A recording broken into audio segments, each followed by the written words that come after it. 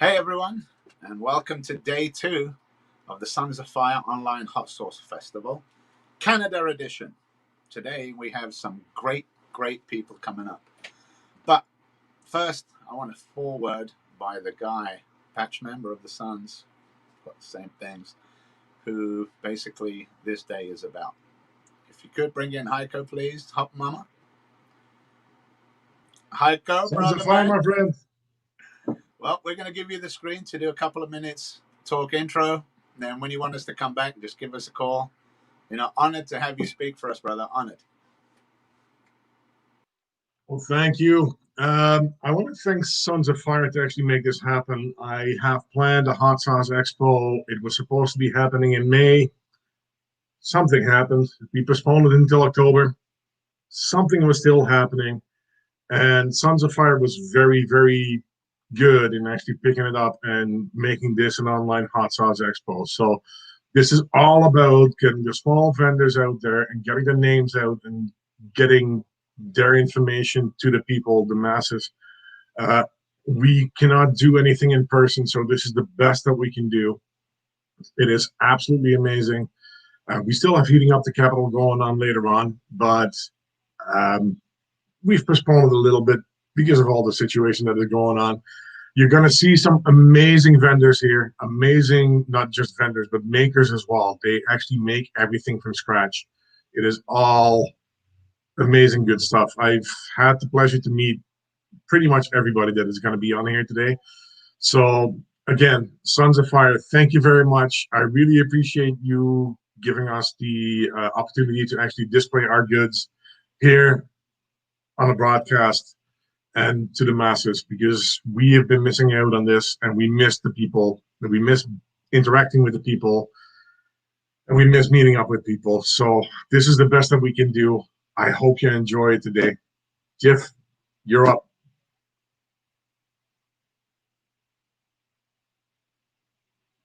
If he's not, he's not. Well,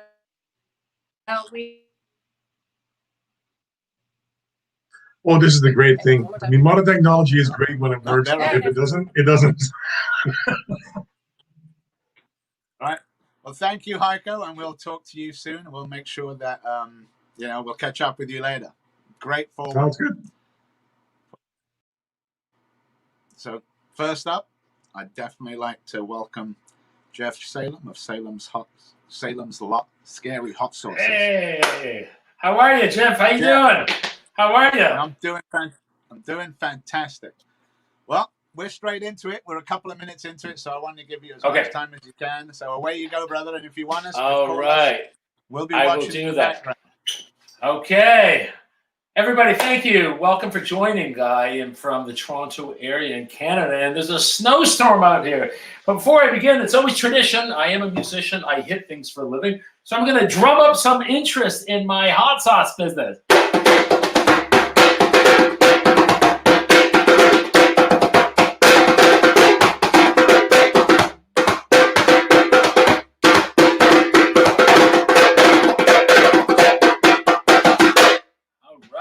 Little teaser there for you.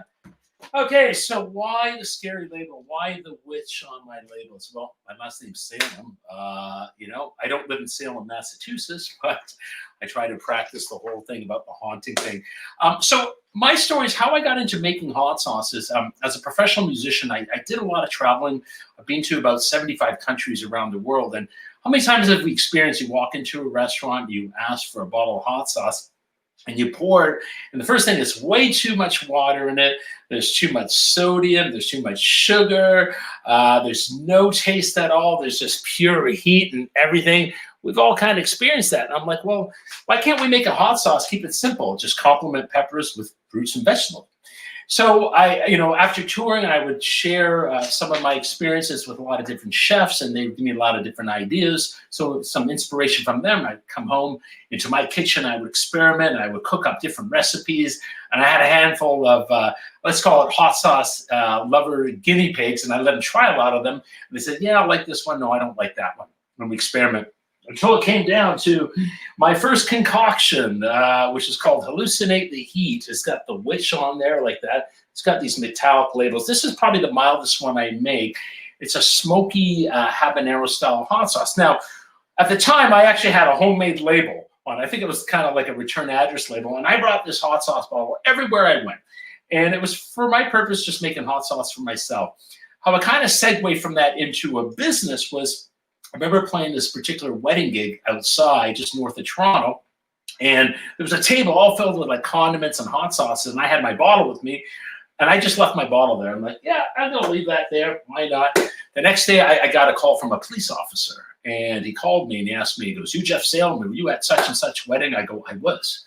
You the guy that makes the hot sauce. And I'm thinking, oh my gosh, everyone got sick from this hot sauce. I ruined the bride and groom's wedding plans or honeymoon. I said, I do make it. He goes, do you sell it? I said, no. He goes, well, you should. I'll be your first customer. So this whole paradigm shift. So I started making for this police officer big masonry jars of that brand of hot sauce. And then next thing I knew, we want more and more. Then I researched about getting bottles. I started with one recipe and went to another. And the next thing I knew, I would get into small boutique stores. So that's kind of how the business kind of grew. So one recipe led to another, then to a third one. Then about 5 years ago, I thought, well, I want to kind of take it to the next level. I was able to get my sauces into the Whole Foods market in the Toronto area. So then I looked out for actually a licensed commercial kitchen to make my products. So I do make my products. So shout out to a company called Heathen Gourmet. I have the little thing on the back of my label there. And I make all my sauces there. So I thought I'd kind of go through the library of what I have. My first recipe, I'm actually kind of proud of this one. I just recently entered it in the Royal Agricultural Fair. It was an online hot sauce competition sponsored by Metro Foods. And actually this one placed first in the medium hot sauce category. So this is more, I describe my barbecue style hot sauce. I smoke the habaneros. I actually add lime juice, garlic in it, as well as tomatoes. So this is the one I would kind of use on pizza, pasta, burgers, ribs, eggs. Again, the style of actually more like a barbecue style hot sauce. And on the back there's like kind of a heat meter there. I don't know if you can see that. There's kind of a little witch there. Kind of shows where that's at. So again, all my hot sauces are all natural, gluten-free, vegan-friendly. There's no extract at it. That was the thing I wanted to make sure. And most of them don't even have any water. So from that recipe, so we're going to go from my left side are the more mild, medium ones, and then on my right side are the hotter guys here. Okay, next one up here. I love this one. Yellow Pinot. You got to love the look of this face. So the metallic labels, depending on how you angle them, you can kind of see the difference in the eyes here. A lot of people say that looks like Alice Cooper. I say that's me in the morning before I have coffee. So this particular sauce was inspired more like a Tex-Mex cuisine. There's jalapeno peppers. Actually, this batch I did, I mixed the jalapeno peppers with chocolate habaneros. Because one of the things I find very challenging with jalapeno peppers is basically the heat consistency. I mean, we probably have all bitten into jalapeno peppers that taste like green peppers, like green bell peppers. Oh my gosh, even though my recipes, when I usually go make a batch, I'm usually making about 1,000 bottles at a time. So, everything's way proportion-wise. But sometimes I've made that and I'm like, gosh, there's hardly any heat to it. So I found by adding the habanero peppers to it, bring the heat consistency, even though the flavor is still strongly dominated with the jalapeno peppers. So that one contains jalapeno peppers. As I said, this batch had some chocolate habs in it as well too. Onions, a lot of garlic very forward in that one. There's a little bit of mustard in that, sea salt, a little bit of sugar in that. Great on eggs, tacos, what else? Soups. That's kind of my go-for soups, or on sausages as well too. More of a medium flavor. It is very thick actually. That one's like you can kind of keep pouring and shaking the bottle and it won't come out.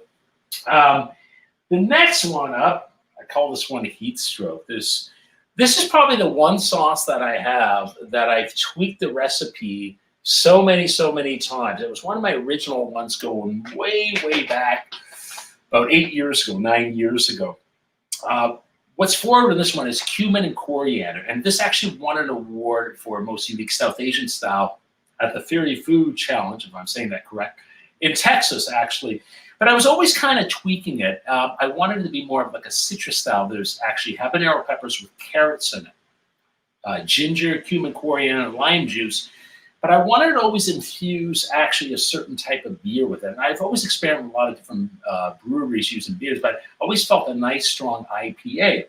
Well, the interesting story on this one is about 2 years ago, I was performing a gig at this place in Ridgeway, Ontario. The venue is called The Sanctuary, which is really cool. Like upstairs is a church, a venue for bands to play, and downstairs is this brewery, and the brewery is called Brimstone Brewery. So there's a little picture of that beer on there. It's called Sinister Minister. So we have the dressing room, of course, bands, writers said, have a couple beers in there, and which I did. And I took this IPA beer out. It was like 7% alcohol. I took a sip with it. Just because of the strong flavor of the hops and the citrusy, I thought this will complement this very well. So I spoke to the owner of the brewery. He gave me a whole case of that. I went in and I experimented. I go, that's the ticket. So again, there's quite a bit of beer in that. So when I make a batch of 1,000 bottles, there's probably, there's a small keg of beer put into that one. So again, those three I would say are almost equally on heat level. Now, something kind of unique and gourmet. This one's called Shroom of Doom. Now, I originally started this one with a friend of mine. A shout out to Cal Sanford. He's a chef there, and he contacted me at a local restaurant where I live in Brampton. They were buying my hot sauce and having them on the table. And he asked me, he said, hey, have you ever made a hot sauce using mushrooms? I go, yeah, I did. I just never did anything with it. He goes, what did you call it? I go, Shroom of Doom. And so we got together to collaborate on just, taking that from my kitchen to the next level. And I remember going to the restaurant, we had a couple beers, just him and I, we came up with different variations of it. So that one actually features horseradish. You got to be a horseradish fan to like that one. Mushrooms, but truffle oil. A lot of truffle oil in that. Onions and garlic and sea salt. Now that comes up more of a medium hot level for this one. So this actually sauce just won an award for the Canadian Hot Sauce Awards. It came first in most unique flavors. So what I find generally, most people who like this love it. If they're not a fan of mushrooms, truffle oil, horseradish, you want to stay away from that. So the idea of what the restaurant was using this one for was to have it at their tables when people were ordering like oven brick pizza, risotto, roast beef. They could complement that. So very, very unique flavor to that one. Shroom of Doom. And if you're a horseradish fan, this is my mustard I have. It's called Monster. That's a good friend of mine. He's a drummer at Gord Quackenbush. He sent me this picture one day, and I said, I'm going to use that on a label. And he helps me a lot out on shows and even texts for me. So this mustard is called Monster. So basically, there's horseradish, mustard, a little bit of sugar cane, but I also add habaneros to it. So very unique flavor. Again, if you're not a horseradish fan, you will not be a fan of that one. Monster mustard. Now going to my right side here. Okay, so I think this is one of my just favorite ones here. This is called Do Fear the Reaper. So what this one is contains pretty colors. It's got pineapple in it. This probably is a sauce that I have a lot of ingredients in mine. There's pineapple, there is Scotch bonnet peppers, of course, Carolina Reaper peppers, there's shallots. So I saute the shallots with garlic in this and olive oil. And just the smell of that is just so tasty. I want to eat that. A little bit of brown sugar. Last year, the Toronto Life magazine did a story on this one, nominated as one of the most flavorful hot sauce. So what's interesting with the pineapple, I'm always finding new things to discover with that one. To complement eggs. It's my go-to on pizza. Somebody told me they just put that on Kraft Dinner. I go, Kraft Dinner? Wow, okay. But a lot of flavor, like good heat to that one as well, too. And it's very colorful as well. And next one up, a unique one, Casper the Deadly Ghost. This is a new batch I made. It actually probably came out about 20% hotter. This won an award as well, too, at the Fury Food Challenge for most unique ghost pepper one. So this one actually, so these are my fruit-based ones. There's pears in this. Yes, the fruit pears with paprika, ghost peppers, garlic, vinegar, and sea salt, and that's it. So this is kind of my go-to on Thai food, Chinese food, samosa, sushi, great with cheese and red wine. I got the wine upstairs, I got the cheese in the fridge, the sauce here. So I have a lot of wineries in the Niagara region that sell that one. Again, very unique flavor to it. A lot of nice heat to it. Like I said, the latest batch of that, the peppers I had this summer, I think they were quite dry, so they were angry. So good flavor on that one. So out of all my collection, my go-to, one of my favorite ones is called Be Careful. Lon Chaney, remember this guy? Phantom of the Opera. That movie was 95 years ago. So that score is kind of high up on the rating there. This is kind of my go-to. I will add this pretty much on everything. When people, said, what do you use it for? Pizza, pasta, wings, ribs, soups, eggs, not ice cream. So that one's pretty simple. Scotch bonnet. There's onions in it. There's garlic. There's lime juice. I always like adding citrus juices to my sauce. I feel it brings out a lot of flavor to that one. So I kind of use that almost, how I compare the use of that is like if you ever go to a restaurant, someone says, would you like a drink before dinner? They give this huge menu. You're like, gosh, do I want a beer? Do I want a martini? Do I want a Caesar? Do I want a glass of wine? You know what? Just give me a beer on tap. So that's kind of my beer there. So that actually placed first in the Fury Food Challenge in January of this year. It was called like America's Favorite Style Hot Sauce. So I'm very proud of that. I even got a trophy for that. Last time I got a trophy was playing road hockey. Or no, playing ice hockey, not road hockey. Road hockey gave me injuries. And the hottest one that I do make, I call this 6 feet under. And so basically it's one roasted pumpkins, Carolina Reaper peppers with ghost peppers. Some great heat on this one, okay? Onions as well too. So funny story on that. So the Canadian version of Shark Tank is something called Dragon's Den, and it's been out for over 15 years. So during this whole time of COVID, as a musician, all my work was stripped away. So I'm like, okay, I need to kind of focus on this. So 2 great things came out of this year. One was actually I was able to have a distributor take on my products, which is going to get me out to a lot of more bigger food chains throughout Ontario and Canada the next year. But also I did audition for Dragon's Den. That was quite a process. Thousands of people came out. I went on there with my drum. I had a fire eat in person. That episode is going to air on, hold on a second, play the drum roll for my friend. On December 3rd, if you follow me on Facebook or Instagram's at Salem's Hot Sauces, there's a link. So all my American friends, you can tune to it online at CBC television. So it was interesting when I was on Dragon's Den, the panels, all experienced dragons and investors, but there's one particular gentleman, I won't say what, he was spooning the heck out of 6 feet under and just loving it. He was like eating it like, oh my gosh, this is not ending. So a lot of compliments on that. I don't know if that segment will be aired because when they film the show, they actually film about 45 minutes to be edited down to 7 minutes. So there was a lot of interesting dialogue that happened on there. There was even some drama moments, some comedy as well too. So tune into that as well. So generally, these are the line of actually 9 products that I do make. Now with the holiday season coming, ta-da, my holiday gift box. I have around. So basically, you got the shape of a cauldron cut out, and through my website, you can order that as well too. The shipping's included with that. I believe it comes to $55, including shipping. So that's throughout North America, whether you live in Toronto or in California. On my website, how you order it comes with 4 sauces, which I have: Hallucinate the Heat, Be Careful, Casper Deadly Ghost, Do Fear the Reaper. But I always tell friends, if you want to personalize any one of the sauces, you can mix and match and put whatever flavors you want. You just need to send me a message.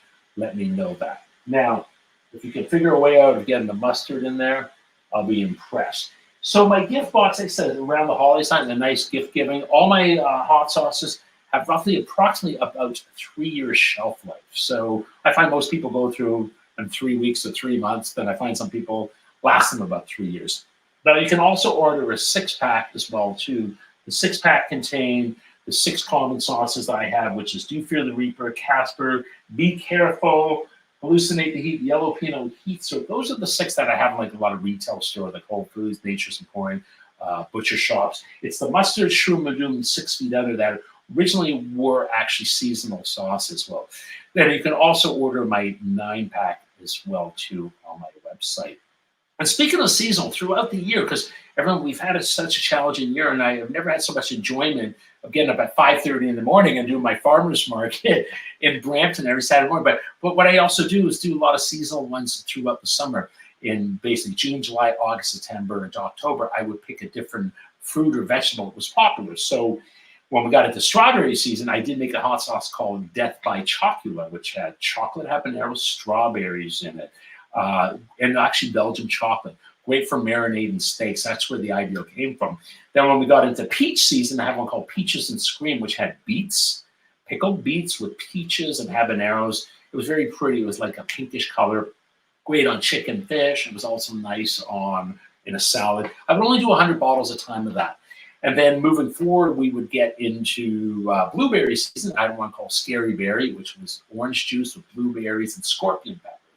Great on ribs, pulled pork. Nice also on like an arugula salad with goat cheese. And as we get into the fall season with apple season, I did make one called the Potion, which had actually apple, spice rum, cinnamon. Really nice on like gaming meats like venison, duck as well too, lamb, pork. And then as we get closer to Halloween and our Thanksgiving, which was in October, and you guys have one coming up next week, I did one called Buried Alive, which had cranberries. Buried spelled B-E-R-R-I-E-D. Buried Alive, which had cranberries in it with ghost peppers. And one that was a traditional to my father, Day of the Dead, November 1st. My father was an amateur boxer. I did one called TKO, Technical Knockout.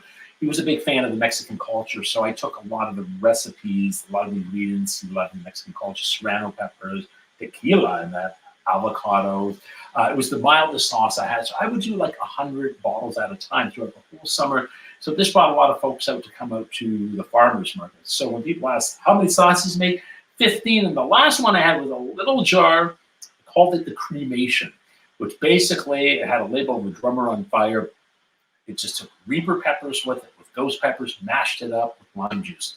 But I'm almost thinking of taking cremation and changing the label, because the time when I was able to sample it, a lot of people, when I said, well, do you want to try this? Like, oh, no thanks, no thank you. So one of the customers, we became friends, says, you should call one of your sauces No Thank You. And I might do that. So I have this label in the works of this monster guy having a tray. He's dressed in a tuxedo. It's called No Thank You. Maybe I'll run on the whole line of that. Thank you could be the mildest one, or you're welcome could be the medium level one. But anyways, I always have fun with the sauces, always coming up with new ideas. Like right now, about 10 feet away from me, I have about 8 liters of jars of fermented peppers. They've been sitting there, they've been asleep for about 4 weeks now, and I might call that one coma alive, because they go to sleep for a month and they're ready to kind of come out and going to be full of energy and stuff as well too. But yeah, so there is my whole line of sauces, and if you order that, I'll send you a sticker and a little postcard that describes the whole thing on what I got going on. I'd love you guys to follow me on social media stuff at Salem's Hot Sauces. Interested in anything on my musical thing, it's just Salem Drum as well too. You can see what I have coming up, but I'm always going to post recipe ideas on both the Instagram things, and definitely with the Dragons Den. I'd love you guys to tune into that, because it's a really, really cool show to see and stuff like that. But hey guys, I appreciate you guys tuning in. This is kind of like, you're looking at this room. This is kind of my little musical kind of weight room here. Next door to me is my little teaching studio where I get drum lessons. Students would kind of hang out here and chill here. And behind here, I used to have a Pac-Man machine. An old Pac-Man machine that had 39 games from the 80s. Believe it or not, I just recently sold it. Somebody offered me something good for it. There you go. So now it's home for my banner. You can kind of check that out. But listen, I just want to thank everyone. I want to thank all the other vendors for tuning in. I want to thank Haico for inviting me down, Jeff and your wonderful wife Alexander for being a part of it and let me be a part of this wonderful Sons of Fire festival. So I think, guys, I'm just kind of drum out of here, and please keep in touch with me. Follow me on Instagram at Salem's Hot Sauces.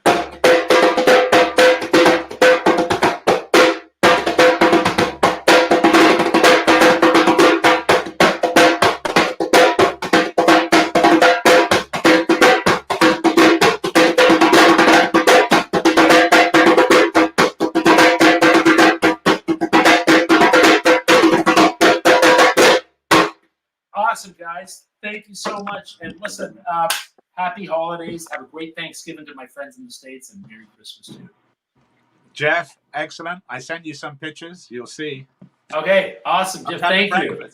Oh, yeah. Yeah, that's right. So, was that 6 feet? Nice. How do you like that one? It's hot.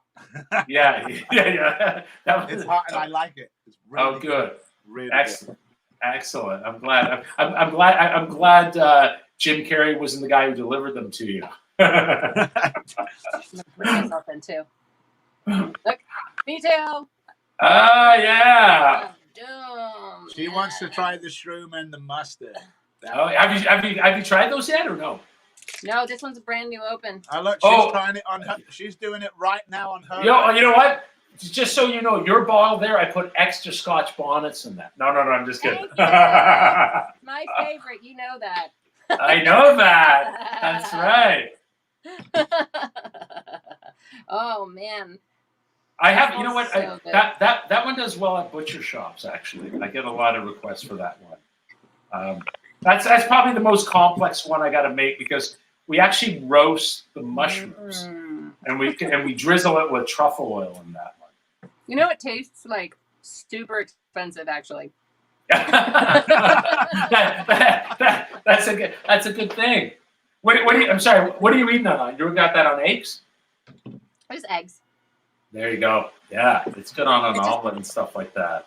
Yeah, if you like that one, I think you'll enjoy the mustard. Actually, I think. I'm sure I will. Yeah, put that one on a sandwich. For you guys at home, Jeff's sauces are like top notch, man. Really top notch. There was one. Where is it? It's right up here. It was the Do Fear the Reaper. I'm thinking. Yeah, Do Fear the Reaper. Yeah. Do Fear the Reaper. That one. Yeah, he didn't like that. I didn't like it very much. Look, it's transparent. That barely lasted the day. But I mean, I have a great selection of all your other ones that I just like top notch. Yeah. Oh, great. Well, thank you. I always appreciate that. Yeah. No, that one's becoming one of my favorites. I use a lot too.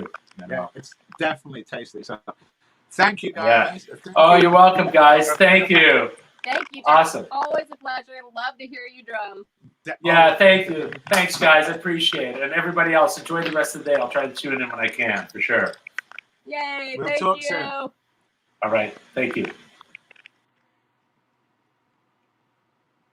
Oh. Looks like it's just us. It's just us. You've got that beautiful background, and I've got, the hot background, and you've got that landscapes, beautiful paintings. And I did that on purpose. I know, and like I said, these are, I think I just posted about these, but these are the eggs with this 6 foot under. And, we were just talking, I mean, it has Reaper taste. It really does. It tastes like Reaper, but, most Reaper sauces do. But I think, that's what it is. Carolina Reaper peppers, ghost peppers, pumpkin, vinegar, garlic, onions, lemon juice, and sea salt. And then, on the hot label, it's like, boom, right at the top. And it is. But it's not a long-lasting one for the burn. It's an immediate strong burn, but definitely not like long-lasting one. Yeah. And what do we have here?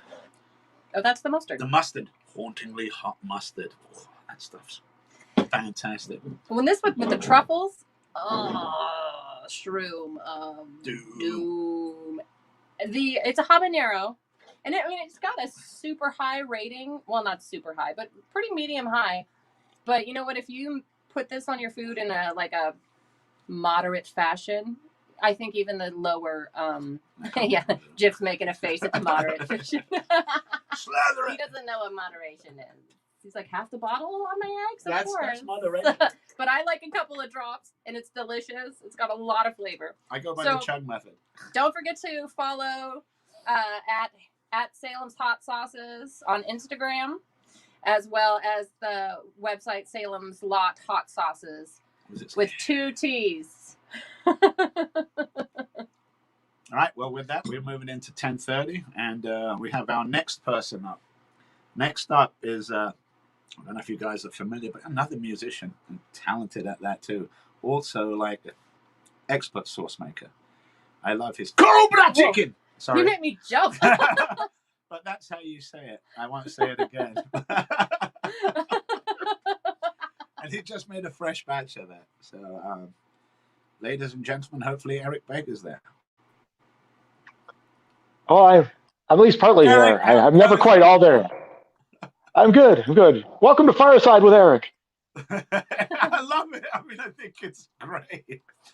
So basically, well, brother, we're going to give you your time. You got half hour. Take as much as you need. If you need us, just call. We're in the background watching you. We'd like to give you the whole screen. Awesome. Have fun, brother. We look forward to it. I'll be right here if you need me. Awesome. But hey, I'm Eric. I am your Twitch and kitchen magician from Soy Sauce, coming to you Fireside from Mapleton, Ontario. There's there's snow outside.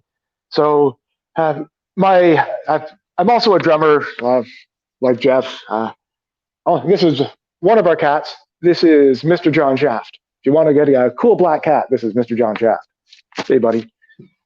But I was going to start with some drumming, but it's snowing out, so I'll just suffice to say I'm a punk rock drummer, and that's part of where the twitching comes in. I learned to play riding a school bus back in high school, just sort of tapping away on my knees with the ADHD going.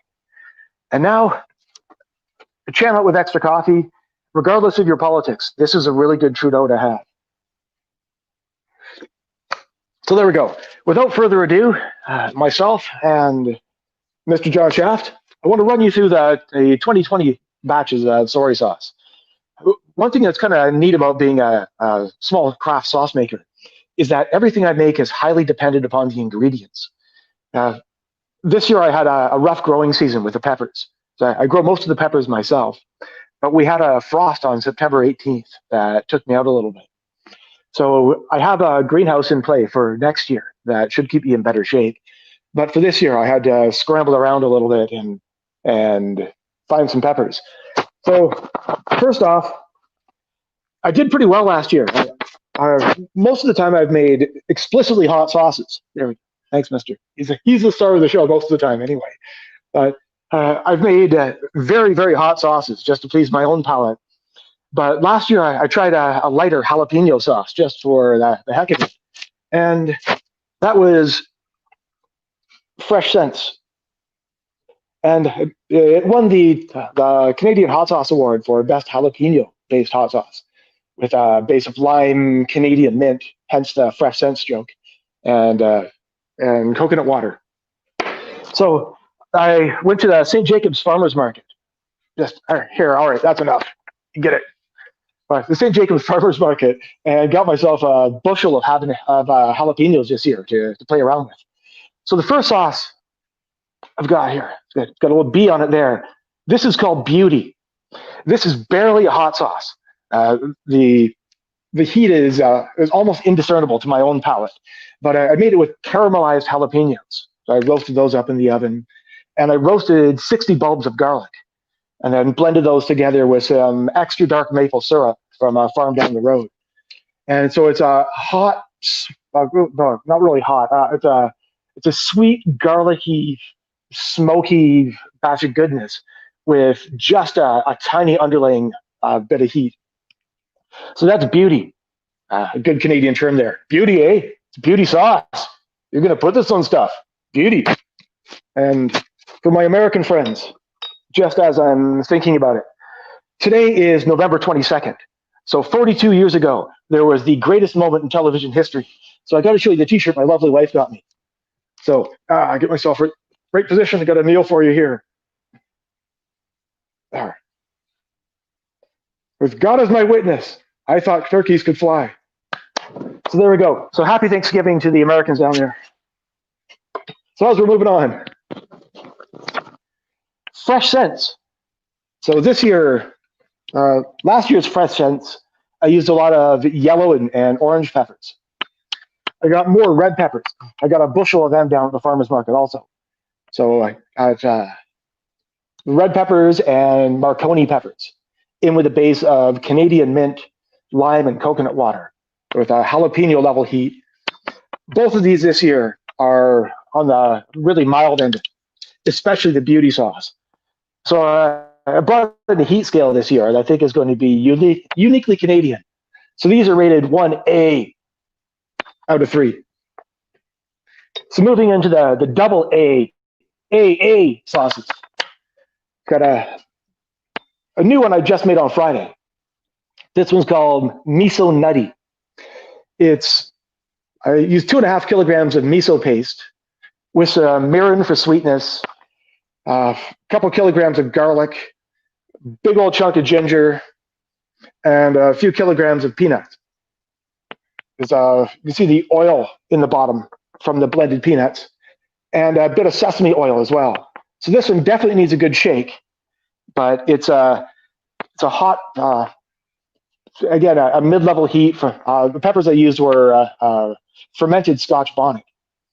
That's one thing I've tried this year, is to sort of experiment out a little bit and get away from just the simple, super hot based sauces I've done in the previous years.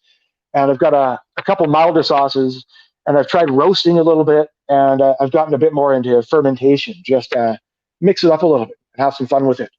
But miso nutty, it's the ginger, garlic, peanut.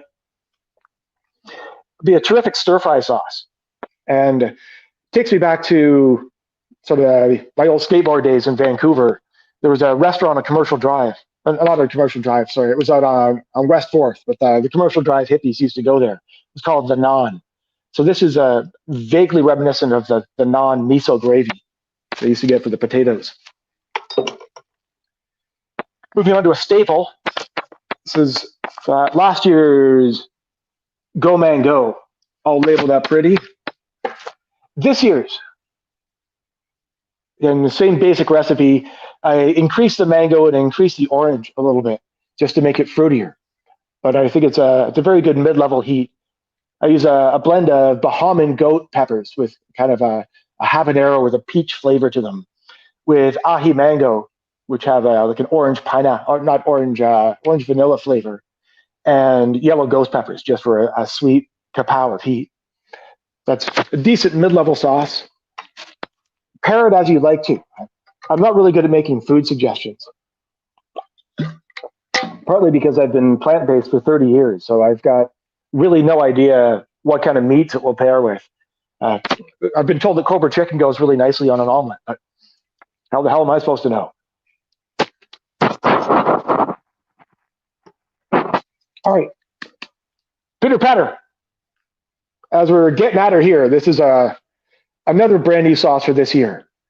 I don't know if you're familiar with a fruit called a ground cherry, but it's a little round berry, little orangey yellow color. It comes in a little paper sleeve. It grows up sort of hanging upside down on a plant. You pop it off, you've got to sort of peel it and pop it open. And there's this little berry inside. Oh, sorry, can't hear what you're saying, but I've got a laptop over here in case I want to see myself in lag time and get confused. Look, as you were, pitter patter is based with ground cherries. It's that little exotic fruit. Please look it up, Google it. It's Aunt Molly's ground cherry is the particular fruit. I have 144 plants on order for next year through the Mennonite community, but it's has a texture much like a strawberry, but kind of a mangoey pineapple hint of vanilla flavor to it. It's really quite nice. So I mix that with chamomile flowers and lemon, and I use yellow scorpion peppers for a good all-over mouth burn, and then got some, another cat here, 7-pot caramel peppers for, it's a bit north of a ghost pepper on the heat level there, and there's a bit of a honey undertone to it. Hey, y'all play nicer now. Cat fights. But pitter patter, it comes out immediately forward with kind of a sweet citrus and that little rush of the ground cherry. And then when you swallow, it's a punch in the back of the throat with the scorpions. So I don't know yet if I'm going to rate this as being a double A sauce with an AA. It might end up coming out as a triple A sauce with an AA and an extra A for the flavor. Speaking flavor, Cobra chicken for Jif. This year's batch, it's a little more forward on the carrot. It's a little bit sweeter, a little less malty, and slightly less complex because I had a different fermentation. But this is it's a carrot garlic malt vinegar sauce with I use a base of red and white ghost peppers just to bring an immediate forward heat, and I ferment up a bunch of habanero peppers to bring a complexity and extra layers to it. And again, slightly less malty than last year, because my bad, it was my first batch of the year. I had one of my bottles of malt vinegar in the wrong bag, and I missed throwing it in.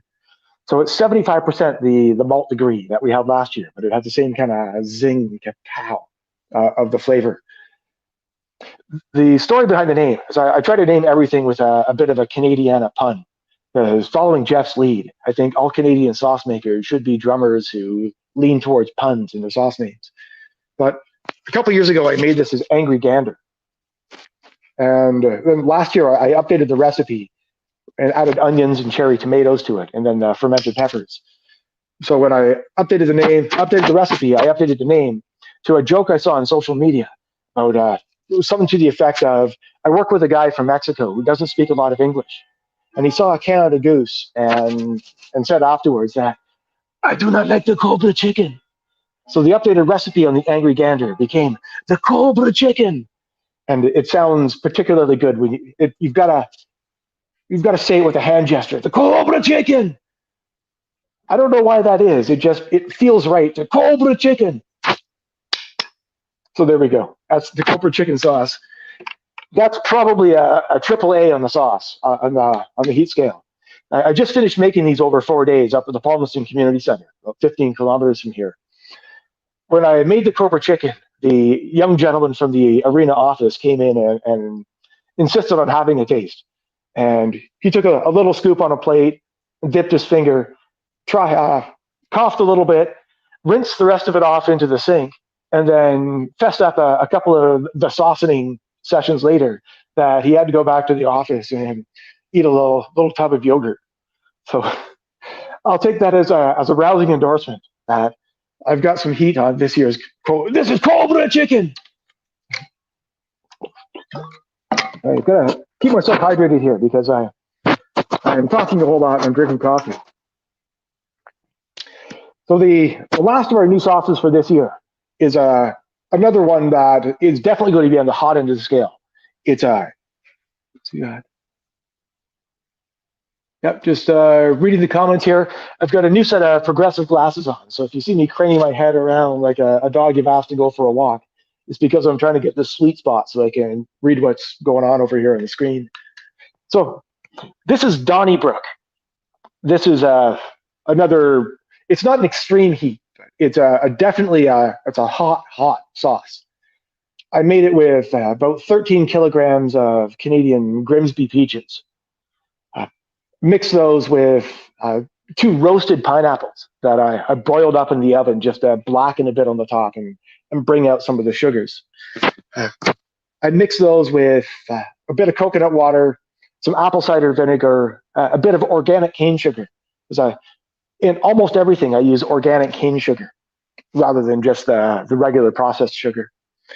To me, it tastes better. It's got a nicer aesthetic as well. But with the Donnybrook, there's that organic cane sugar to bring up a bit of the sweetness on the tart peaches. And then there's a whole crap ton of scorpion peppers. And I've got my danger recipe book here. Just tell you what I've got for the peppers. Where's my sweet spot? There we go. Chocolate scorpion peppers in the Donnybrook. There's Moruga scorpion peppers in the Donnybrook. There are apocalypse scorpion peppers in the Donnybrook. And you think that's enough? But wait, there's more. This is my Ron Fonfiel routine. There are some red Trinidad scorpions here in the Donnybrook. And last but not least, if you order today, says Ron Fonfiel, I've got some Kraken scorpions. So 5 types of scorpion peppers right here in the Donnybrook under that nice layer of tart peach and sweet from the organic cane sugar and the roasted pineapple. So this is a AAA sauce. It tastes like a hockey fight. So that's why I've called it Donnybrook. And it's a bit of a reference. My dad had 3 younger brothers growing up in Chatham, Ontario. And I've heard some stories about how they used to get into fist fights. And as Don Cherry used to say, Donnybrook, a good hockey fist fight. bringing the roasted pineapple in then connects Donnybrook to Chatham, because Chatham, Ontario is the birthplace of the Hawaiian pizza. So whether or not you think pizza should have a good pairing with pineapple, it's a Canadian invention, and we're stuck with it. So Chatham, Ontario, there's your Donnybrook. It's AAA sauce for this year. And then for a quadruple A, 4 A's on the scale of 3. This is this year's Cherry Noble. I had about 30, maybe 40 Reaper peppers of my own planted this year. And unfortunately, we had a September 18th frost that took us out. That said, the microclimate down in Exeter, just outside of London, is different. So I got a reference to Mike Jack. So hi, Mike. Thank you very much for the reference. That's a couple, Jordana and Terry. So hi out there to Jordana and Terry. Thanks for bailing me out. They had some extraneous Reaper peppers that were just kicking around, serving no purpose. They were trying to get rid of. And so much the same way that we've adopted 7 cats, we put in a rescue mission and went down there to adopt some of these stray Reaper peppers. And last year's Cherry Noble, this guy here, was made with yellow Carolina Reaper peppers. And they've got a little bit less heat than the red or the chocolate, and a bit more sweetness. So last year's Cherry Noble was a terrific dessert sauce. This year we made with a kind of a 50-50 mixture of red Carolina Reapers and chocolate Carolina Reapers. And the chocolate Reapers, I swear to you that they're hotter than the red ones. They're an all-around uncomfortable, regrettable experience anytime I've tasted them. And there's a bit of bitterness, like a high school breakup comes out with that heat. So the chocolate Reaper is an all-around unpleasant pepper that it was a terrific joy to work with this year. So the mixture of the chocolate Reapers and the red Reapers, this year's Cherry Noble is, I swear, hotter than last year's Cherry Noble, at least to my palate. It's not quite as fruity because the peppers I grew, not the peppers, the bushel of Niagara black cherries came out a little tartar, a little more of a sour cherry than the sweet cherry this year. But wow, what a zingy sauce. This Cherry Noble it's definitely going to get your attention. And I made 252 bottles. So I've definitely scaled up what I've made this year. That's the rundown of the 8 new soy sauces I've got for this year from the saucing. And my hands are still recovering from the blistering and minor carpal tunnel, screwing caps onto 1,531 hot bottles of sauce over 4 days at the rental kitchen. So, very checking my time here. 12 minutes left.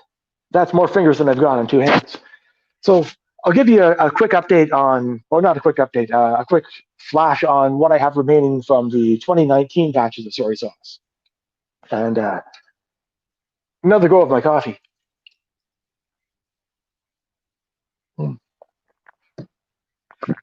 Caffeine is such sweet, nourishing goodness. So again, leftover from the 2019 batches, I have the 2019 Fresh Scents, which is homegrown mint with lime, homegrown jalapeno for this batch here, and coconut water. It's a very good burrito sauce. I think it goes well on things like dirty rice as well. And just to plug it again, it won the 2020 Canadian Hot Sauce Award for Best Jalapeno Sauce. If you happen to make it down to the Drayton Chop House in the thriving metropolis of Drayton, Ontario, you can get this on the jalapeno burger there. Giver is a new sauce I brought in for 2019. It was a base of the Grimsby peaches with fatali peppers and ahi limon. I've also heard them called ahi lemon drop peppers. Excuse me. It's a peachy sauce with a good lemon snap to it and about a habanero level of heat. Last year's Go Man Go is very similar to this year's Go Man Go. It's the first recipe that got soy sauce going. back in the beginning where I was just growing a ghost pepper in my backyard because it was something neat to grow, and I could try myself a ghost pepper and see if I could eat that and do some of the novelty pepper eating. And someday I might be a Netflix champion. Hats off to all of you who are on the show. But Go Mango, it's the citrus, orange, mango, habanero level heat goodness that's been carrying soy sauce through for years.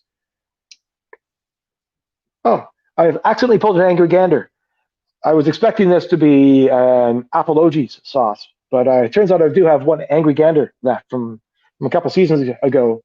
Pretend it's an apologies, which was the Macintosh applesauce in the same packaging.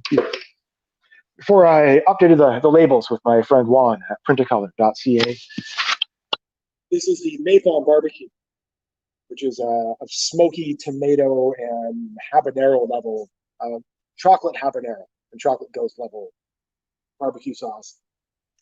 I haven't made my batch yet for 2020. This is one that's got on the back burner, partly because one of the peppers I use for it is the chocolate bubblegum, which is a particularly unique pepper and one of my favorites, in that it's a black cherry flavor, a bit more than a ghost pepper, a little bit below a scorpion pepper for heat level, but it's a definite creeper. You've got the fruitiness and the sweetness up front on it, and the heat builds like a swell from the chest, like you've had a plug of brandy on a hot day brought to you by a heroic Saint Bernard in some Warner Brothers cartoon. Without that pepper, the sauce isn't going to have that same kind of swell and build heat on it. And I lost all of the peppers I had this year from a family of foxes that moved into the shed outside by my garden of apology. And in all other aspects, it was really cool having a family of foxes living outside. But being surrounded by 100-acre fields and 100-acre farms, there are mice and voles and field mice everywhere you turn. So I've got tunnels dug all over the backyard and all over under the garden. Some of the tunnels went under the corner where I have the bubblegum peppers, and the foxes dug them up to get to the mice, killed all of my plants. And I had one that just about survived, and then kapow! September 18th frost, because Mother Nature, she's right there and she's got your back all the time. And hence the greenhouse that's coming for next year. So the final sauce I had from last year is Cherry Noble, which is the first sauce I had that won an award. Was the last physical in-person pre-thing that at Haico alluded to happening festival we had. It was the Heatwave Hot Sauce Expo in London, Ontario on leap year, February 29th. This was the best extreme sauce. And oddly enough, people have dreamt about jugs of Cherry Noble. I would find that quite traumatic. It's a very hot sauce that I have a bad habit of eating too much of and then completely regretting about 15, 20 minutes later on when it punches me in the stomach. So that's the rundown of what I've got for soy sauce. As per Jeff, I do have a fancy banner that I threw over the other side of the fire. But this is Fireside with Eric and Soy Sauce and the 7 Cats. I'm at soysauce.ca. Got my notes here. Want to give my thanks to Jeff and Alex for being lovely hosts. Thanks for Haico for everything he does for hot sauce in general, the hot sauce community in Canada and worldwide. When Heating at the Capital is back on, we're looking forward to making a trip up to Ottawa. My youngest daughter, Tessa, is an aspiring pepperhead, so she'll make the trip up with me. My wife, Nina, will probably come also, but it'll be at heatingatthecapital.com at some point when we're released and allowed to speak to people in person. We'll have ourselves a hot sauce expo. You can get me at soysauce.ca. I'm also on Facebook, Instagram, YouTube. I don't do Twitter because with ADHD, 140 characters is just, it's taunting and somewhat unpleasant. So I've managed to stay away from that. and Pinterest as well, because I don't like sharing an entire life story before I give you my recipe. And I may not give you my recipe. I'd rather just write them down in this book and then hold it very close to my chest. Hot sauce all night. Let's see if we have any comments here. Oh. So Fenyx Fyre saying, suggesting you should try some hot sauce. I do suggest that as well. There is a chance that I may make a Fenyx Fyre branded hot sauce. It would be an honor and a privilege to support Chris that way. So again, I do have the 8 batches of soy sauce for this year from my successful thus softening.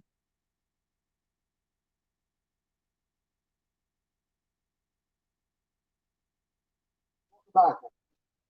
I'm not able to hear you, so I don't know if my headphones are crapped up or not. So I'll fill the volume on my laptop and see if I can catch you at the lag time. Can you hear me now? Oh, I can hear you now. Can you hear me? We've got a little bit of a sound weirdness here. Can you hear me now? Can you hear me now? Can you hear me now? How about now? How about now? How about now? I'm sorry. So, Yeah, I can Eric, hear you. I feel like you may be my brother from another mother because I also have ADHD. I also have carpal tunnel. You have very much the same political views as I do. Twins! Yeah, we'll just go plant vegetables. Long lost twins. So, What's your favorite sauce?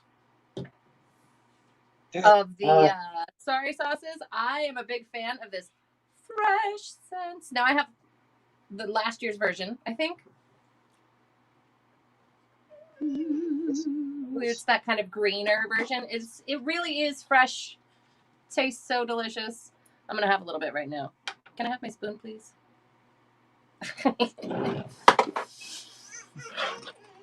I ran out of Cobra chicken, but Cherry Noble is good. I don't remember which one is mine. That one, pink one. Oh. Pink for male. What? So I'm gonna just have a little bit of this fresh scent. We were still trying to say apologies. Appleologies? Yeah, it's apologies, right? Apologies. God, this is such a The good... first year I made it, I did it with store-bought Granny Smith apples. And I called it Apple Calypse. Which I thought was also a fun name. But then I thought Apologies was more better. I like that one. It took me a while to master the pronunciation. Well, it's been great having you, Eric. And I hope that you sell a ton of hot sauce. I hope you really do, because, you know, like Jeff before, you guys are just, you're always in my rotation. I love your hot sauce. It's fantastic. Absolutely fantastic. So I hope to see you again soon. And I'll be in touch. Get some of that Cobra chicken. Cobra chicken. I'm telling you. So thanks a bunch, brother. One more time. I said thanks a bunch, and we talk to you soon. Thanks, Thank Eric. you very much. I've got to go take care of a child. Cheers. Take care. I apologize. Oops. Sorry. Say See, your apology again. You're cutting them off. I apologize for everything. I'm very sorry. All right, I'm going to knock myself out here so that I can get this child out of the bedroom. No, she's okay for a minute. I mean, as long as nobody minds the background noise. Yeah, there's not much background noise. Okay. So coming up next is the guy that introduced the festival, that opened it, basically. You know, the reason that we are doing this. You know, it's Heating Up the Capital is up next with Haico, and Haico was the one who, like as he explained earlier, you know, went for it in May. And me and the Hot Mama, we had plans to go up and see that. So we were looking forward to going to Canada. Well, I love it. It is. I know it's Canada, but it's a little private joke me and the Hot Mama said about Canada. Yes, you did. Okay, you do. So let's bring in Haico. And then heating up the Capitan. Oh, look, League of Fire shirt. I got one. League of Fire, there you go, my friend. You got a grey one. I got the black one. No, don't turn it off. 1, 2. So, Heiko, it's going to be you, brother. So, what we're going to do is we'll come out, let you go at it. And as soon as you need us, give a holler. We'll be watching in the background. Sounds good. So what I'm going to be doing is actually 2 parts. We're going to be going over the things that are actually available for the heating up the capital. And I will be doing some reviews on villain sauces as well. We couldn't make it. I got the package in today. So last minute surprise. We're going from there. Excellent. I'll move out. Okay, guys. How's it going? I'm Haico. I represent Heating Up the Capital. We were supposed to be doing a Hot Sauce Expo first in May, then we wanted to do it in October, and you know how the things went. We didn't get around to doing things. That being said, Heating Up the Capital in Canada is actually the place to get your League of Fire challenges. They go anywhere from basically a good starter to a really, really, really tough challenge. I'm going to give you some examples of what I have. I will be doing some later, but that's for later. So the Pocky challenge is a pretty good doable challenge. It's got a good heat to it. They are available through Heating Up the Capital. We will be getting in more White Lightnings as well, which is another great entryway to get into the League of Fire. But we've got pretty much anything that you can think of. We've got some things that are not actually tied in with the League of Fire. We've got the Death Nut Challenge 2.0. Great guys. I mean, Blazing Foods is a really great company. We've got Willie Pete's chocolate. So we get the Moab. We've got the Moab Gold Bar. We've got the Chili Cherry Nightmare. We also have the White Chili Cherry Nightmare. And this is the one that people are really, really, really choking on, the Nemesis. It is called the Nemesis for a reason. Budgetary did a great job with Willie Pete's to make an absolute amazing challenge bars. If you go to the League of Fire, you can actually see all the different things that are available and Heating Up the Capital as well. The great thing about that is that you can be entered at any point of time. Just videotape your admission and make sure that you read the disclaimer beforehand. Make sure that all the challenges are still in view. One of the things that they actually brought out this year is the Annis Primus, which is a 1-year anniversary sauce that they brought out. It is available through Heating Up the Capital. We still, I know they're not available in the United Kingdom anymore, but we still have the League of Fire Chuck Challenge 2.0. It is brutal. I've seen people actually having a hard time with it. We will be getting in a lot of different bars. The other thing that we have is the Tubater. Everybody knows the Tubater, so it is a really, really good thing. So one of the things that I will be doing later on, together with 2 other dafties, is basically 3 bites. I'm going to attempt it anyway. It is going to be a hot one. Stay tuned because it'll be a very, very interesting challenge to see how we get out of that. One of the things that we have, and we've got more coming in, is the UK Chili Queen Chugs. This is a very, very popular item. Not to be discredited, it is really, really hot. And the great thing about it is that the UK Chili Queen actually signed all of them. So you get a card with it, which is a collector's card. They're hard to find. You can get them through Heating Up the Capital. That's a lot of Heating Up the Capital.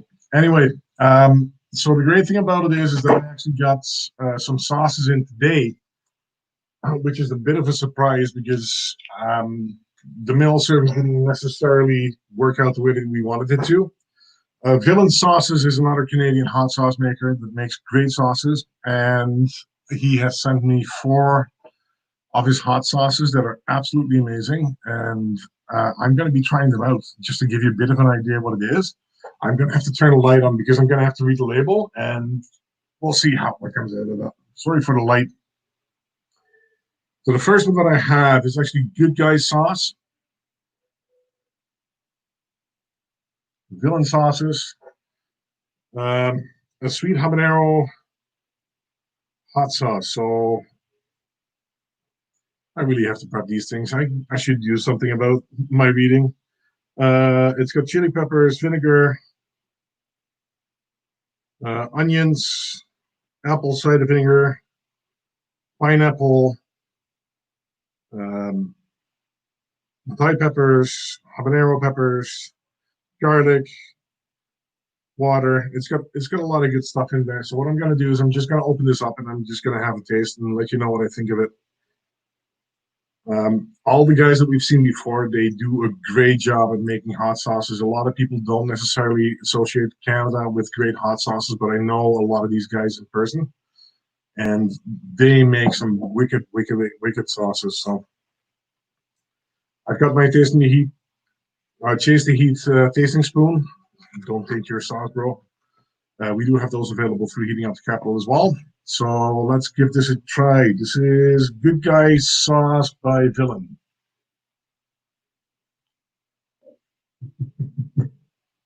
See what the pour is like. That's a nice pour. It's got a good consistency to it. You can see that it sits on the spoon. It's not too thin. It's not too thick. It's got a really nice texture to it. That smells like a very yummy sauce. I'm gonna just dig in.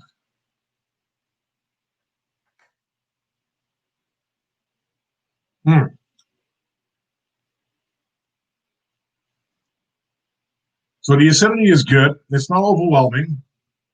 It's got a nice flavor to it. You can taste the onions in it. My voice is going, always. Very flavorful sauce. It's got a good heat to it as well. That's about a 3 on a scale of 5 for me. So he definitely knows what he's doing with his sauces. So next one I'm going to be doing is actually the Mountain Punch, Smoky Mountain Punch. It's got a bit of a more of a smoky flavor to it. I'll just crack this open. I will be doing a review with Greg as well. Greg from Fire in the Hole. He's a great guy. We try to do a lot of different things and really shine on, that's really tight, shine on the products that they make, different hot sauce makers make.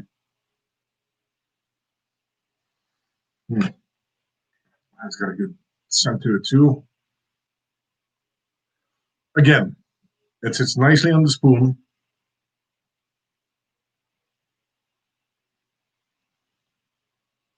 Not as acidic as the last one.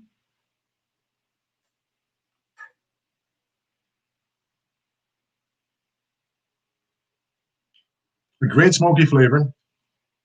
Not overwhelming. The thing with a lot of the smoked hot sauces is that it's actually too smoky for me, for my liking. Doesn't mean that it is not too smoky for other people.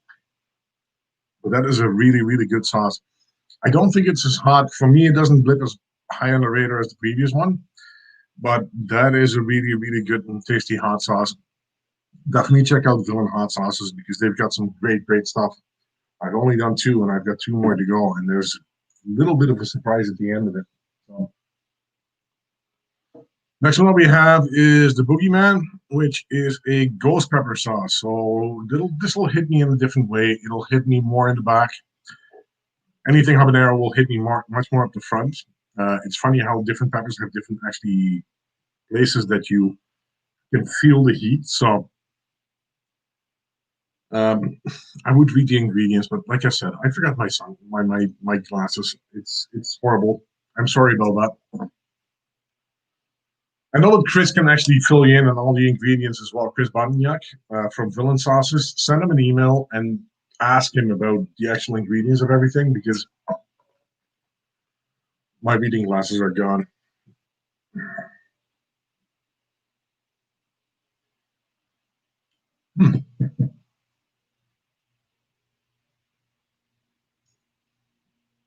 It smells very good as well. I mean, there's so many different things going on. Again, it's got a good pour. It's a little bit thinner than the previous ones, but it's still got a very good consistency to it. It smells kind of sweet on the spoon.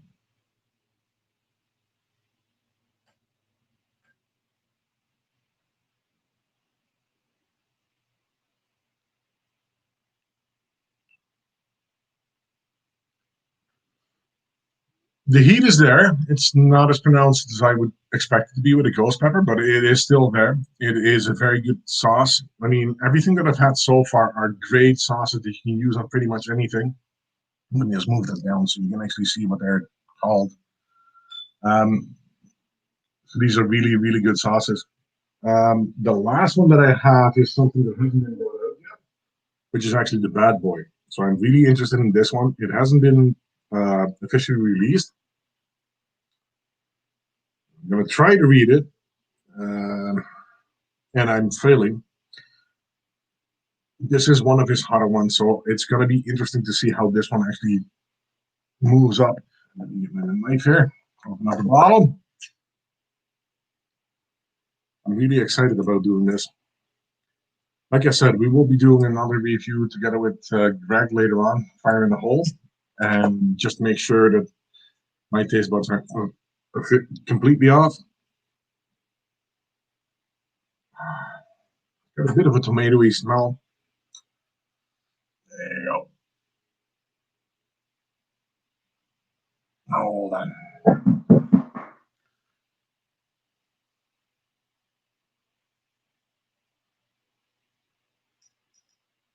It is coming out. It's a little bit thicker.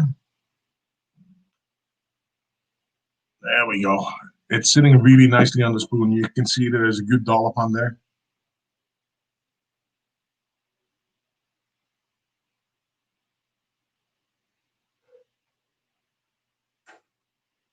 There's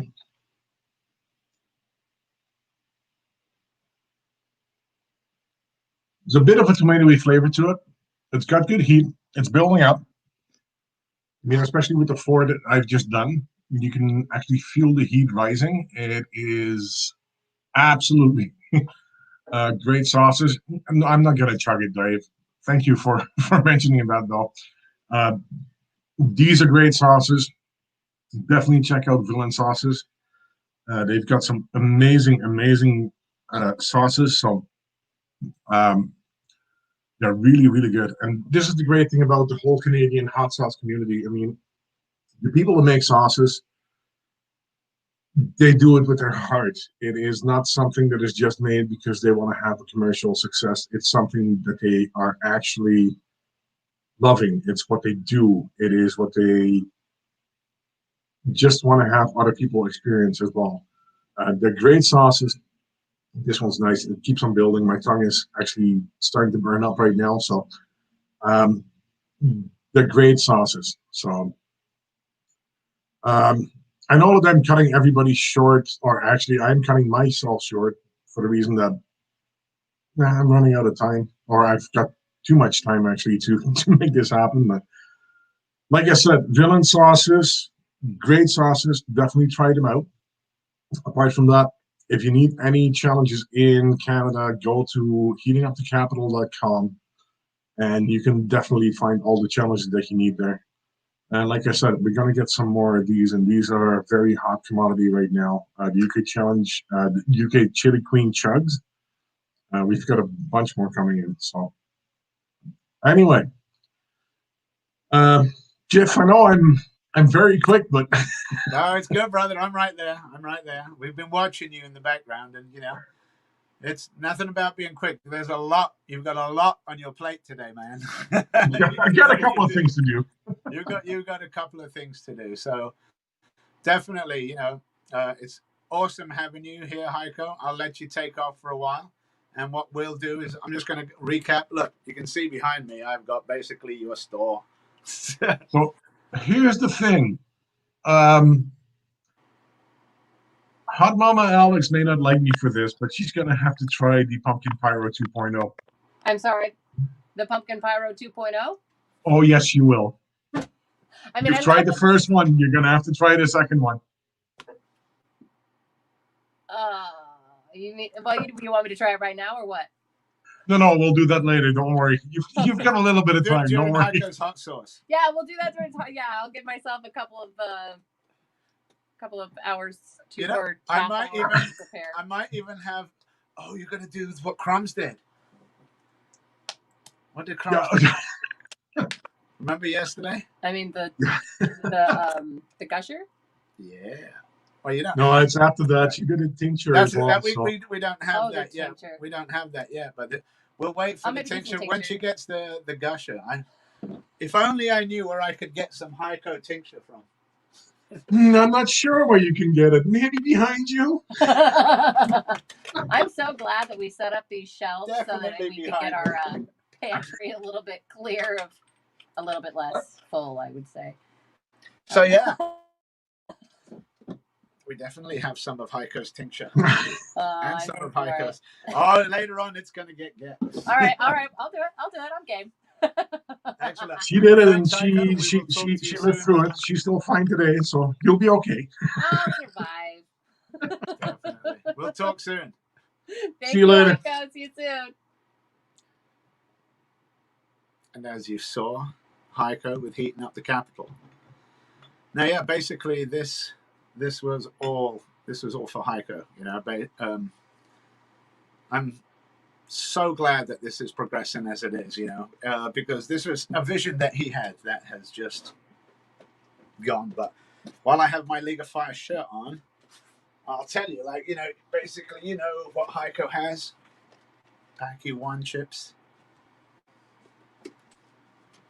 I think he has some of these too. Oh, look. We've got UK Chili Queen. Oh, you just missed Haico. Don't worry. He's going to be back on in like a half an hour, so you'll see him again. We've got a challenge Just coming stay up tuned. next, I think, with Jeff Davis. Yeah, we've got a challenge next with Jeff Davis. He's going to be facing the bites. Johnny Scoville's Tuba Terrors. I know that Haico has those. And if you see all the bars, the Mauve, the Chili Cherry Nightmare, the Nemesis behind there, Haico's got all of that stuff. Oh, and we can get that at the Heating Up the Capital website or at Haico's. Heating Up the Capital. There's I'm going to put that back up again here so you can all see Heating Up the Capital. It's just heatingupthecapital.ca. Yeah, I mean, I think I heard a rumor that Haico had one of these. Oh, look at that. Oh, he showed it. You weren't watching. You walked away for a moment. Did he show it autographed by the UK Chili Queen? Yeah, His be did jealous. not say to Jib. Oh man, look, see that personalized to me. Thanks, Sheena. I've cherished this definitely. We do. We love it. But Haico, he offers it all, including the chugs. You guys know that. You can see all of the stuff that they have up there. So, what time is it? It is 11:18 Pacific. All right. So while we have some time, we've got some time before Jeff comes up. One of the vendors that I was hoping that could participate but was unable to participate. Let me see if I can find. I probably. Oh, she says it's her pleasure. Excellent. Thanks again. I want to do. Why don't we do a review of these, Mama? Yes. I'm keep looking away from the camera and down. I'm doing a lot of stuff that isn't necessarily just talking. So please forgive my lack of attention. I'm not actually not paying attention. So we can run them down through. That one says hottest. This one says hot. And this one says super hot. So yeah. So I'll try hot. So you'll try hot. And basically what it is Hurtberry Farms. Hurtberry Farms. So Port that's Perry, Ontario. Hurtberry. It's gonna hurt you. Andrew Jacobson, I think.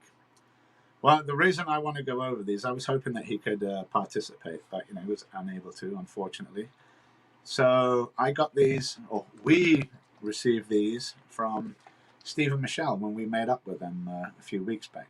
So you can also get these at the Old Agnes store. You can get it at hurtberryfarm.com or at the Old Agnes store. Which remember, in Old Agnes store, there's 3 S's. Yeah, there's lots of S's. Yeah, so Steve and Michelle, they carry Hurtberry Farms up there. I think. I hope so. I hope so.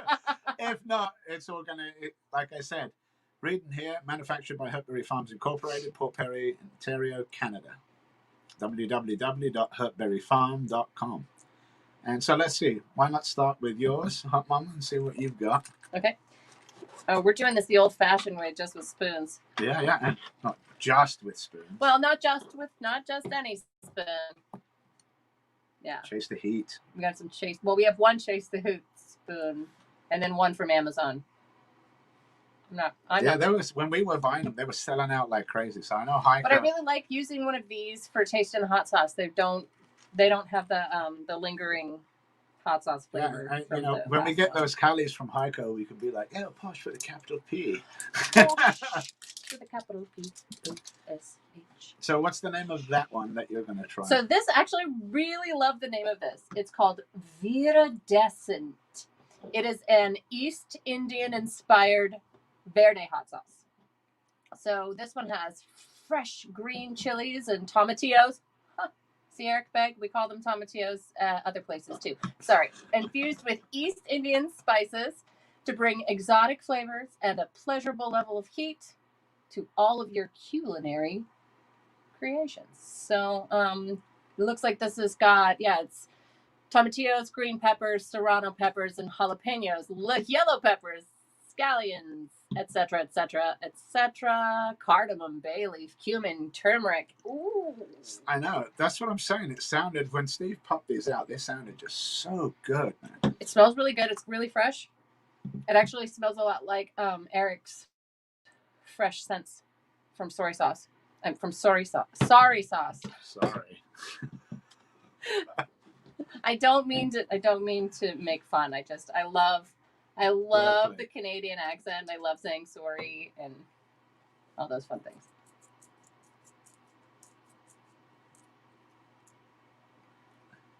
This is amazing.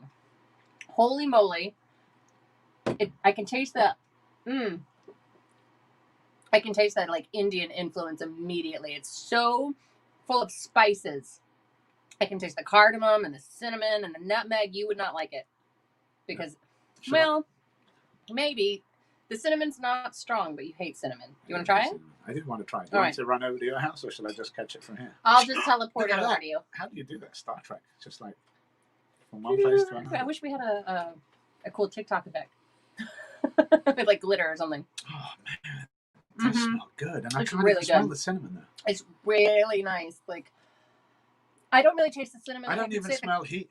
It's not very hot. I mean, you've got a little bit of a nice, mild burn, flavorful. But it is so tasty. I want to put it in a soup. The pour is You can put it on top of a curry.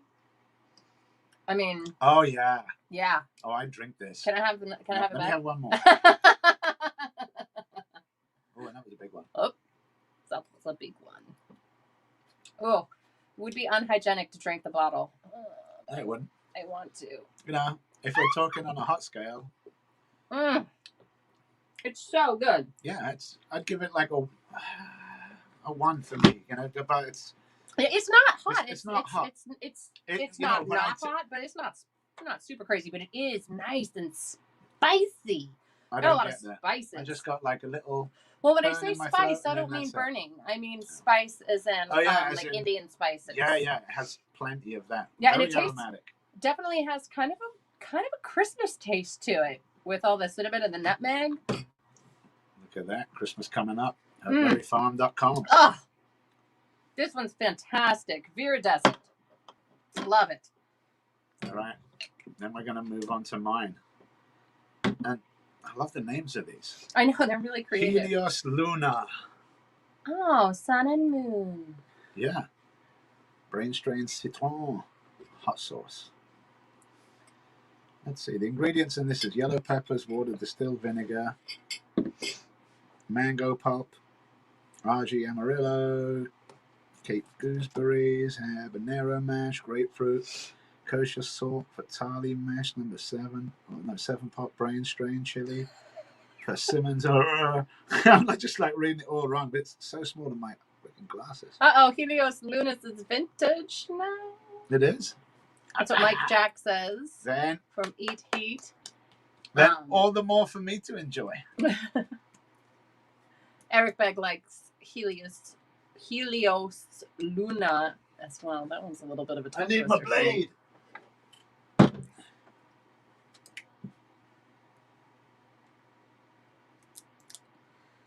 All right. And like I say, these were all gifts from Steve and Michelle from Old Agnes. So it's Yes, thank you so much, Steve and Michelle. We had so much fun with them. so much fun. An unbelievable amount of fun. Mm-hmm. I look forward to going up there. Oh, yeah. God, you saw We that, that store yesterday. I'd be like, Christmas. Someday we would like to live out in the wilderness as well. Yeah, with my spoon, I'd be like, let me taste some of this. Oh, now, yeah, I smell this one. You won't like the smell, but it's danger. What's up, danger? I'm telling you. Mm.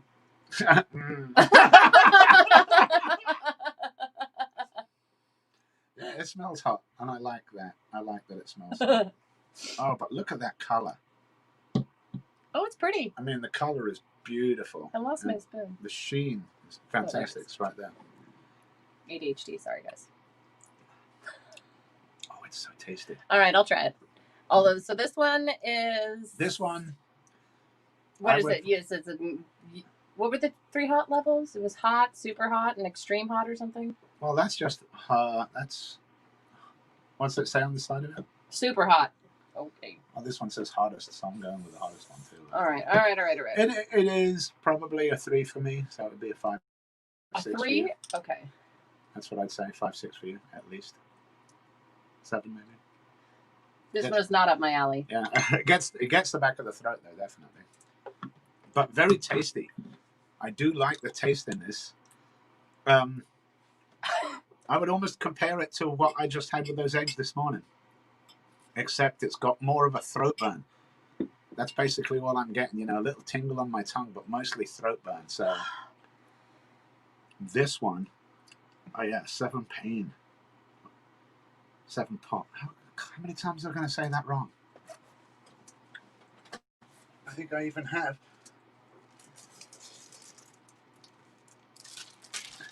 Oh, I even have 7 pop mustard, and I'm still saying it dehydrated.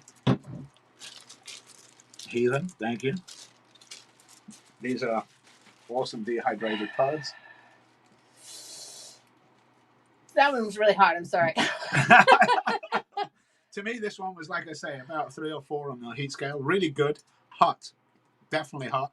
And I knew it'd kind of be hot for the hot mama. So on the last one, I think I'm going to do that myself. Unless... we've got Claude Dubé is coming on later. He's backstage and he wants to test his camera and sound. Yeah. Since we are just channeling between the two of us, can we pop him in for a minute, Claude? I'm going to try and pop you in for a minute, and we are streaming. We are live, so I'm going to wait until your camera's not moving around quite so much, and then I'm going to try and pop you in. As soon as you look ready-ish. Go ahead and start trying that, baby, because Cloud's camera is moving around. I don't want to make everybody sick. Charred threads, bright, fruity, tropical flavors, meat, fiery Caribbean chilies. Saffron and Korean chili threads? Whoa. That deliver a sweet and savory hot level for those who seek the heat. Well, I am definitely one of those. Water, distilled vinegar, bell pepper, pineapple, habanero, wildflower honey, orange, kosher salt, garlic spice, xanthan gum. Easier to read with a better background. There's Claude. He's looking at it. I'm adding him in. Okay.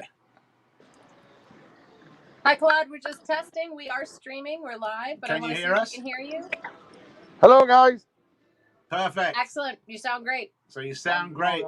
Oh, hey, there you are. Okay, There you so are. it's working, but not with my phone, with someone else's phone. All right, So perfect. we'll be there at 1:30 your time. So Perfect. we'll be seeing you then, okay? Yeah, Excellent. excited. Looking forward to it. All right, take care. Thank See you. you later.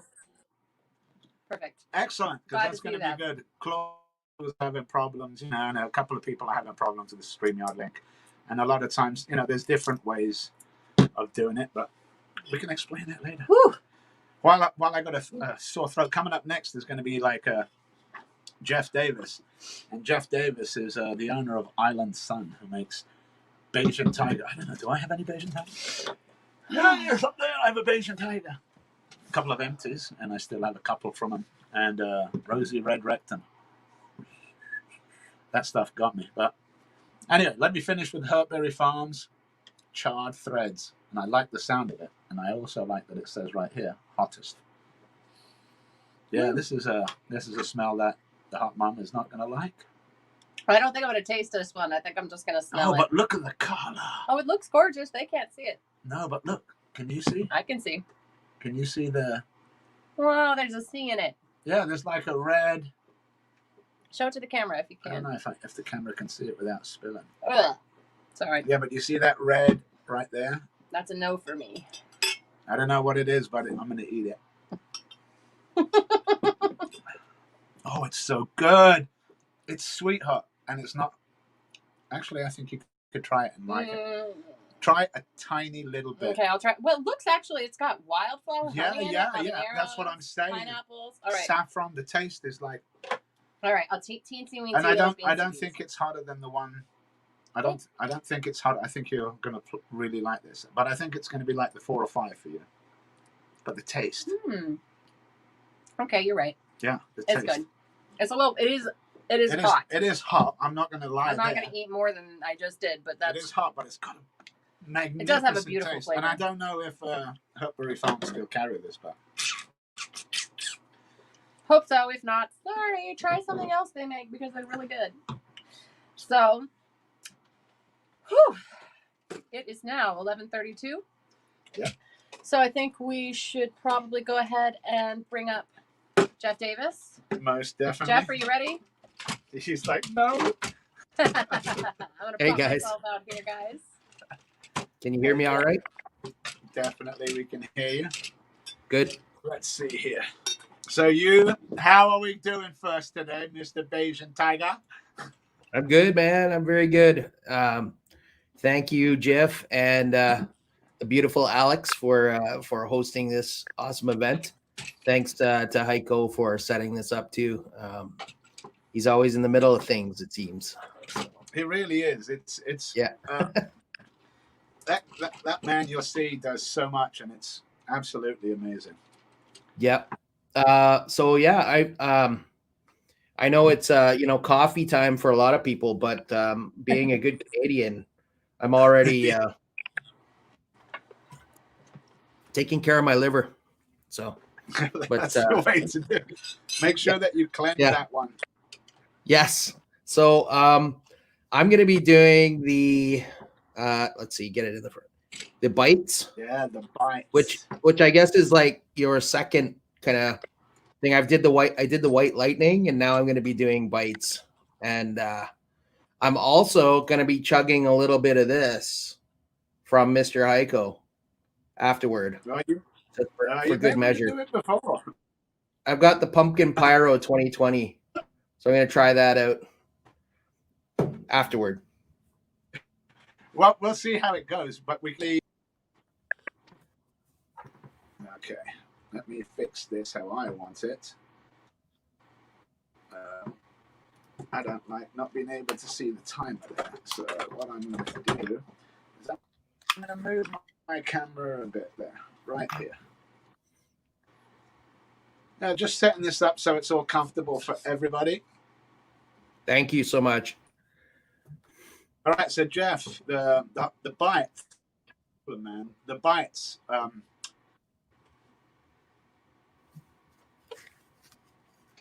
So it says here on the story yesterday about them.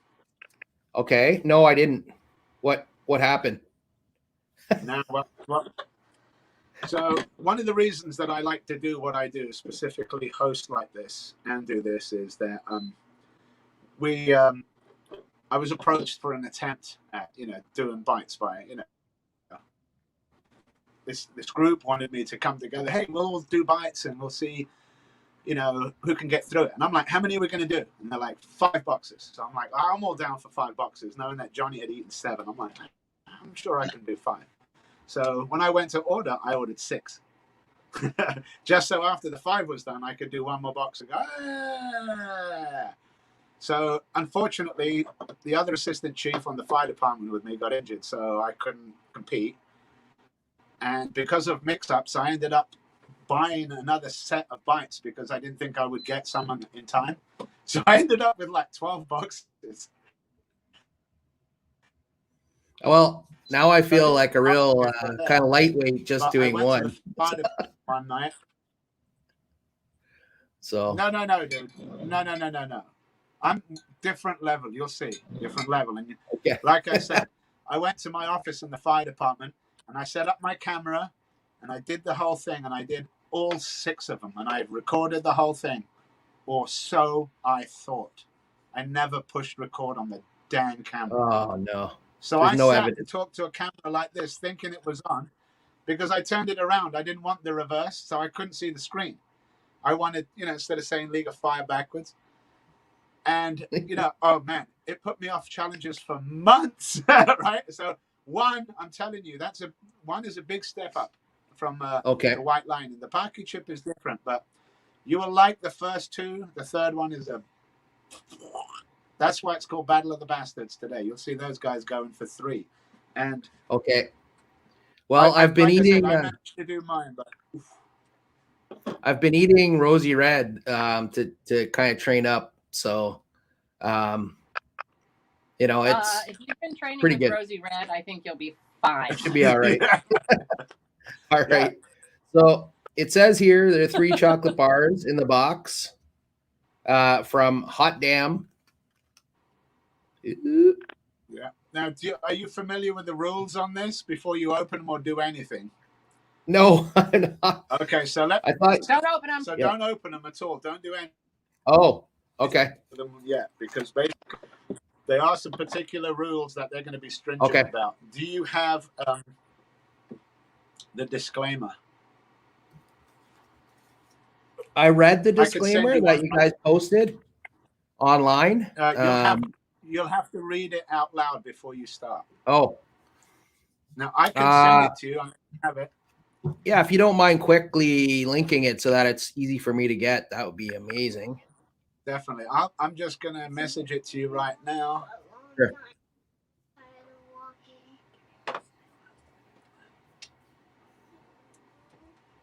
Oh. Yeah, I just sent it off. So that's the first thing you'll want to do is you'll want to read that. Okay.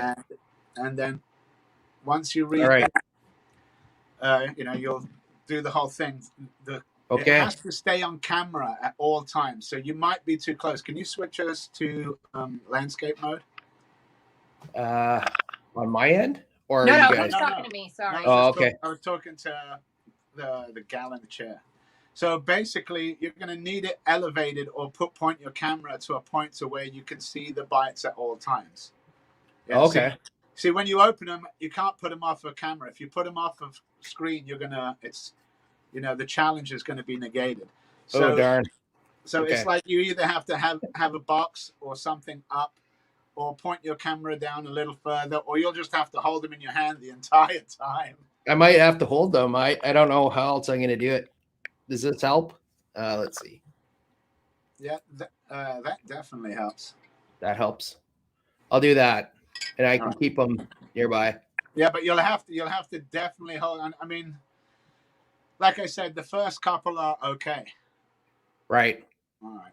The second one, I might need both hands to cry with. Is that what you're saying? No, you're saying?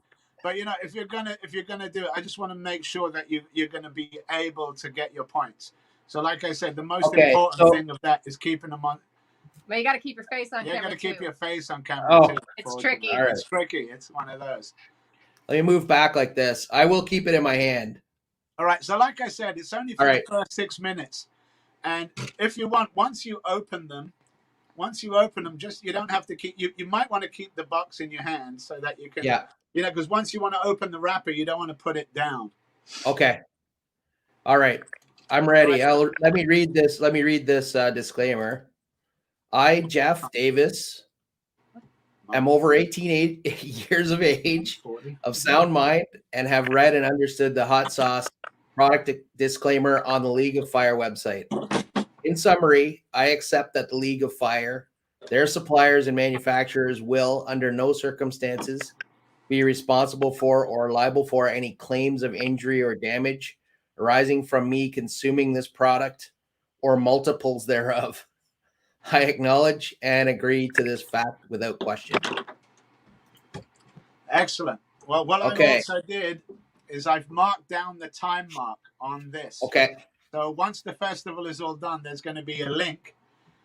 You're familiar with League of Fire. You've already set up your thing. So you'll send in that link and then put 1 hour and 40-minute mark. And Matt will, or whoever at League of Fire will be able to come in and check it. Okay. So whenever you're ready, you can open them, and there'll be 3 inside. So there's a purple one on top. Is that the first one? No, if you read on the first one is the milk chocolate Purple. habanero. That is the first one. Yeah. Yeah. Okay. So I'm going to keep this in my hand. Keep that in your hand. I can actually just put it right here. As long as it's visible and doesn't go off camera. All right. Why not? Okay, here comes the number 1. So as soon as you're ready, you count me down. Go 3, 2, 1. Now this is an 11-minute challenge. You have 2 minutes to eat the first bar, 2 minutes to eat the second bar, 2 minutes to eat the third bar, and then after you finish the 2 minutes, it's 5-minute afterburn. If you eat the bar before 2 minutes, you can eat it as quick as you can if you want. You still have to wait until the 2 minutes is right passed. Of each one. All right. So whenever you're ready, Jeff. Whenever you're ready, Jeff. Just say 3, 2, 1, go, and I'll hit click. All right. 3, 2, 1, go.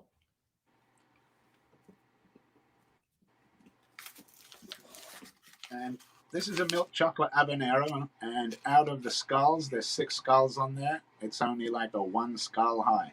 So, this is, when I tasted this, I thought, this is supposed to be an easy chocolate. And it was actually pretty spicy for a first one. And I think it's just because, you've got a clean palate, so you're starting off straight with the milk chocolate habanero.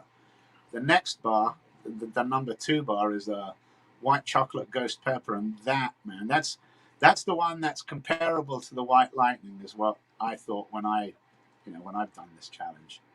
But then third one then is the dark chocolate Carolina Reaper. That's the one that's all 6 skulls, and that ends the challenge. While I've got you here, these are made by the Hot Dang Show and Roger Trier. And before I do that, we'll come up in a minute. Here's our first minute, Jeff. Once you're done with it, with the bar, you'll want to show me a big and then I'll know that the first one's finished. Excellent. And then so Roger, I wait until 2 minutes and then do the next one? You have to wait till 2 minutes. So you can get the next one ready, basically partially opened. And when 2 minutes hits, if you want to, you can just start eating right there. Then it's less time that I hold the clock. All right. Less time you have to burn. Here comes the next one. Yeah, the next one is the white chocolate ghost pepper, and that will remind you of the white lightning. Yeah, it looks similar too. So you got a couple of seconds, and then this will be completed. And as soon as I said done, you can move on to the next one. 60, done. So there's that. You can start the next one. And like I say, now that your palate is used to the heat, this one tastes pretty decent. Mm-hmm. So, as I was saying earlier, Roger Trier makes these, or has these. They're available at the Hot Dang Show. And right now, they're 20% off. If you put in code SOF, Sons of Fire, just SOF code, 20% off these little babies. And I do like these. I think they're a really good challenge for, especially working your way up to the bigger chocolate challenges. The other chocolate challenges are, they're pretty tough when they come with half pound of chocolate. The mauve being the easiest of them. And when I say easy, it's still not easy. The Hot Mama tried the mauve and she got halfway through it. It's still a tough one. So coming up on to the first minute of the second bar for Jeff. That's the 3 minutes gone. You have a minute to go, or have you finished that one already? No, when you finish it, give me an R when you're finished, and that's all good.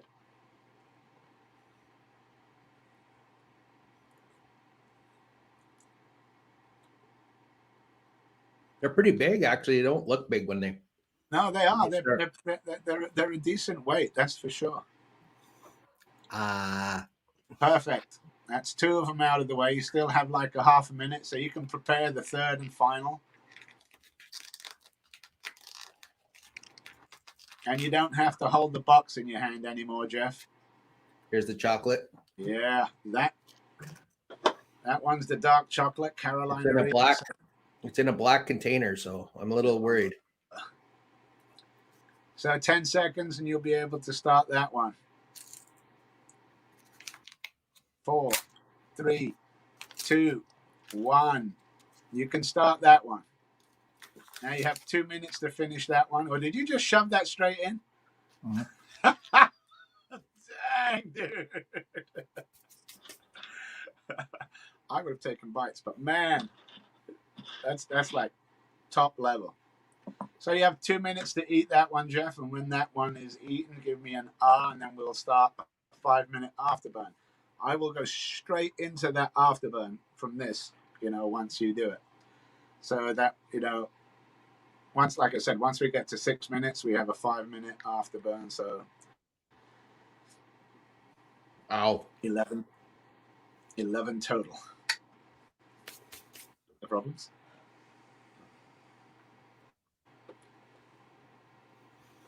This one's hotter for sure.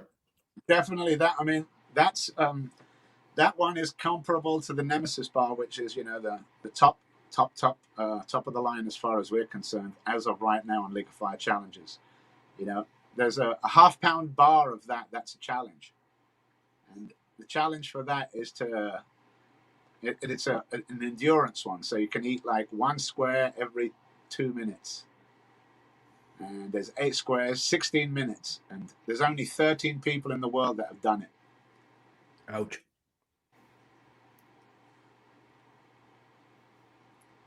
$5.29. Woo.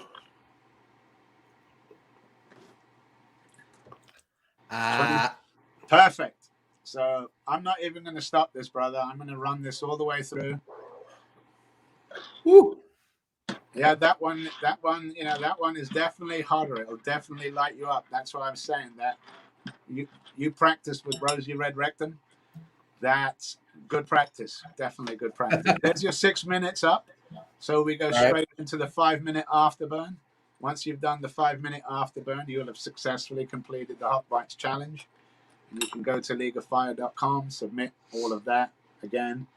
You can send the link from this with a 140 timestamp. Just tell them 140 on it, and they'll be able to validate it for you. It may take a while because they get lots of submissions, especially after yesterday. There was a fair amount of challenges going on. I think that's me knocking stuff all over the place. Later on, let's see. Woo. Oh yeah. In about an hour, I think we're going to have the Battle of the Basterds. That's going to be impressive. Haico, Greg, and Heathen are going to do 3 of those boxes. I'm you crying. You see what I'm saying about it? You're like, oh, I'm only doing 1 box. 1 box is impressive, brother. It's impressive. That's hot. It is, and it's you got to remember that we're weird. We like super hot things. So, but I was where you are. I started off just thinking that, it was hot, but you build up a tolerance and you get used to it. You can ask the hot mom. We use hot sauce in our diet every day. We go through it. 7.5 minutes so far. You're doing well, Eric. God dang, why do I keep calling you Eric? It's because we were talking to Eric. There's too many Jeffs. Or Jeff. And I figured I'd get you and Jeff Salem mixed up. Is where I thought I was going to get it. Not you and Eric at all. It's kind of weird. But then, you've got time to recover because later. Yeah, at 3 o'clock Pacific time, Jeff will be back to talk about Island Sun. And if you guys haven't tried any of his Bayesian Tiger ice, you need to try it because the hot mom will tell you that's one of the most delicious sauces. I know I keep saying this about a lot of sauces, but Man, Oh, honestly, they are. You know, you can't help it. You know, this is one of my favorite. I have a lot of favorites, and I mean, there's a reason. You know, there was always a time when I'd look in my fridge and I'm like, oh, what do I? Ooh, there's Bayesian tiger. There's Bayesian tiger. So it got a lot of use, and a lot of people like the taste of it. It tastes different than any other one. I do enjoy that. Coming up almost in 9 minutes with only like 2 more minutes remaining. So you're over halfway through the burn. You're doing great, brother. that's hot. It is hot. Yesterday we had Colby Ritchie try the Nemesis bar, just that whole bar, the half-pound bar. And me and Roger Tria was there. Roger was hosting him. I was watching, and he went through that bar like, I mean, he was knocking it out. I was impressed. Roger was impressed, but then it just got him. You know, I think he got 3/4 of the way through, and it is an endurance one. So luckily, it's the last bar, and you only have to endure a certain amount of it. Once we're done with this, Eric, I'm just going to knock you out so that you can recover, but you can stay in the stream. I wouldn't worry about the camera. You can go and get yourself straight. Yeah, you'll be backstage. So, you know. All right. Warm milk works unless you want to vacate. Either choice. All you got to do. I'll be all right. I can feel it sort of going down now. 10 Excellent. seconds. For what? I know he's going to go to 11. Oh, yeah, sorry. 1 minute and 10 seconds. 1 minute, 1 minute and 3. So a minute to go. A minute to go, brother, and you'll have successfully completed the Bites Challenge. That will have been your second League of Fire challenge. 2 chocolate challenges done so far. And it'll be great to see what else you can do. You know, Haico at Heating Up the Capital has got a good selection. Definitely. Yeah, I did get mine from. I got mine from Heating Up the Capital. Yeah, So. and you know he'll guide you definitely. You know, in what you need to try and where to what to expect. He has Pocky chips. I know he does. So that's another a Pocky chip or two will be a step down from this. So and it'll still give you points on there. 15 seconds to go there, Jeff, and you will have completely completed it. No, we'll give him a couple of seconds before we knock him off on that too.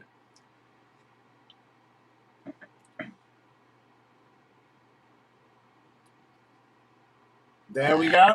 Jeff. Congratulations, brother. Another board. You're all right. 2 League of Fire boards. Thank you, guys. I'll see you guys later. Definitely Right. knock him out, baby. See you guys. Go recover, brother. Oh, man, wasn't that exciting?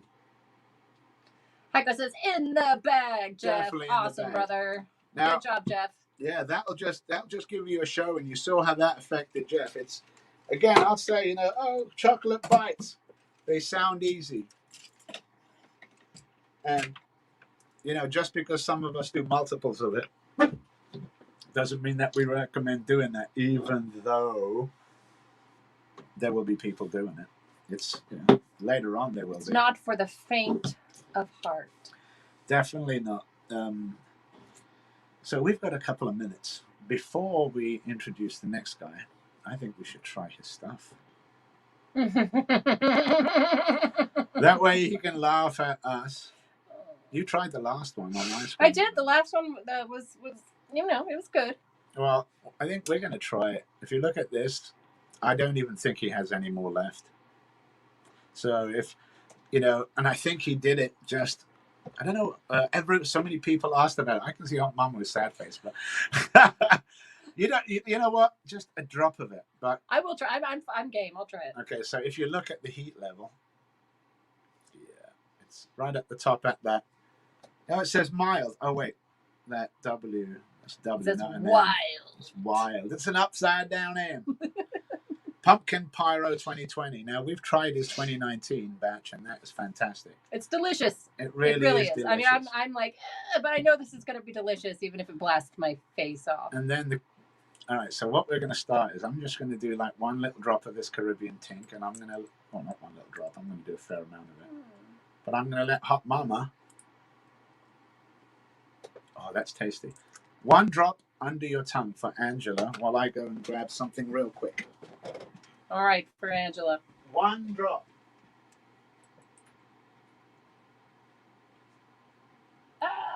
Okay. There's one drop in there.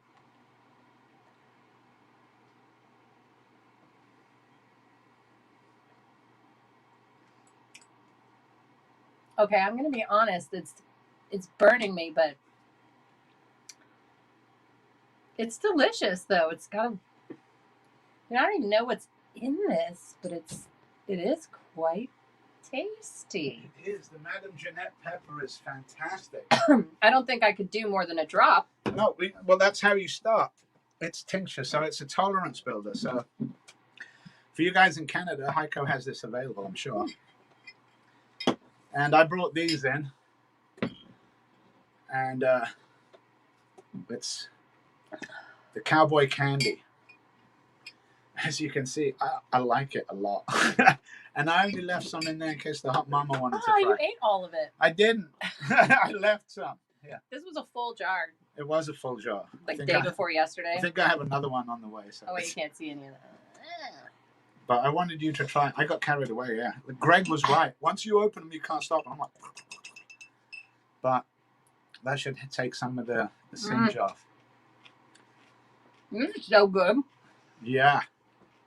It really is like candy. It's candied jalapenos. All right, one more. And I figured it would take the heat off of... I don't know about that. The Madame Jeanette? I mean, I guess so. Yeah, because of that Caribbean tink. I mean, look at the color on that. Just, it's like honey, gold mead, honey mead, beautiful. And the taste, like most tinks, you find are like jet black and super, super strong. Okay, I think I'm recovered-ish. All right, recovered-ish. Oh, this is so good. See, I go straight back. Yeah, the cowboy candy is amazing. It is. Definitely recommend that. Oh, And they're very mild. Or for me, at least, it's pretty mild. I would say it would actually be really good. Like, if you like a jalapeno margarita, it would make a fantastic garnish. Imagine these in a sandwich. And then you eat them all at the end. Yeah, if you want your heat in a sandwich, put these where you get sweet hot heat. Oh, it'd be really good instead of pickles. Yeah, that's what I'm saying. So, dun dun dun, dun dun dun. Okay, I can do it. It's like the chug challenge. Crack it. Crack it. Oh. I don't know if I could you fit any more in the bottom, brother? I mean, he's like, I'm filling this right to the top. And I'm not joking when I say right to the top. Look. Oh, look at that puree. I mean, look, it's higher than the level of the bottle. He went up into the cap. He's like, I make sure I get it all. I mean, it is like full. Look at that. It is. So, here, in fact, I'm gonna just have you take the top. Right at the top.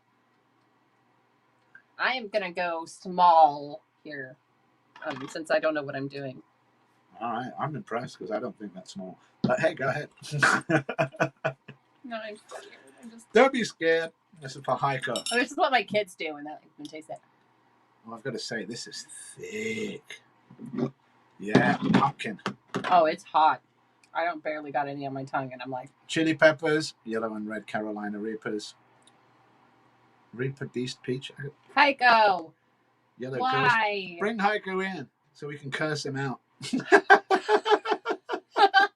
Awesome. You can do it. The Reaper Beast Peach is actually a Tobias Dorf in Germany actually cultivated them. They are made to be more flavorful than Carolina Reapers, but they have got the same heat. Oh, yes. It's really hot, guys. No, this is really good. It's really good. It's tasty. I can taste all of the pumpkin and the spices. It is delicious. Oh, my goodness. You guys at home that don't have this, I feel sorry for you. I do. I got 1 or 2 bottles left. So. Look, I'm telling you, if you're a hothead, any of the hotheads who are hotheads already have this, and they already know that this exists because of last year's pumpkin pyro. Ooh. It is hot. I'll give you that, Haico. Top notches on this one, man. I'm getting a beautiful burn, but it's not a cruel burn as far as he's like. I think that Alex has got a different opinion, but Yeah, I mean, Yeah. I'm pushing, on heat, 7, 8. It's up there. It's up there. It's Yep. hot. But on taste, 10. Definitely 10 on the taste. Pumpkin is hard to put in a sauce and make taste good. You have managed that, brother. You have managed that. I don't know how, but it is really delicious. Tastes like It is. Thanksgiving for sure.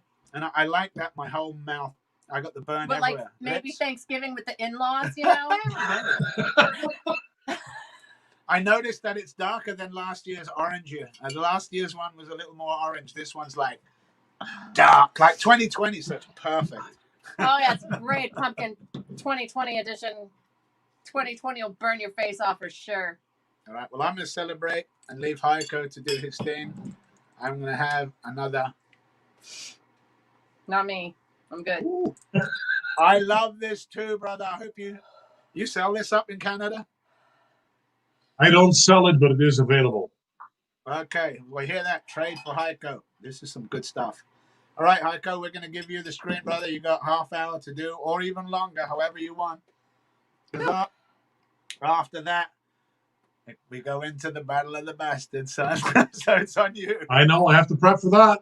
Battle of the Bastards indeed. She's already cursing you out. Good, good. How's it going, guys? I'm Haico, and I make Haico's hot sauce. Basically, I'll tell you a little bit about the story behind the whole Haico's hot sauce thing that happened. I am a Dutch guy that actually moved to Canada about 15 years ago. And when I moved here, my family's from Indonesia, Suriname, East India. I grew up with all those spices, those flavors and everything. When I moved to Canada, all that I could find was Frank's Red Hot and Tabasco, which is, in my opinion, I know everybody's got their own opinion, in my opinion, just vinegar with some red coloring. No heat, no flavor, just something that'll actually keep you going. It was okay for the time being, but I started growing my own peppers and had a lot of fun doing that. Did some, what do you call it? Trial runs on hot sauces, and I've actually come up with a long line of hot sauces. So we've been in business now for 5 years, and I say we, because without my wife, there wouldn't be any Haico's hot sauce. She's a very driving factor of this whole business. I've made hot sauces that go anywhere from your gateway hot sauce to get you started to something that any hothead will actually be doing really well with. So I'm going to just go through a couple of the sauces that I have. So this, like I said, I've got a gateway hot sauce.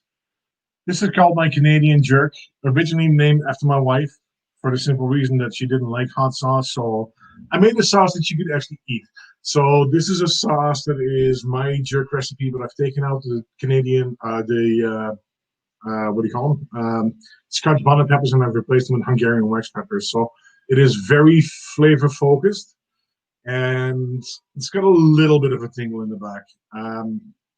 The other thing that I try to do with my hot sauces is that I try to reach out to the community right here in Ottawa, work with the people. So the next one that I have is actually called Red Dawn.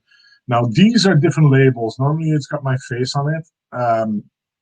This one here was actually a collaboration with the Riptides, a punk band from Ottawa. They celebrated a 20-year anniversary, and they asked me to make 2 hot sauces for them. So I've got this one and Soylent Green. Yes, that is a reference to the movie. If you read the back of the label, you'll see the reference to it.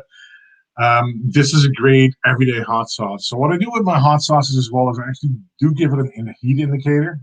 So on the side, you can actually see where you are. So number 2 is comparable to Frank's Red Hot or Sriracha, but I give mine flavor, like I said before. There is a great mustard menace. You can see that the bottles have been well used. And the reason for that is my wife is out, Angela's right out right now at a market, and she is swinging sauce. She's a great wife to have. The mustard menace is a habanero hot sauce. So this is a 3 on my scale. I've told people before my scale is slightly skewed.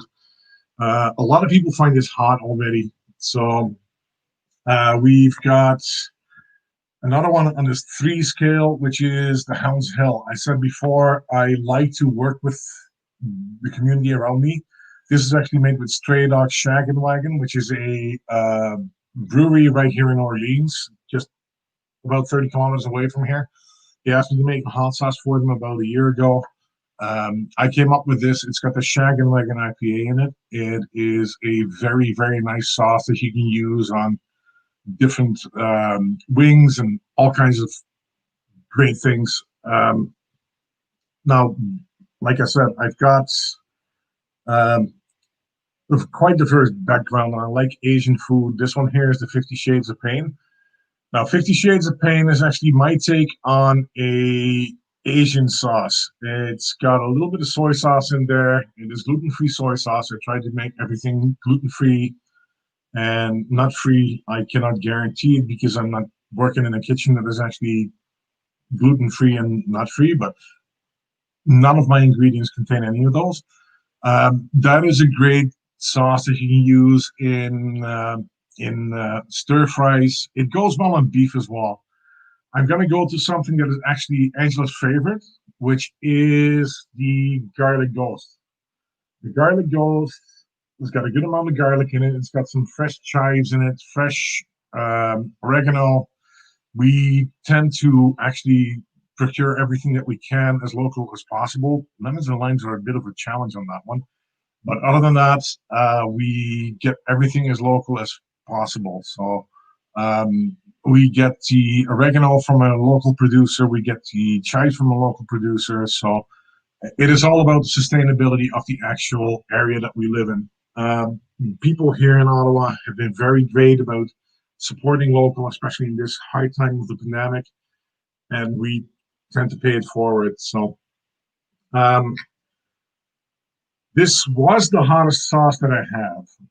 It is called Scorpion's Kiss. The Scorpion's Kiss is made with Maruga scorpions, ghost peppers, and jalapenos. And I forgot to mention this, but we grow all the peppers that we use ourselves. So we are now getting to the point that we may have to source some out because demand has been really, really great. I really love the support that I've got. This one here is more of an East Indian sauce. It's got an East Indian flavor to it. The best compliment that I ever had on that were two people from Pakistan. They said, taste this, it tastes like home. There's one brother to another. So I do have some sauces that are actually beyond this. This is hot enough for most people. You've seen Jif and Alex try the pumpkin pyro. That is one of my evil concoctions. But this one here, the Devil's Brew, and Dave Duran can actually attest to that. This is off the chart. I had to actually put an additional chart on it for the reason that it is so hot. It's Carolina Reaper, Maruga Scorpion, ghost peppers. Any bottle that you get of Haico's hot sauce is going to be at least 25% or more peppers. For me, it's all about getting the peppers out there and really making them shine. Peppers have a great flavor. I've tried all the peppers myself before I made a hot sauce with them. It's all about getting the flavors out. I love combining different peppers. What you'll see in my hot sauce is there's more than one different pepper in it, for the simple reason that you want to have a combination of the good stuff. There is one exception, and I'm going to show you a bottle that does not have a label, and that is the reason it's been so popular right now. We've been in business for 5 years, and I really appreciate everybody that's been supporting us. I've made a hot sauce as a tribute to my wife, Angela Crumbs Thompson. She is in a League of Fire. She actually did a White Lightning. I made a hot sauce with my favorite pepper, and I've been waiting to get this pepper for the longest time. It is the Madame Jeanette pepper. They're very hard to get here. I started cultivating them actually and growing them last year or this year. It's almost last year. We're snowing right now. This year, it is a Madame Jeanette hot sauce. It is called Hiker's Madame. It actually has Angela's face on the bottle. I'm very sorry that I can't show you the label, but if you go to my website, heigoshotsauce.com, you will be able to actually take a look at it. And if you look at the color of this is actually very, very yellow. It is an absolutely amazing, beautiful hot sauce. This is the first hot sauce that I've made that actually has any oil in it. Normally I do a water-based hot sauce. I wanted to really get back to my roots and where I started my love for hot sauce. Haico's Madame is available. It is a very, very good sauce. Kind of hard to say that about my own sauces, but I really am very chuffed about the result of this one. So we do have some other products as well. I made something that is called Haico's Not Just Barbecue Sauce. And the reason why it's called Not Just Barbecue Sauce is because people came back to me after I introduced it as a barbecue sauce. And they said, we've been using it as a condiment, we've been using it as ketchup, we've been using it on salad dressings, we've been using it in a lot of different ways. Also available through Haico'sHotSauce.com. It's a very versatile sauce, and just to label it as a barbecue sauce would not do it justice. The other thing that you've seen is the Canuck Cowboy Candy. So this is my take on cowboy candy. Cowboy candy is traditionally a candied jalapeno. I've used the jalapenos, but what I've done is I've switched out the sugar that is normally used for maple syrup. In Canada, eh? So this is actually a great vessel, or you can use that on burgers, on pizzas. People have been eating it by themselves. You can use them on crackers with a little bit of cream cheese, and you just get a little bit of a hint of the heat, a little bit of sweetness. It's been really popular. It's another one of my products that I make. All of my sauces, when I've made them, I really set out to make something that will make people appreciate not just the heat, but the flavor. There's so many hot sauces out there that are just heat. And I really wanted to have something that actually made people think about what they do. Like I said, Angela, Canadian Jerk, she started there. Her favorite hot sauce is now actually the Garlic Ghost, which is a 4 on a scale of 5. She uses it to cook with. What happens when you actually eat peppers and you eat hot sauces, it'll open up your palate. You get so much more flavor out of everything that you eat. It is not just about the heat. It is about flavor and heat. You want to make something that is actually complementing the food that you eat. The guys that have been here before doing the presentations here on the show, they all are very much aware of that. They know how to make an outstanding hot sauce and just give you flavor. And then the heat. The heat is a secondary. You want to have the flavor and the heat. So it's been a very interesting travel for the last 5 years. I've learned a lot. I've met a lot of great people, and I'm very grateful that I'm actually in part of this community. And this is just a great way to just be celebrating my 5-year anniversary. And again, I want to thank Sons of Fire for the reason that they made this all possible. And well, I got a couple of challenges coming up, so I may have to cut this short, but I really appreciate it. If you want to have a tasting with me, I'm more than welcome to a bite of that, Jeff. No. Yeah. I'll do the tasting. What we should do is give you 15 minutes to go off and get ready, brother. Because I don't want you to just jump straight in and go, you're already done heating up the capital. You introduced us. You just did Haico's hot sauce. You're about to sit down and get your pow. So I've got stuff here that I want to, I know that I wanted to talk about some of Brody Dawson stuff. So I do have some of his stuff. So I'll cover it out. We'll give you 15 minutes to go get your mind straight and prep and do what you need to do. I just don't want to jump you straight into this. You know what you have to do. Everything's got to be visible, all of that. So thank you for covering your hot sauce. And we'll see you in about 15 minutes. It'll be the same link that you have. And thank you, and especially Alex, for trying out the Pumpkin Pyro 2.0, because that is not a joke. I'm not going to say thank you, Heiko. She did like You know the what? cowboy You've candy. done amazing. You've done the tincture as well, and it's not stupid hot, but yeah, it'll blip your radar for sure. Yeah, it's hot. My lips are still burning. Yeah, and I'm brag. sorry, kind of. I think. Take a page from Eric. Sorry. Sorry. Yeah, she's loving it too. Yeah, You know what? Eric is a great guy. I'll steal his line. I'm sorry. All right, we'll see you soon then, Haico, for the battle. Sounds good. Bye. Ooh, I'm not joking. My lips are like. I bet.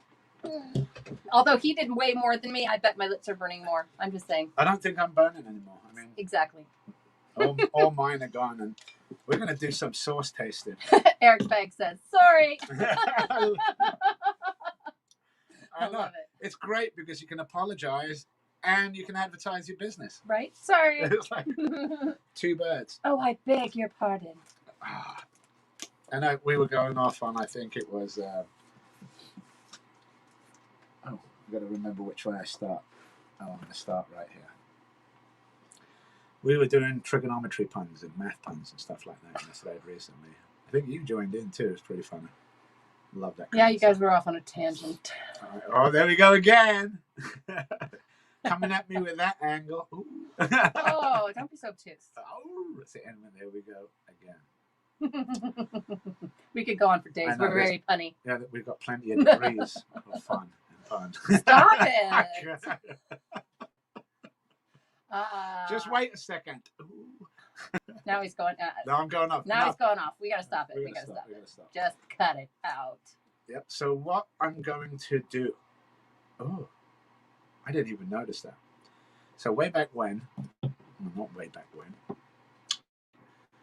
I hosted an online festival in the early stages of this pandemic that we're going through, and basically we could see no end in sight for it. And everyone was put on lockdown and everyone's at home, and we wanted to go to our shows and we couldn't go to our shows, and that sucked that we couldn't go and cheer people on, meet people. I mean, there's a great community out there, definitely. So hopefully when this starts back again, we can all go and meet in person. So this is the next best thing.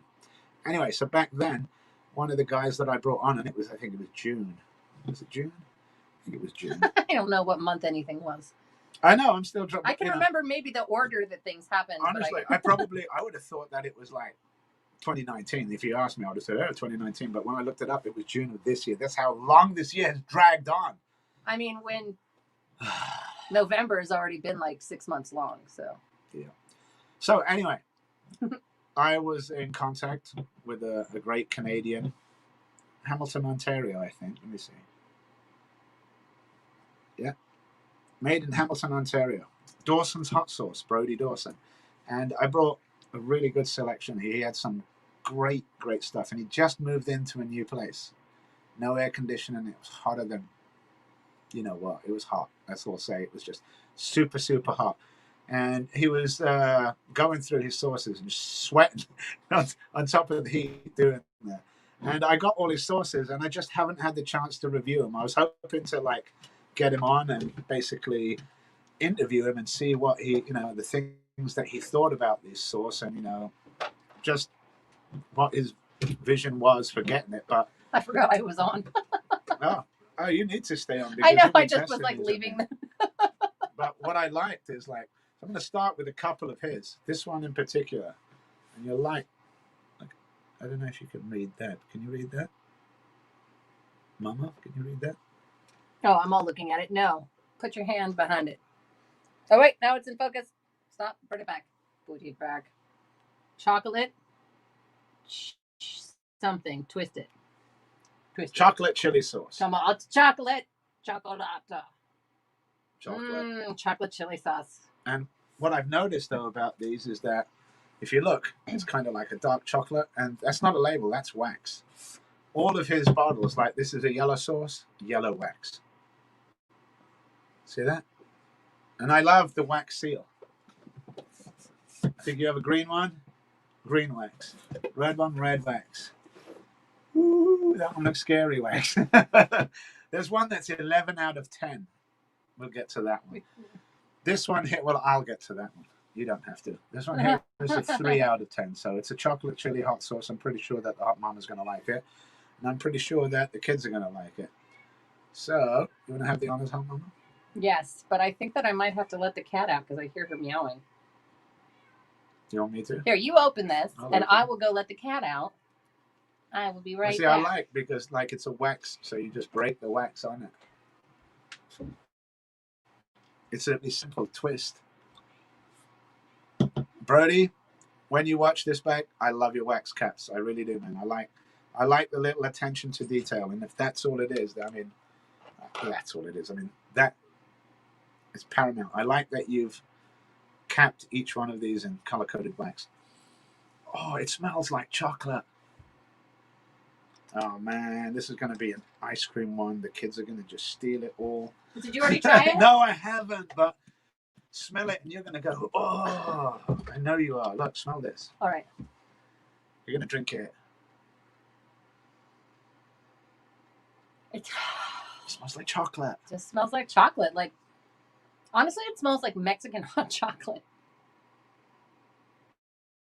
That kind of, let's see what's in here. Brown sugar, water, vinegar, cocoa powder, and chili pepper. Wow. Oh, I've lost my spoon. There it is. I'm going to try it. Break it out. Did you shake it?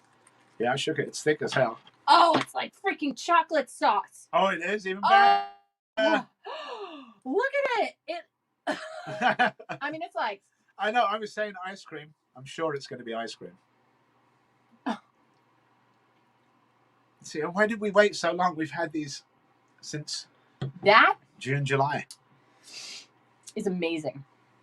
It's going to make me sneeze, though, I think. Oh, look at the pour. Woo, okay, woo. That is it's got a little bit. Oh. Yeah, sneeze that out. Oh, look at that. It does have some spice to it, but it's Look at the color. It's just chocolate brown. ice cream for sure. Wait, hang on. I mean, I'm going to try and show that pour again. It is literally like a chocolate sauce. Look. It is so... I've never had a chocolate sauce. I haven't either. It's amazing. So interesting. That's gone, man. I'm going to eat this today. That's going to be gone today. I can guarantee. That's going to... Oh, the girls? Yeah, I'm not even going to show them that. Yeah. Now I'm kind of glad I didn't open these things from Brody. But Brody, I'm telling you, man, that is... I really want one more, but I'm like, you got a lot of sauces to taste. No. Try one more. I'm going to do it anyway. You know what this would be really good in, too? What? If you did like a chocolate martini, this would make an amazing like rimmer, and this would be really, really good on. Obviously, we said ice cream already, but you could probably like put it on top of whipped cream in a hot chocolate drink, and it would just take it to the next level. Mexican hot chocolate, especially. Yeah, it gives me that, like I hardly get any heat out of it, but it's not like I'm looking for the heat. It's the taste. I mean, it's more spicy, I would say, than like hot. Although I don't know, my palate's a little bit ruined right now from Haico's pumpkin pyro. That pumpkin Haico, pyro was thank good. you. Man, but I tell you, But it's really honestly, I could chug this bottle with ease, and I don't want to because it's so delicious. Oh man, wow. It's so delicious.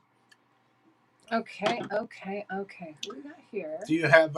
You should put up Brody's web underneath, maybe. Oh, I meant to do that. I think it's Dawson's Hot Sauce. It's Dawson'sHotSauce.com. I'll just pop it in right now. Every now and then, I don't know if you guys noticed in the top corner, we've been trying to put the logo of whoever we're interviewing at the time. We just forgot for Dawson's, but I'm sorry, I'm cap high. That's blame Haico. that's understandable, but this one, what would you give this on a rating? Of heat? No. Oh, of taste? Oh man, like 9 out of 10. Yeah, I mean 10 out of 10. 10 out of 10. Freaking, so it's delicious. for people that have never tried hot sauce but like chocolate, and you just want to say like Christmas it up a bit, wouldn't you think? Hot chocolate? Yeah, definitely. It's You know, make hot chocolate, put your whatever, and these just sprinkles, add a little bit onto and it. then just add it to the top of whipped cream. Oh man, that'd be gone. This is dank. It's really good. Really good. I like this one. Yeah, man, that's straight knock out of the park right there. It's what I like about it is that it is completely different. Like Yeah. literally like I didn't know what to expect. it's literally like a syrup or a like a Hershey's chocolate syrup, but not Hershey's. But no, this is way like, better than Hershey's. This is like Belgian chocolate style. Yeah, and really like that kind of dark chocolate taste, like not super duper Not saccharine milky. or sweet. It's just Not overly sweet pure either. chocolate flavor. Yeah. So good. Man, and that's the first one of all of these. And, you know, we'll be going through these throughout the day. Like I said, I had it scheduled for later, but maybe we'll have the hot one scheduled later. So we've got time for one more of these. Jalapeno al garlic jalapeno. And this one is jalapeno pepper, garlic vinegar, poblano pepper, onion, extra virgin olive oil, chili pepper, and sea salt. Heat, 4 out of 10. And it's in. I don't want to. I'm like, I don't want to taste it now. No, I've got I'll this taste nice it. chocolate in my You mouth. keep the nice chocolate, but it's. I wanted to taste this one, and again, look, green wax melted on. It's just that little touch. That's really pretty. It really is a very beautiful. Basically, it's one of the dips and leave, which I like. I like that, a hot wax dip, because definitely, even with the seals, are all good, but it's just that little added touch. So all I have to do is hopefully twist. Yeah. Oh, yeah, you're gonna like this one, but you don't. It's garlic. It's garlic jalapeno. Garlic jalapeno. You won't have to try it. I'm just. No, I'll try it. And then you can do some chocolate afterwards to bring the taste back. We'll see. Well, I'm gonna give this a little shake. Oh, I feel like this chocolate we maybe should. I guess so. We do try to go from mildest to hottest when we do tastings because obviously the hot ones will kind of ruin your palate for the mild ones. But I was just almost about to say, oh, we should have saved the chocolate for last. And you know, now that I think of it, it's not a bad idea to have a very mild one at the very end after you blasted your palate to pieces. This smells great. And I'm a big fan of garlic, and I'm a big fan of jalapeno and poblanos. Oh, it does smell nice. I love poblanos. Like a poblano soup is one of my favorites. Oh my goodness. You got to taste that. The first ingredient is jalapeno. No, you got to taste it. It's not that hot. I mean, I don't even notice the hot. It's very green. It's a nice consistency. This is like my favorite kind of a hot sauce consistency where it's not. You're going to love this. Sticking in the bottle, but it's also not. I was like, look how pretty it is. I'll put a huge dollop on there. This is really good. Really, really good. Very tasty. Oh. Yes, exactly. It is really good. It's very fresh tasting. I know, it's just what I said. What does it remind me of? Summer. It definitely puts me to mind of like there's a certain something. The garlic is very prevalent. Yeah, and not overpowering, but not overpowering. And then I'm also tasting a lot of that poblano. It's a very nice, like even mixture, and it's not super hot. It is very mild. Yeah. I mean, I don't taste any heat at all right now. Remember the poblano by Lawrence with Sinai Gourmet, who'll be on later. That was the same. That was the same. I think that was the same. Yeah, it was the same thing. Poblano. The girls went right through that. Yeah, they like the poblano too. They really like that. I mean, I'm sorry, I keep looking at you instead of you on the camera. No, that's because I'm talking. We're sitting. I'm doing the same thing. I'm looking at you, and the camera's. See, but he's looking at me, but I'm on the other side of the camera from him. Well, I've got to try one more. I am facing away from him. I mean, look at that pour. Look at that lump. Just lump hanging over, and it's just hanging there, look, like a snot. And I don't mean it in a bad way, because this is super, super tasty. So we are at 12:30 on the dot. Yeah, I'm going to move on to that. But that's 2 of Brody Dawson's sauces at dawsonshot.com.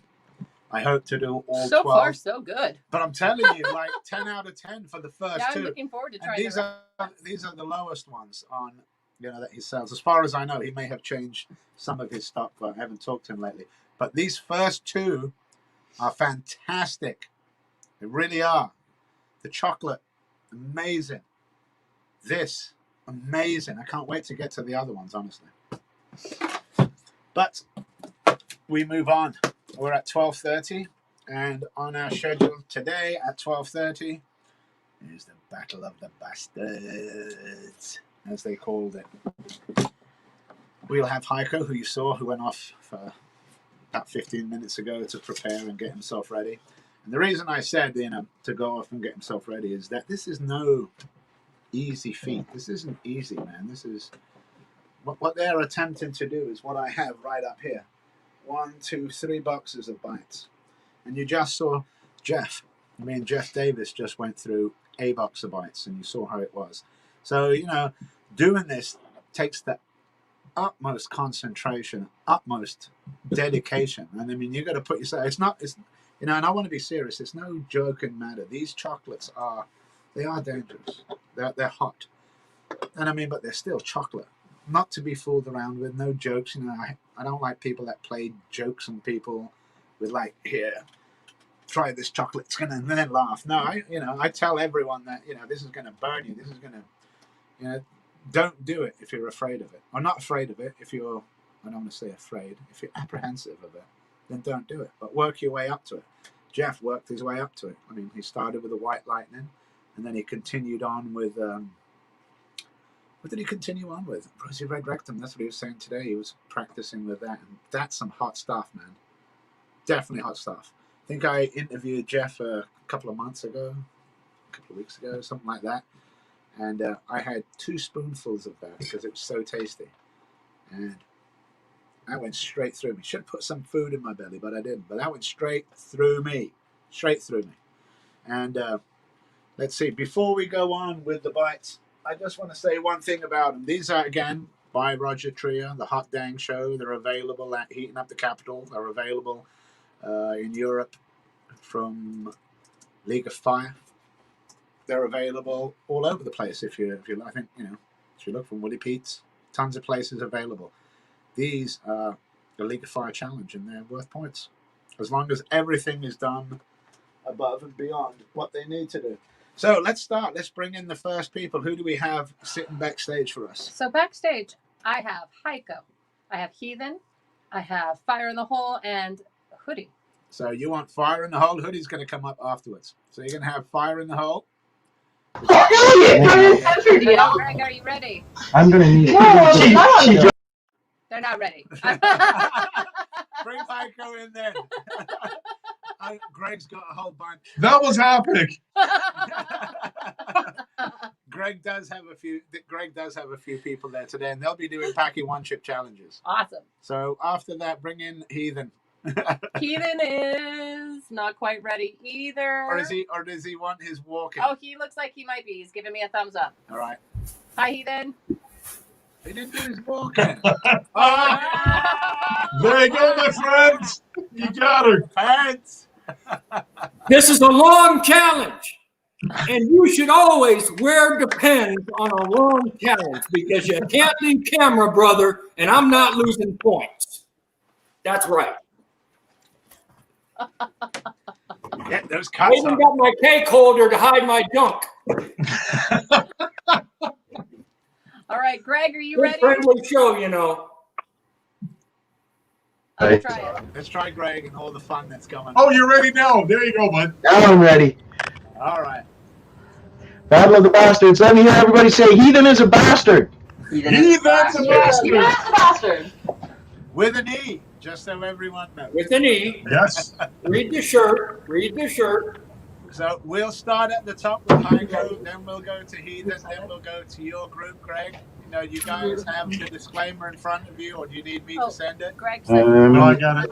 Higher than that. All right, I'm going to send you one, Greg. He's going to send it to you. Okay. Yeah, there we go. Yeah. Just read it, Greg. Read it, Greg.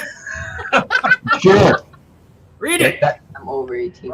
I am over 18 years of age, sound mind, and have read and understood the hot sauce product disclaimer on the League of Fire website. In summary, I accept that the League of Fire, their suppliers and manufacturers will under no circumstances be responsible for or liable for any claims of injury or damage arising from the consuming of this product or multiples thereof. I acknowledge and agree to this fact. So here's the thing: all the people behind you are going to have to read that too. Yeah, we're gonna do it like let's do it like last time. That's the way to do it. I, Greg Marcus. I, Max Marcus. I, Kalen Arnold. And over the age of 18 and sound mind, and have read and understood the hot sauce product disclaimer on the League of Fire website. In summary, I accept that the League of Fire, their suppliers and manufacturers will under no circumstances be responsible for or liable for any claims of injury or damage arising from consuming this product or multiples thereof. I acknowledge and agree to this fact without question. Amen. Okay, I need a plate. Can you give me a plate, please? I need to go a little bit higher than this. So I'll do mine. All right. I, Haico Cranswell, state that I'm over 18 years old, of sound mind, and have read and understood the hot sauce product disclaimer on the League of Fire website. In summary, I accept that the League of Fire, their suppliers and manufacturers will, under no circumstances, be responsible for or liable for any claims or injury that may arise from consuming the products or multiples thereof. I acknowledge and agree to this without effect or question. All right. I'm Heathen Raider, I'm over 18 years of age, sound mind, and have read all the understood the hot sauce and product disclaimer on the League of Fire website. In summary, I accept that the League of Fire, their suppliers and manufacturers will under no circumstances be responsible for or liable for any claims of injury or damage arising from me consuming these here products or multiples thereof. I acknowledge and agree to this fact. Sure do. As Charles Vane would say, let's get after it. Let's get it. Let's get the show on the road, bud. My boxes, because I like standing up and showing my legs here. What we got Right here? now, once you open these boxes, they've got to stay on camera at all times. Okay, you see the seals on all three of my boxes, right? Yep. Good. They're staying on camera. So as you guys are familiar with these, I'll still go over it. Everything needs to stay on camera at all times. There's no food or drink allowed between these. You know, you'll get cumulative points if you just continue from one challenge to the next. You can go basically as far as you can go. Once, if we see you about to hurl, we're going to throw you out. Before you guys start this, do you want to have those guys, Max and them, do packet chips, or do you want to wait till after? Oh, I'm sorry. He's muted. No. We'll wait till after. Kalen can't get, or Max can't get into his pocket. All right, so again with these, this is like 2 minutes to eat I'm each just about bar. to like. You have 2 minutes to complete the bar. If you finish the bar in under 2 minutes, you still have to wait till the 2 minutes is up before you start the next bar. Once you start the next bar, it's another 2 minutes. Again, you have to wait that is up until you get the third bar. Once you get the third, 2 minutes to eat that. You have to wait till the end of that 2 minutes. Then you begin the 5-minute afterburn. So each one of these is 11 minutes long. I'm going to let each one run 11 minutes, and then I'm going to move on to the second 11 minutes and the third 11 minutes, so everyone is clear. So if you guys want to open your boxes and get them all ready, make sure that once you open them, they stay on camera. Can you take the bottom comments off so I can see more of... Yeah, and see... Purple, red, black. Purple, you may red, have black. to raise Purple, red, black. Greg, can you lower your camera or raise your plate? Now, I've got Greg muted because they've got a lot of background noise. Yeah. But, Greg, if you need to be heard, give me a wave or a thumbs up or something and just, like, get my attention so that I can unmute you. Perfect. So, did you hear that, Greg? We have you muted because of background noise. So, if you need, just wave and we'll, if you need to talk. All right. So, if you get the first bar ready, open it up. We all know what that one is. That's the jalapeno milk chocolate. Purple. Definitely. Milk chocolate, habanero.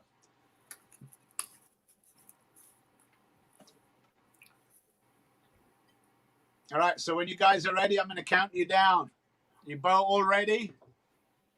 Yep. All right, in 3, 2, 1, and go.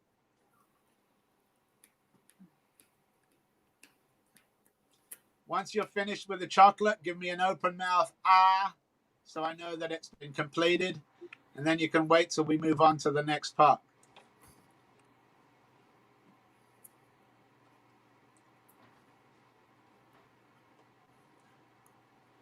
If you guys saw earlier on, Jeff Davis, I was going to say attempted, but he didn't attempt to smash these.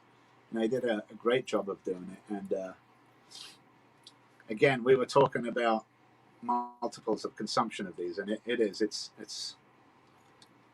no joke. These things can get you, and they're definitely not joke chocolates. And again, I'm going to push that Roger is selling. First one's pretty good. Roger Trier is selling these on Hot Dang Show at 20% off. Put in the code SOF, Sons of Fire. Not Sons of Fire. Put in SOF as the code.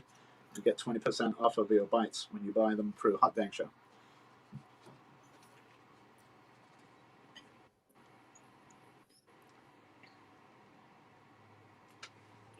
"45 seconds left.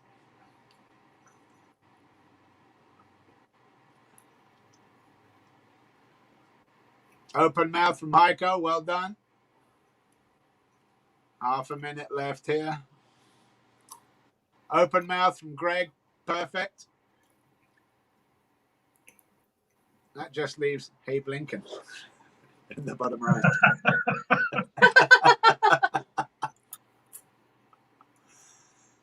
Perfect, Heathen. Well done. 47. Get your next bar ready. What I'm going to do is I'm going to stop it at 2 minutes because I don't want you guys to, I want to make sure you guys are all ready to go. 58, 59, 2 minutes. We'll stop right there.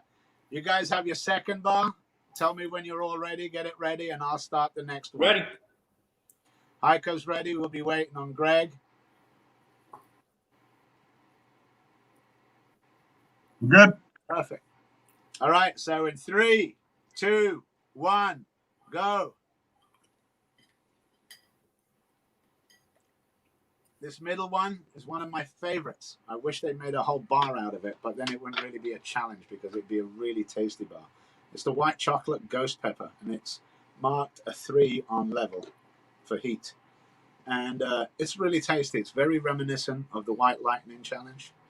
But like I said, when you eat it before, the milk chocolate habanero appears hot, but it's only because your palate is cleansed. And, by the time you get to this one, it's a great tasting bar. I would eat a half pound. I don't know. I'd eat a half pound one of these. But very tasty. Powerful little boxes. Lots of surprises in it. And I noticed Jeff was just putting the whole bar in his mouth. Man, that's just amazing seeing that. First minute coming up. Halfway through the second bar. We have a minute remaining. Again, once you finish it, give me the open mouth ah, and I know that you've completed it. But as with anything, you want to try and chew it close to the time just so that you're not starting your burn early, and then you'll move on to the next. After this, once the 4 minutes is up, guys, I'm going to pause it again. I'm going to make sure that you can all get ready to prep. I don't want to rush anything. You guys are doing 3 bars, so I want to make sure we do it step by step by step. So half a minute left. Ah from Haico.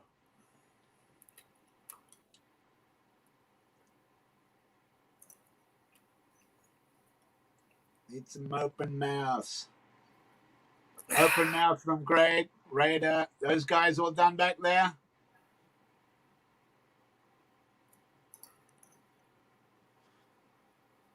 What did he say? I don't know. Oh, I just removed him on accident. No, put it back.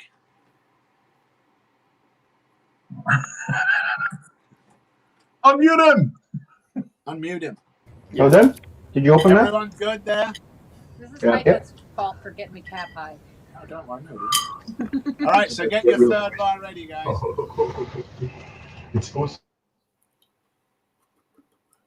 Oh, this is going to be fun. I remember this one. Just go as far as you can, brother. Yeah, just go as far as you can. Everybody ready on this one? Well, there's 2 seconds, so I'm going to reset it because I don't trust it. I'm going to make sure that I want you guys to have all the time. Everybody ready? In 3, 2, 1, go.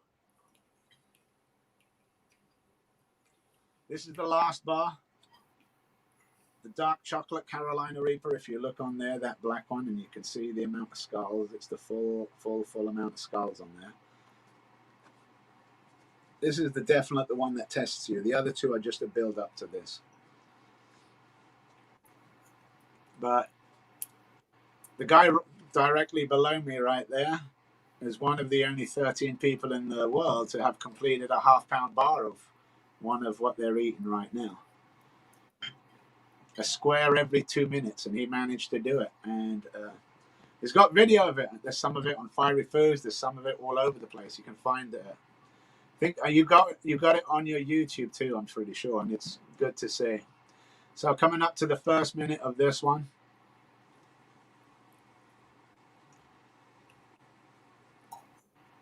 One minute over, there's 1 minute left. Again, if you guys want to try these, Up Down Show, Roger Tria. Put in the code SOF and you get 20% off. 45 seconds to go, like with this one. Again, open mouth right at the end. We already lost the mix. I think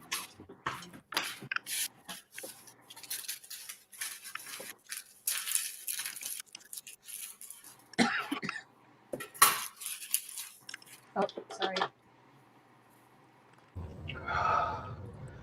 Well, now I'm unmuted. Okay. All right, 20 seconds to go, guys. Open mouth from Greg. Open from Heathen. 10 seconds, Haico. Open from Haico. I'm going to go straight into the 5-minute burn, guys, so we go to 7 minutes. So all it is now try not too much movement around. Make sure that you just sit and relax because you're in it for the long haul. So you just want to suffer. Everybody with a cut except me. I gotta get my cut. How's it? Hot. That's right, balls, man. Is it garbage? On a scale of 1 to 10. He's not wasting time. He's getting his next 3 ready. But you guys, you don't have to. You can wait till you get closer. You okay? I wish I didn't tap out. Like, there's no going back because I left the camera. That is so hot. I'm going to stop it after each one, so there's no rush. So you guys can, we make sure that everything is covered here.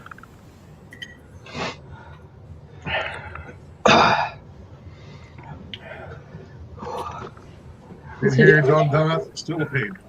They're getting ready. I'm tapping it. I'm gonna tap it. Wow. I know I'm gonna be sick as shit. So I'm cursing now. That's terrible. Hey, considering what you're eating, brother.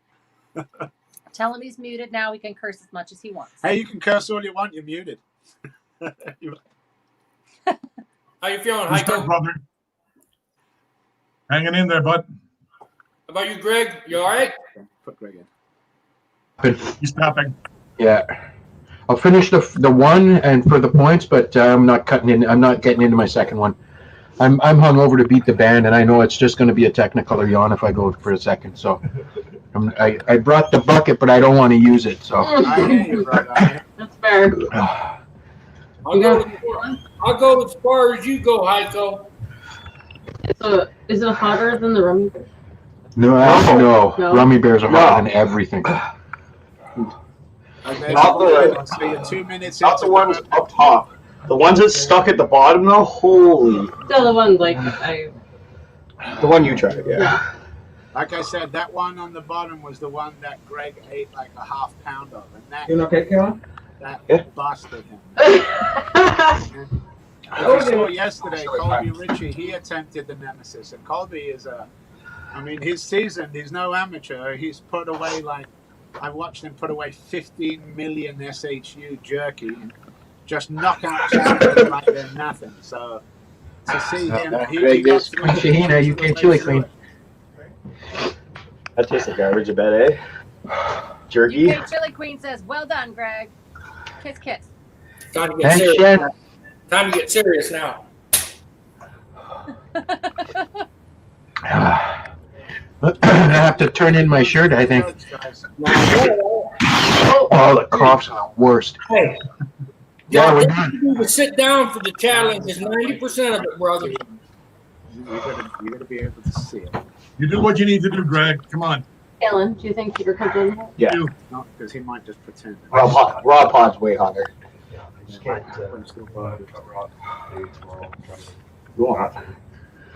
All right, we're done, right? No, we're not. We're at 5.5. We've got Yeah. 1 minute and a half. What is it, 6-minute afterburn? 5, but it's 5. two. But it's 7 minutes. 2 plus 5. It's 2 minutes and then a 5-minute afterburn. I just reset the clock so that you guys get all the time in the world. We're gonna upgrade it. A couple of seconds. Wait a second. A couple of seconds. What we'll do, Greg, is are you done? Is your buddy in the back done too after the one? Yeah, he's done. Yes. Yes. All right. So what we'll do is, as soon as the 7 minutes is up, brother, we're going to cut you out and put you backstage so you can recover and do what you guys need to do. But we'll wait till we get to the 7-point mark. After that, Haico and Heathen will just see how far you guys get, and we'll take it from there. You've only got sorry, guys. 35 seconds to go. Bro. Dude, you did amazing. I mean, it's fucking. Sorry about, bro. Sorry, pardon my French. No worries. Nothing to be sorry about. Fucking idiot. Oh, I can feel it. So hot. You Oh, got my it. God. Oh, yes. I got the same thing, man. Oh. Oh, no kidding. 10, 9, 8, 7, You got this, bud. Come on. 5, 4, 3, 2, 1. Fire in the hole, bud. Well done. Get out, Greg. Let's send those guys to recover. I'm going to reset. I'll have you guys. Are you guys set and ready to go?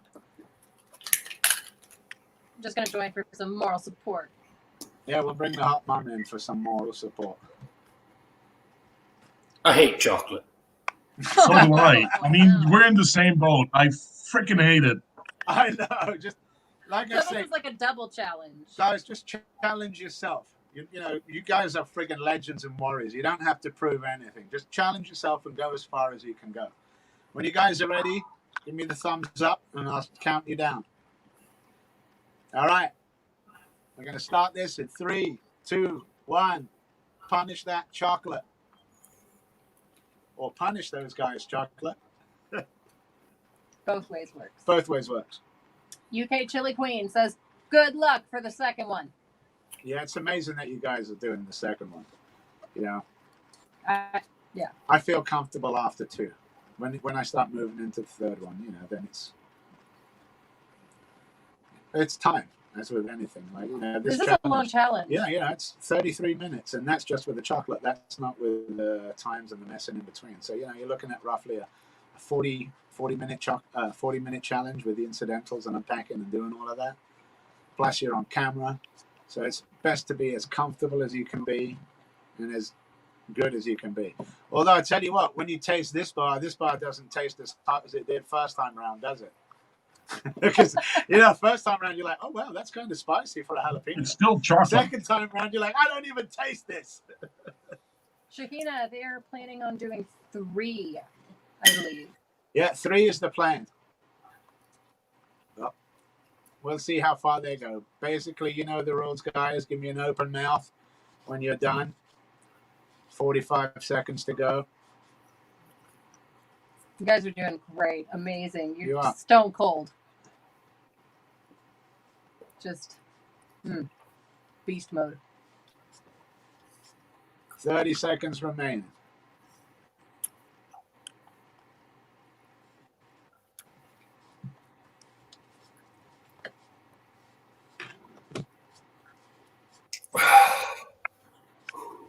That was an open mouth and open mouth.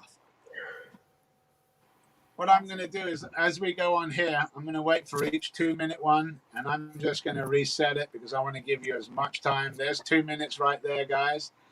Start unpacking your stuff. I'm going to reset. Give me the thumbs up when you're ready, and I'll move on with the next one. Ready, Haico? All right, perfect. I'm going to count you guys down in 3, 2, 1, and away you go. The second bar in the second box, which is the white chocolate ghost pepper, which is pretty tasty. So hopefully that's. Does that mean they're halfway through the eating of the bar? Once they've done this, once they've completed this bar, they're exactly halfway through the 3 bars. They're 1.5 through. Of course, you know, as the more boxes you do, the higher the points escalate for. And there's more. The points compound as well, Yes, right? It's not just you so get many this point, points per then line. if you do an extra box, or if you do, you know, so many after that. I always have to look at the points every time. Yeah, so it's something, you know, especially on the chocolate challenges. On certain ones, there are rules that, you know, allow you to go beyond it. You'll get certain, you know, even if you don't complete the challenge, there is a certain amount of points to get by eating it. And, you know, just, I think, say for the crunchy one, it takes, I don't want to use the Moab Cola, it takes 10 minutes. If you take 12 minutes and do the afterburn, you'll still get some points. So it's worth it on some of them. So check before you do any of these League of Fire challenges. Don't just buy the challenge and do it. Read. I've done videos. There's blog posts on League of Fire on exactly how to do this. Yeah, you don't want to do this and then not get the points for it because of the technicality. It's really unfortunate. 1 minute 30. You got 30 seconds, guys.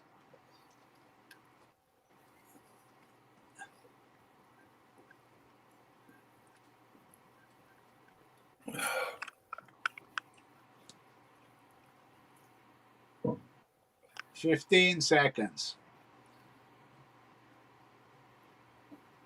10.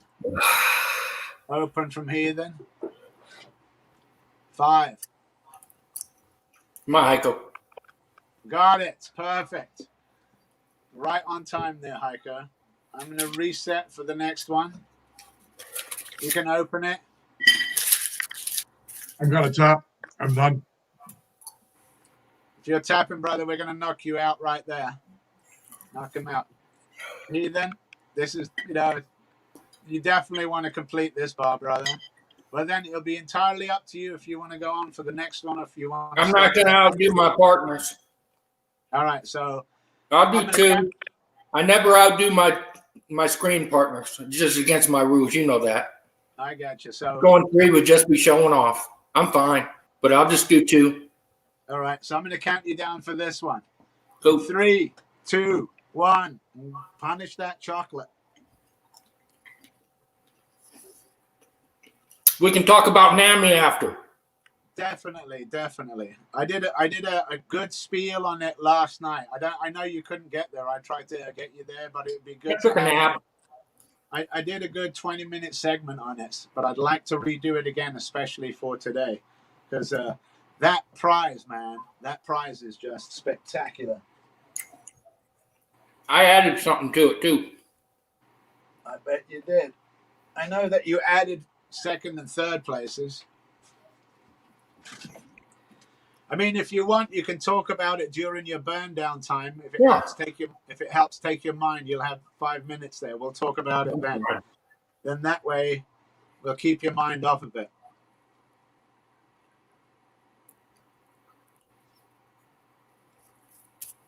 Coming up on our first minute. 1 minute over. Again, when you show me the open mouth, I'm just going to let this run through to 7 minutes, and that'll be the 5-minute afterburn. And you're doing fantastic, man. You're doing absolutely fantastic. Brian Johnson says, Heathen, you are one bad dude. He is one bad dude.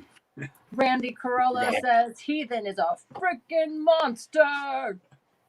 Yes, he is, man.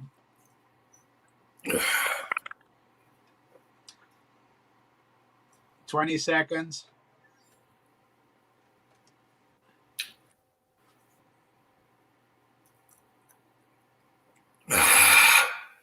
Perfect, brother. I'm just going to let this run through now. When the 2 minutes is up, you'll have completed the first 6 minutes and eaten the bars. Right now, we're moving into the 5-minute afterburn, so we'll go up to 7 minutes. So, none of your stuff needs to stay on camera now, but the only thing that needs to stay on camera is you. I better leave that there. That's for modesty. Anyways, this NAMI deal, right? I saw Dawson doing push-ups, and then I found out why he was doing push-ups, right? It was like mental awareness and PTSD for like veterans and stuff like that. And me being a vet, I thought about it, and I said, you know what? I should just join in. And like most things, when I join something, I just kind of barge my way in and just do it. And I started doing the push-ups and found out how bad a shape I was in first. And then I started, hey, how about if we just, to really try to raise some good money for NAMI, why don't we get a prize drawing and talk to, the Philly people and get a big pot in there. And it's kind of morphed into this larger, bigger thing. And Haico's holding the prize fund. And it's so much in there. Can you guys hear me? Okay. But I just threw another package his way. I threw one of these type guys in there that I signed off on. That's going to go in the grand prize. There's a second prize pool that's a really nice cutting board. And I might add some stuff from Hell Garden. My buddy Nick Kemp, my homeboy back there, he sent some stuff that's going to be coming in this week that I'll probably put in the second prize fund. Some tank and some seeds and stuff like that. And then Haico got to third place with a line of his sauces, which he donated out of kindness of his heart. Dave Duran donated shipping costs worldwide. It's $20 to get in for the drawing. I've got the big jar. Every entry that's paid for, I put the entry in on camera. And December 27th, we're going to sit down and we're going to try to eat the nemesis. You're going to eat it. Yeah, well, chocolate's not my thing and volume's not my thing. I've cut almost 30 pounds right now. So half a pound of chocolate for me is like eating 5 pounds. It's really difficult. So Jeffrey Davis. Not a heat issue for me at all, but the volume will be a problem. But I'll give it a go. But on that show, I'm going to draw it live. 3 winners. 1, 2, 3. No multiple winners. If somebody wins the grand prize and they're not eligible for the second or the third prize, let's be fair because I want to spread the love. But you can donate on Dustin Johnson's homepage. He's got a link, or you can go to day 4 or 25 of push-ups on my homepage on Facebook to donate. $20 for entry, $100 get you 5, so on, So, yeah. So, donate, people. It's going for a really good cause. Dustin doesn't see a cent. I don't see a cent. None of the people that donated see a cent. It's open to anybody worldwide. There's League of Fire challenges. There's science swag. There's seeds. There's essential oil.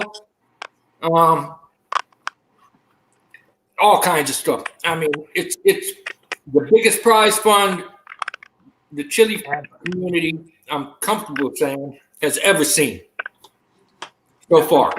No joke there, what Heathen is saying. It's got all the challenges from League of Fire in it, all of them. I mean, you haven't even. There's so much stuff in there that you don't even have time to name it. T-shirt signed by Troy Primo by Bella and Dark. There's a T-shirt in there that was supplied by Dustin Johnson that's got League of Fire with everyone's name on it. Dustin's I mean, that there is a collector's item. Dustin, UK Chili Queen, and Johnny Scoville signed on the same shirt. The only one that I know that has that is me. I have a shirt with all three of them signed on it. You got Troy Primo signed. You've got a GIF. You. I just sent that. You got a GIF Fireman signed shirt. You got a Heathen signed shirt. You've got a Ed of the Ice Lady signed shirt. It's all good. You have just completed 2, brother. Congratulations. I like the bites. Yeah, the bites are very, very tasty for sure. Yeah, they're easy too. Yeah, get after them, people. To me, well, if somebody has their tolerance built up, they're fairly easy. It's just a volume deal for me. I don't feel like eating the third one. I could do it. I'm sure I could, but I also never outdo. If I'm on a screen with you, and we decide we're going to do 2 or 3, somebody falls out, I'm going to finish that challenge, get them on, and stop. Because we're a community, and it's never about outdoing the person on screen with you. It's about, to me, it's a community, so to me, if I did that third box, I'd feel bad about myself the rest of the day. I would. It's just how I'm wired, We're only competing against ourselves. Yeah. It's true.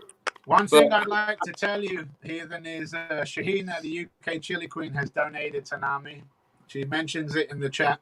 So what I'll say to Shahina, you can either send a receipt of that to Heathen, Dustin, Haico. You can send it to me. You can send it to Sons of Fire. We'll make sure that these guys do it, because on December 27th, that's a special day, is it not, Heathen? My birthday. It's his birthday. Farmer Jay, from what I hear, is going to be with you. And Farmer Jay tried the Nemesis, and he got halfway through it. It knocked him, and he's working his way up to that too. So you know what? It's not ever about completing the challenge. It's about having the sand and the audacity to sit down and try it. Exactly. Whether you complete it or not, that's what I'm saying. Some great people have tried it, and it's like I said, it's a strong bar. It's no joke. Definitely no joke. So anyone that donates to NAMI, like I said, make sure one of us send it to one of us, send it to Sons, send it to Brian.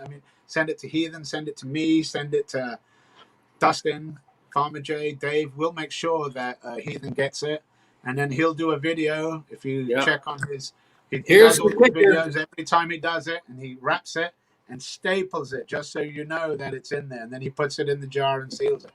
So that's right. It's we're at about $22. We're at about $2,300 right now. I told the world, and I mean it. We get 5,000. I'll get a tramp stamp. Well, yeah, and it will be NAMI, and it will be NAMI charity. It'll have something to do with the charity drive. Just so you guys know, he's not joking here. He's already had the tattoo drawn out. It's going to be Mjolnir on the tramp stamp. He's definitely so. If it gets all you got to do, reach in your pocketbook, and I will do a live at the tattoo studio. I put a little piece of tape on the precious area so we don't get kicked off of YouTube. But if you want to see Heathen get his hiney tattooed, we're going to have to dig deep into that pocket and donate to NAMI. December comes along, and I might do an online something to raise money just so we can get 5,000 to watch you get there. And by the way, I got my eye on you, Dave. I know you got something planned. I don't trust that fella now when it comes to money and getting somebody tattooed. No, I trust him with my life. Good guy. All right, brother. Well, I know you're up to something. Yeah, you did a fantastic job in smashing those two. Big congratulations. More points. Oh, thanks. On the board. Thanks. It was fun. You know what? Being on screen with Greg and Haico again was a lot of fun for me. They didn't have a lot of time to get prepped and whatnot. So 3, I don't care, whatever. We did good. Good You enough. did. So when you submit this to League of Fire, after the festival is over, there'll be a YouTube screen, a YouTube link for you to submit, and your timestamp is 2.5 hours. So when you submit it, if you say the Basterds is at 2.5 hours, League of Fire will just go to 2.5 hours and check it. So you don't have to send a single video of it. Good stuff. Well, you guys have guided me through it. You know I'm not very techie, so you'll guide me through it if I need help. I know that. Definitely. No worries. All right, brother, we're going to let you go so you can recover.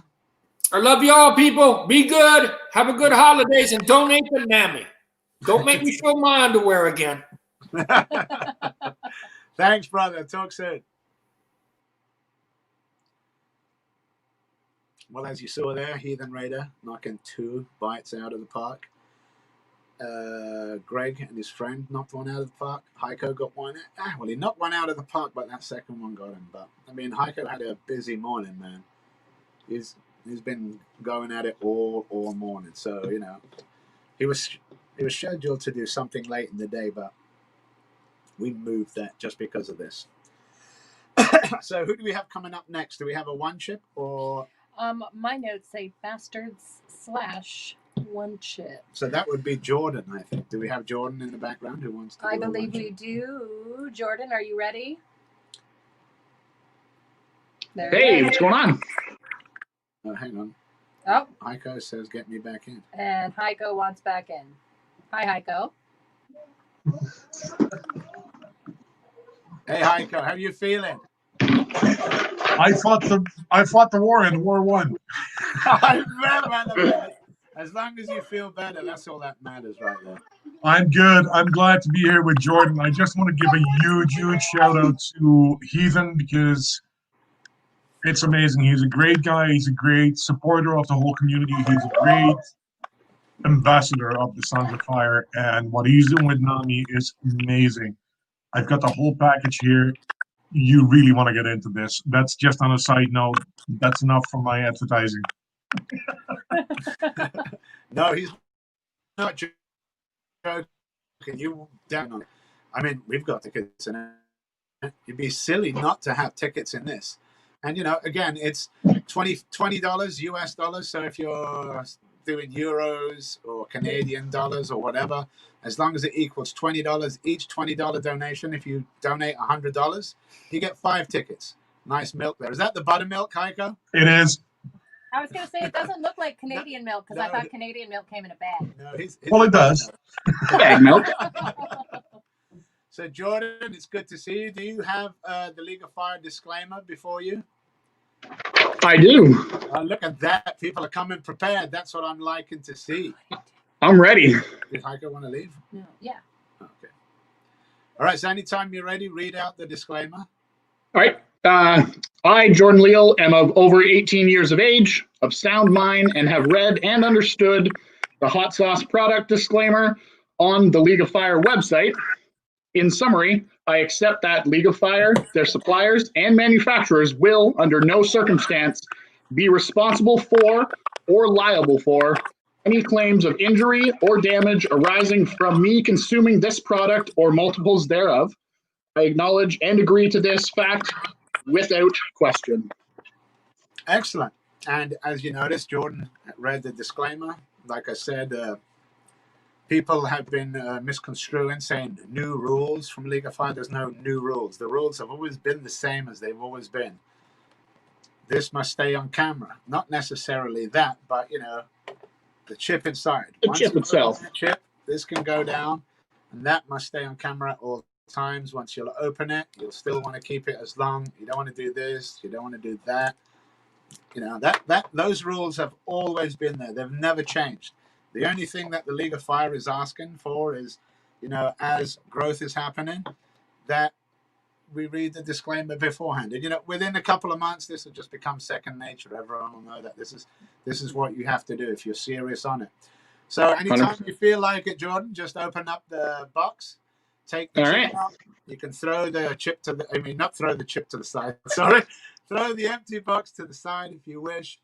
Inside that, It's funny because we got one from the factory that came open.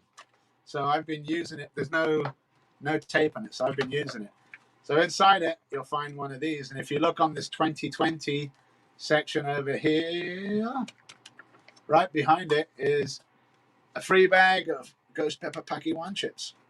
Sweet. Nothing wrong with that. Definitely. So there's your chip inside. That is apparently the worst tasting thing in the world. So, so I guess, yeah.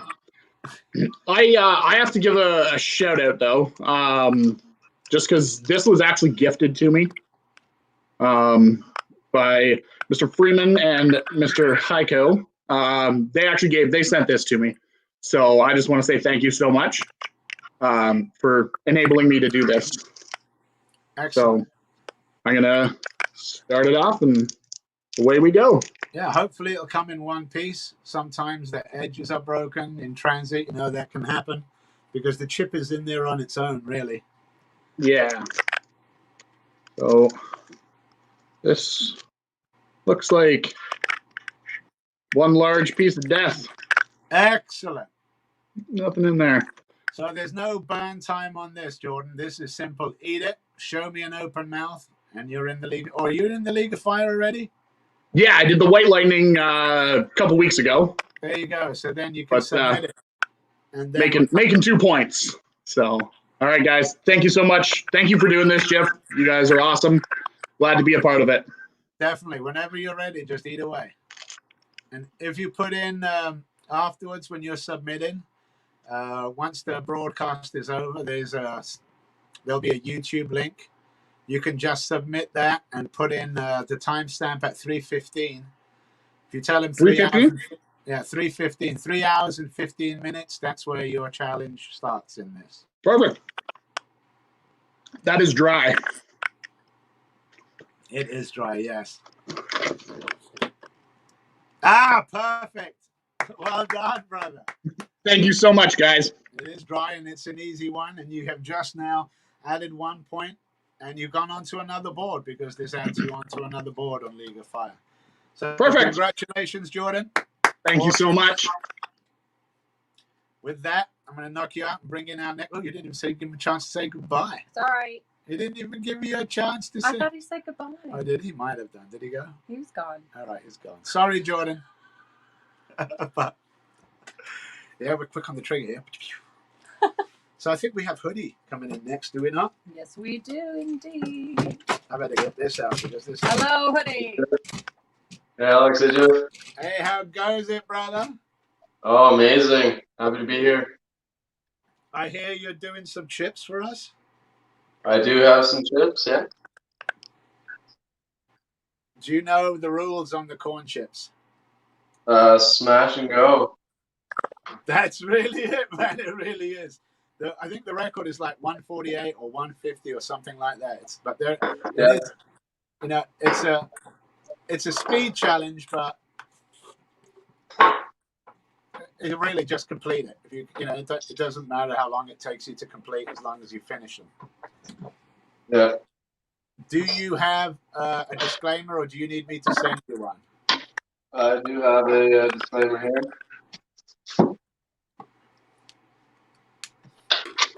Yeah, let's get my foliage set up.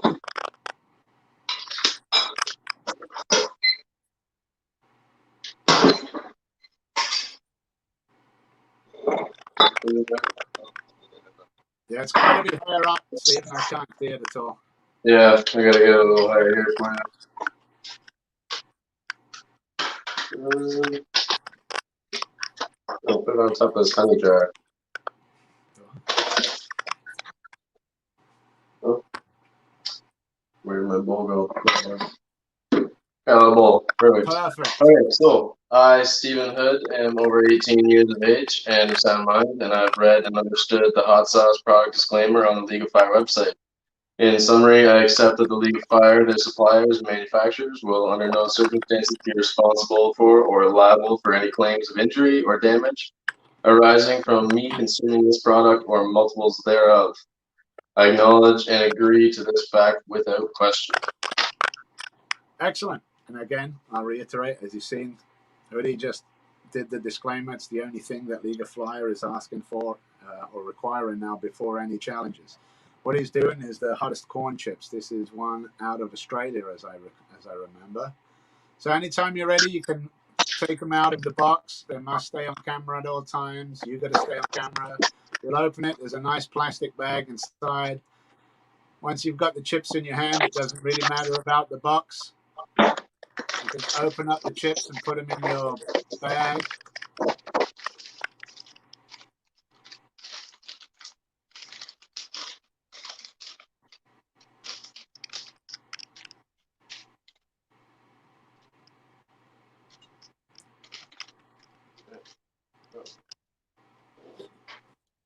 Now, seeing as this is a timed challenge, Hoodie, what I'm going to do is I'm going to go by totally you. I'm going to have you count me down. You're going to say 3, 2, 1, go. As soon as you say go, you start eating because I'm going to clip this. The minute I see an I'm going to stop it as close as I can. And it's up to you. You can go slow or you can go fast. I'm not telling you what to do. It's entirely up to you. But the minute I hear an I'll stop it. So whenever you're ready. Okay. One in hand. 3, 2, 1, go.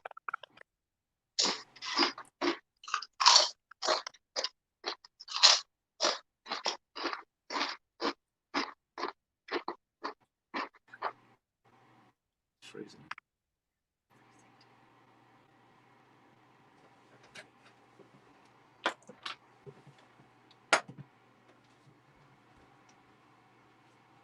Doing great there. 25 seconds gone.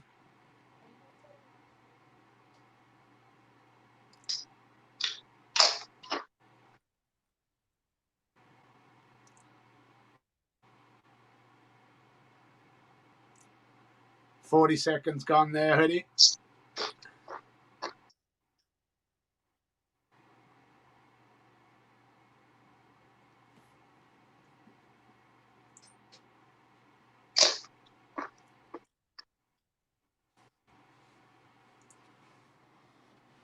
There's 1 minute. You see?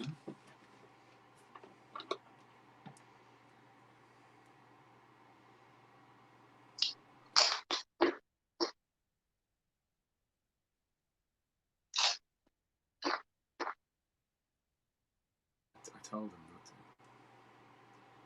I did. Okay. Minute and a half, brother. Coming up on it. Minute and a half now. You're doing great.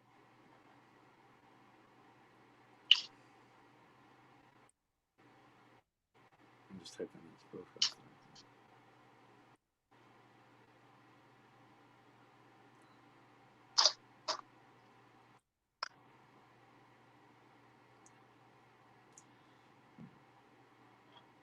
I think that was the record somewhere in there, for fastest, but it's not always about being the fastest. These chips are friggin' hot, definitely hot. They don't have the activated charcoal, but they are definitely a hot number right there.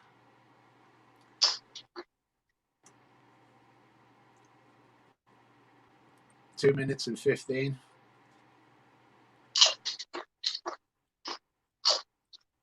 Well, I'll hear that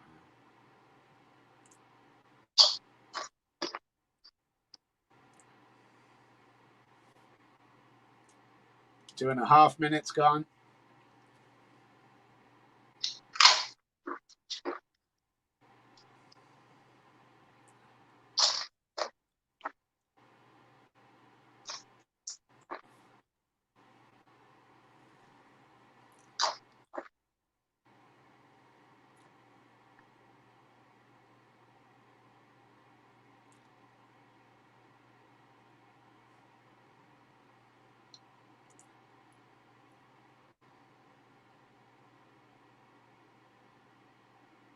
Ah.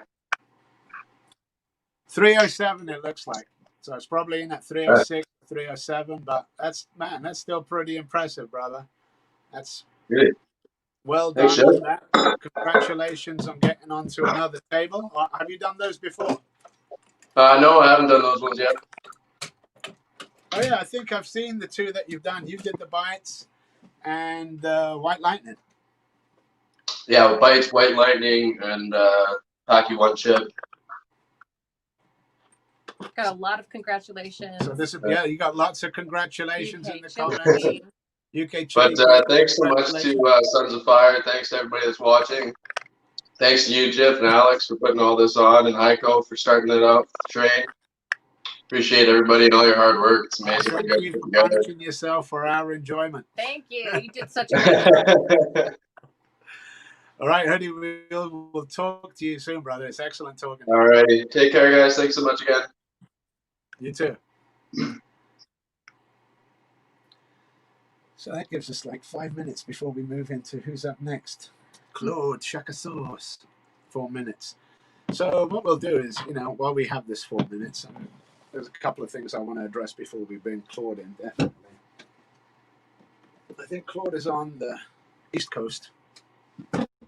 And he's another one of the guys that he's only one of the 13 that have smashed the Nemesis bar. Let me pull this up. I like heat. You saw me eat the Rummy Bears yesterday at the start of the day, and then I continued on with the day. I was managed to complete that. It's not that I'm afraid of the Rummy Bears. I like them. They are hot. They are hot, but I like the taste, and I can control the cramps. That thing.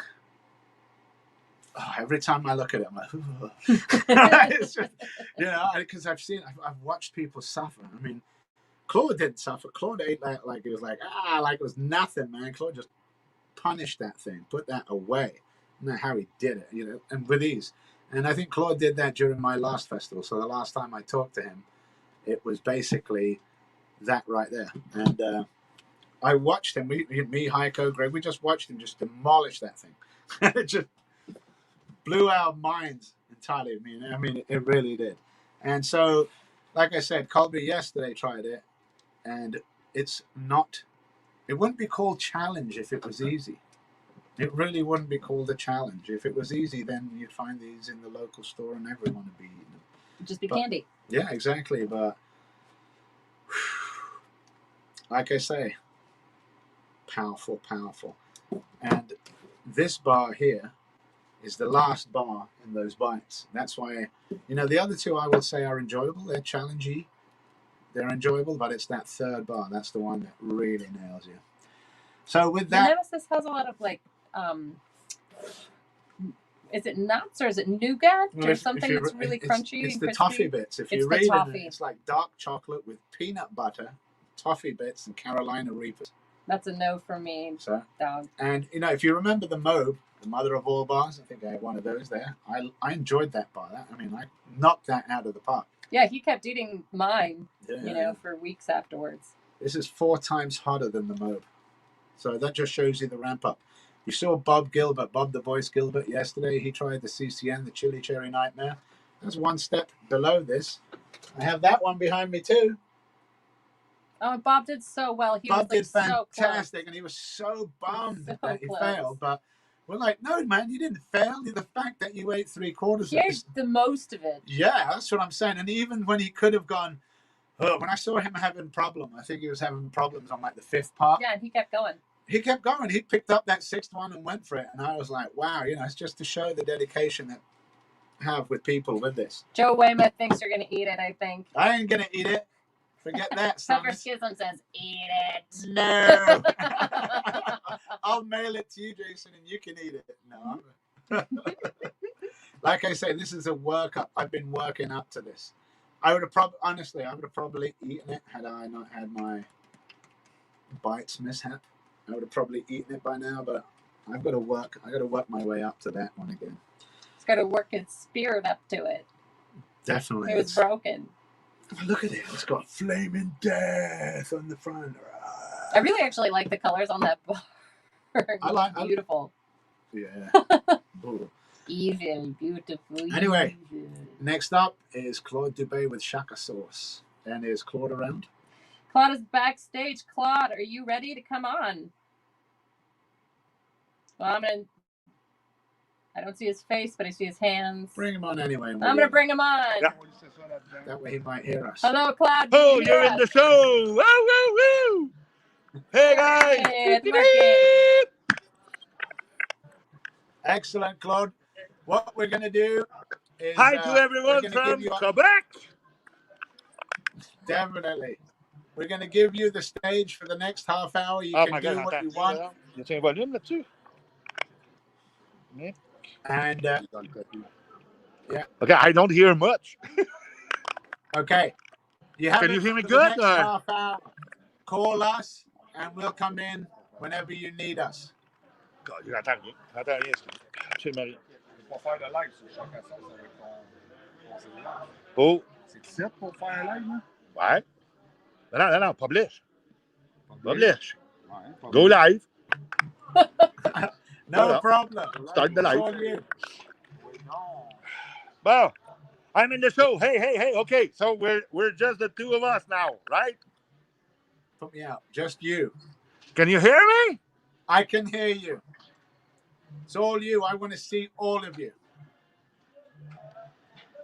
Oh. Hey, hi, everyone. Okay, so I'm going to introduce to you my boutique, okay? So let me turn you around. Oh. Comment ça, là, il y a l'arrière?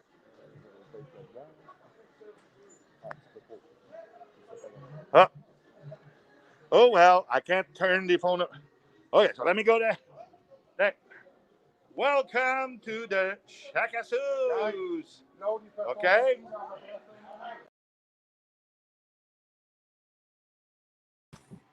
Put me back. We'll You're wait for him to come back. I think we may have lost Claude there. Oh, his phone dropped the stream, I think. Oh, how unfortunate. I was already enjoying him. I know. The Shaka Sauce. We'll wait. I see him coming back on in the background. Move me out and you work it. Okay, I'm going to... So there's only one of us in there. Well, I mean, I'm just going to drop myself out. Okay.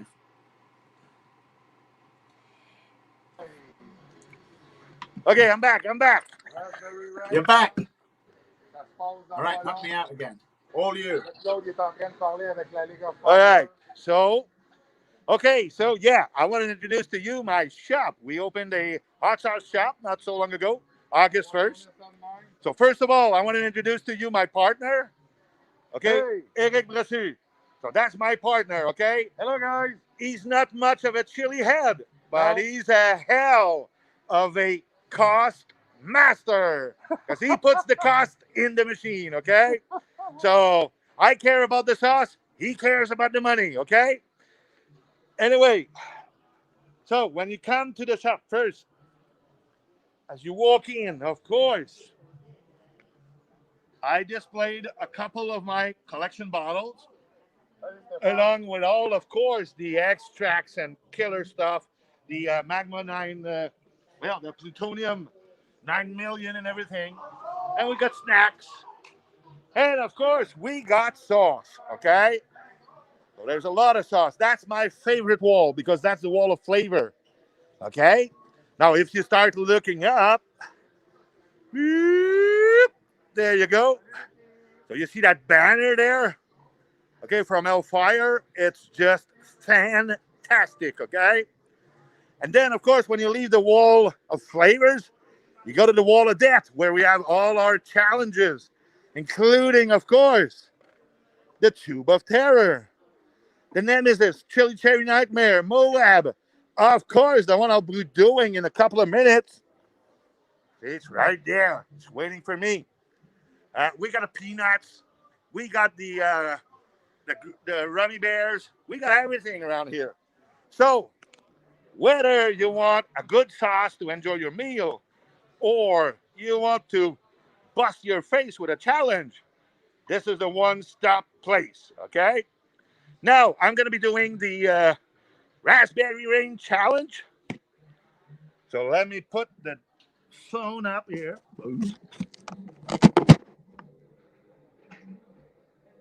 I don't know, but fantastic. Don't touch nothing, please. Ah ouais, guys, hey, merci pour les détails. Alright. J'ai pas vu qui nous les avait envoyés, là, mais là, on est dans les jus pas mal, guys. Merci. So now, let's take the mask away. Cuckoo! And I'm going to be doing the raspberry rain challenge. Merci, Olivier, pour les étoiles. Là, j'essaie de pas Okay, parler trop fort. now I tasted this a couple of days ago. One of our customers came in, bought it. He does the challenges with his friend, and when they don't manage to finish it, he brings the leftovers to me so it doesn't get wasted. So, of course, this is just magnificent, okay? Tasty like hell, but hot as hell as well, okay? The downside is the fact that, of course, the jelly sometimes spills out of the bar. What is he eating? The chocolate's not strong enough when you pile it high, okay? What are you eating, Claude? And, of course, some of the jam slips out, but there's still enough to do the challenge, okay? So we have 8 squares. We have 10 minutes. They told me to follow the rules from the League of Fire that was set for the Chili Cherry Nightmare, okay? Something I just remembered. Sorry, Giovanni. Ouais, guys, si on peut pas parler fort, Okay, Giovanni, you want to throw on my Facebook the what we're supposed to read before so that the league is not responsible. I want to read it to them, so can you put it up for me, please?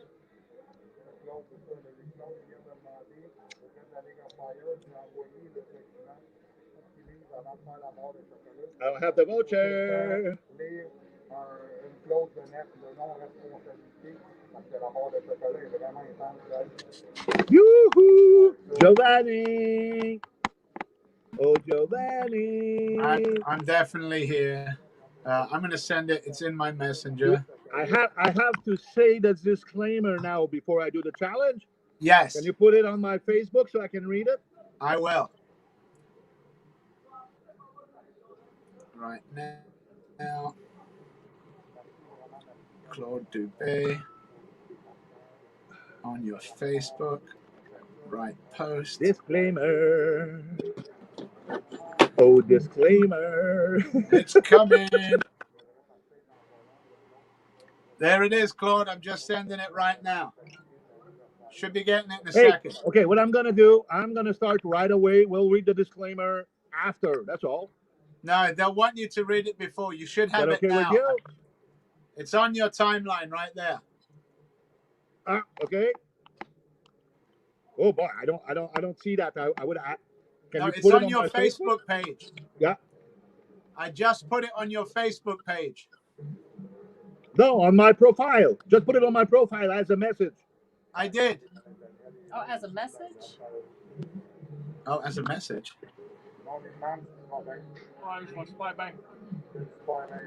I'll do it as a message too.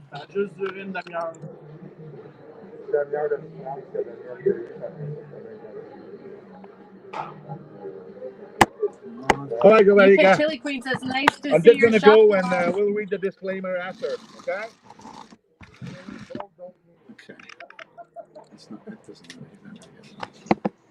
So I'm going to get to the disclaimer after. Okay. Okay. All right, guys. So that's 1, 2, 3, 4, 5, 6, 7, 8. Qui a le timer? T'es-tu bon, toi? Tu me mets ça à 10 minutes. 10 minutes, go! Tu me dis go quand tu le pars. J'ai 10 minutes pour le manger. Ouais. Là, il y a 10 minutes pour manger à bord. Il y a fait un afterburn après? Ouais, 5 minutes. 1, 2, 3, go! Go!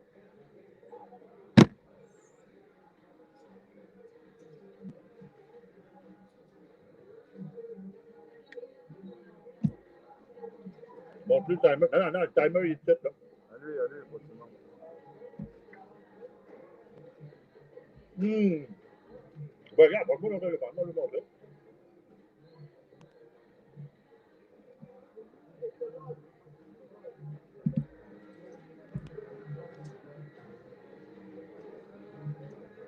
Mm.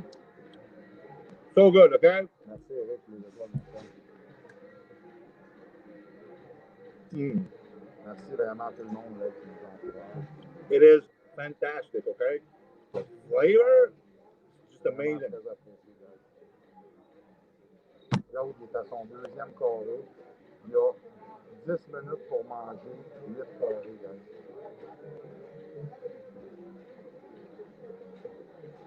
C'est toi qui va réussir, mais la Ligue of Fire, elle a essayé. Merci, merci Wendy, man. Très apprécié. So good. Mm. C'est bon. Hein? Le goût est bon? Le goût est très bon, guys. Chocolat avec de la confiture de framboise au Reaper dedans. This is just damn good, okay? Really good. Mm. Love it.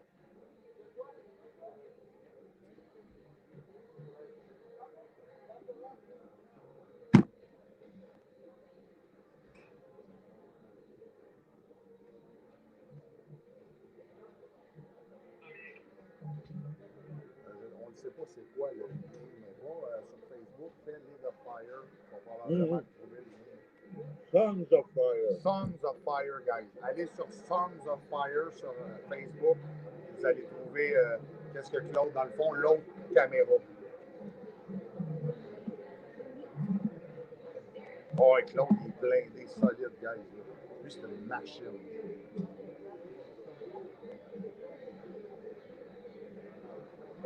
Mm. So good, man. So good. Okay?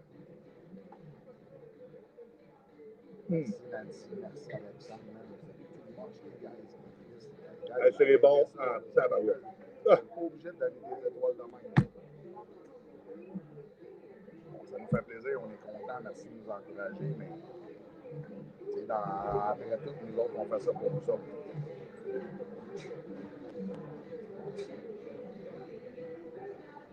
Merci Maxime, mon chum, merci Maxime. Anyway, après la barre de chocolat, après que Claude ait fini son live avec la League of Fire, c'est sûr qu'il va venir. This is really good, okay? C'est bon en tabarouette, là.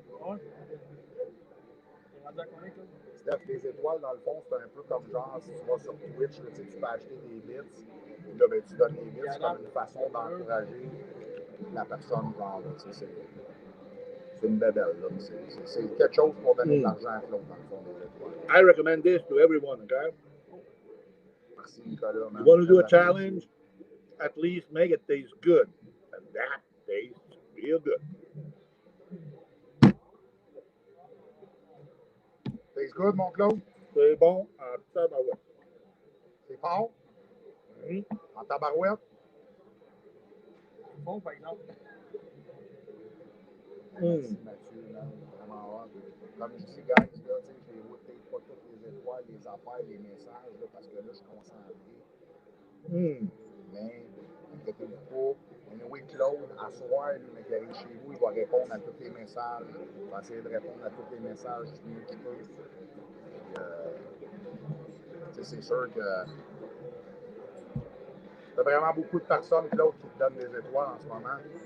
Hey, merci tout le monde, hein? Oui, c'est ça. Fait que après ça, Claude, il va vraiment faire le tour, guys. Inquiétez-vous pas. Merci Alain, merci Jean-François, man. Vous êtes tout le monde chez les gars, man. Là, je peux juste pas parler fort parce que c'est ça, il est en live avec la League of Fire. C'est distribué international, là, qu'est-ce qu'on est en train de faire là. Fait on va essayer de donner la qualité plus ce genre de groupe-là. This is really good. Really, really, really good. On va faire un autre téléphone et on va continuer celui-là. On va continuer celui-là, ça va être écœurant.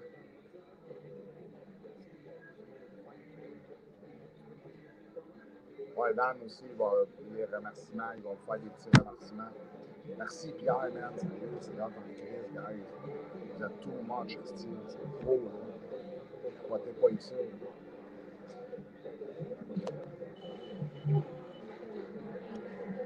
Là, t'es rendu à combien de temps, mon Claude? 5 minutes et 20. 5 minutes et 20, il y a 10 minutes pour la manger, la palette.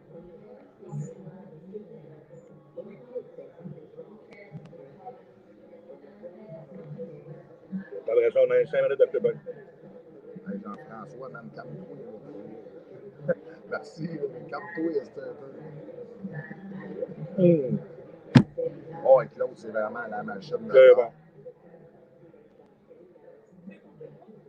Est-ce qu'il faut que tu fasses ton 10 minutes plus le 5 minutes d'afterburn? Fait que c'est un challenge qui dure 15 minutes total. Il y a 500 personnes qui checkent en ligne là, sur notre page. Hey, again! Sorry, I gotta say hi to my fellow Quebecers up there. This is so good. This is fantastic. Okay? Là, Kevin, là, arrête de me dire que c'est des vieilles étoiles que t'avais sur ton compte. Là, de moment donné, là, t'en as plus de vieilles étoiles, mon esti. Oh, man, it's so good.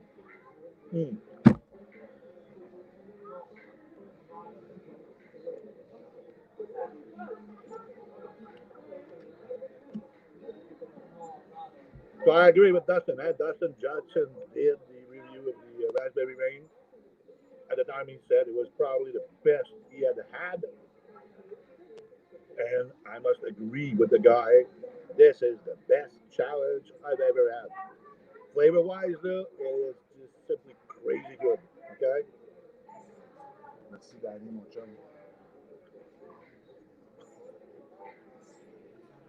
I must say that Willie Peach does fantastic chocolates, okay? We have them here, of course, at the boutique. And we also have we also have the standard line of chocolate bars that he has, you know, which are not considered as challenges. Every single one is just fantastic flavor-wise, it's crazy. Hey, last bite. On ne sait pas combien de personnes sur l'autre live. Mais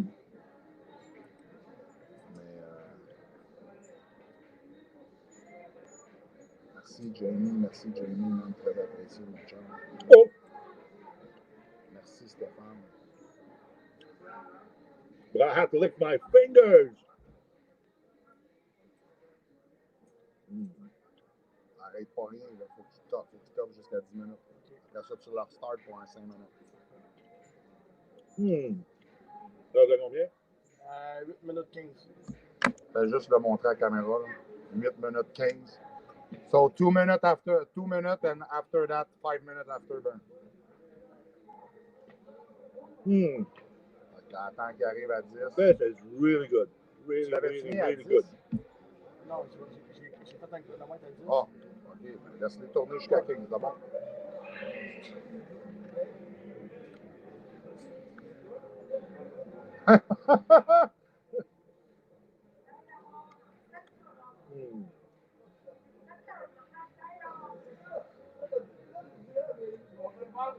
Fait, Raspberry Rain for Claude.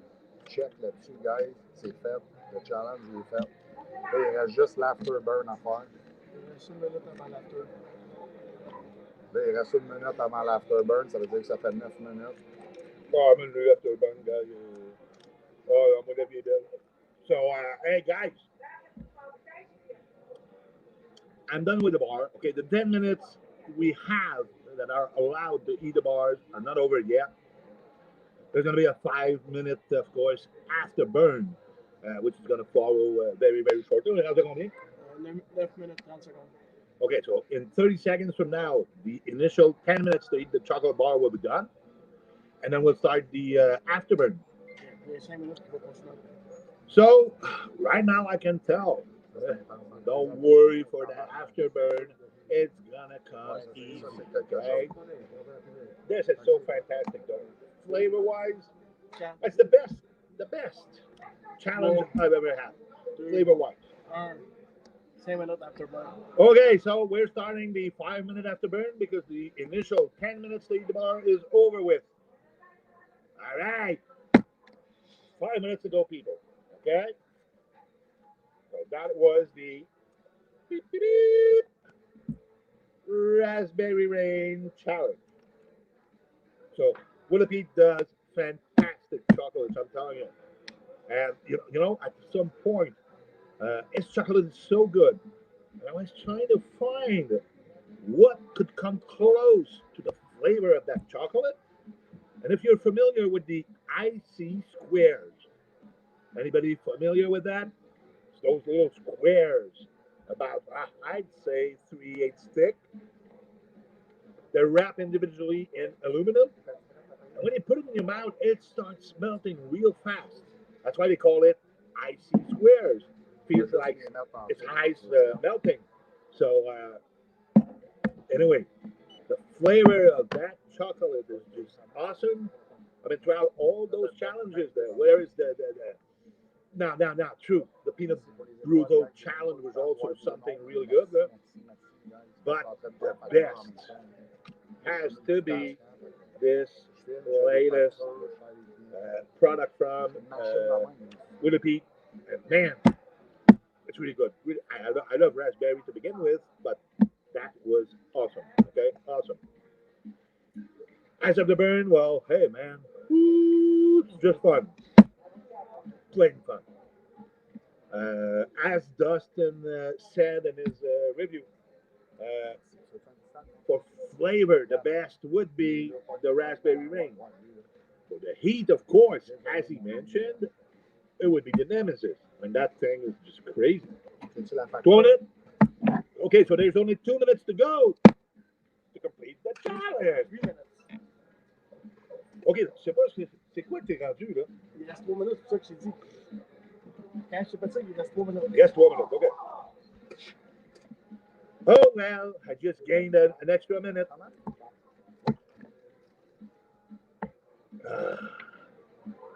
So anyway, I have just a bit of burn around the lips.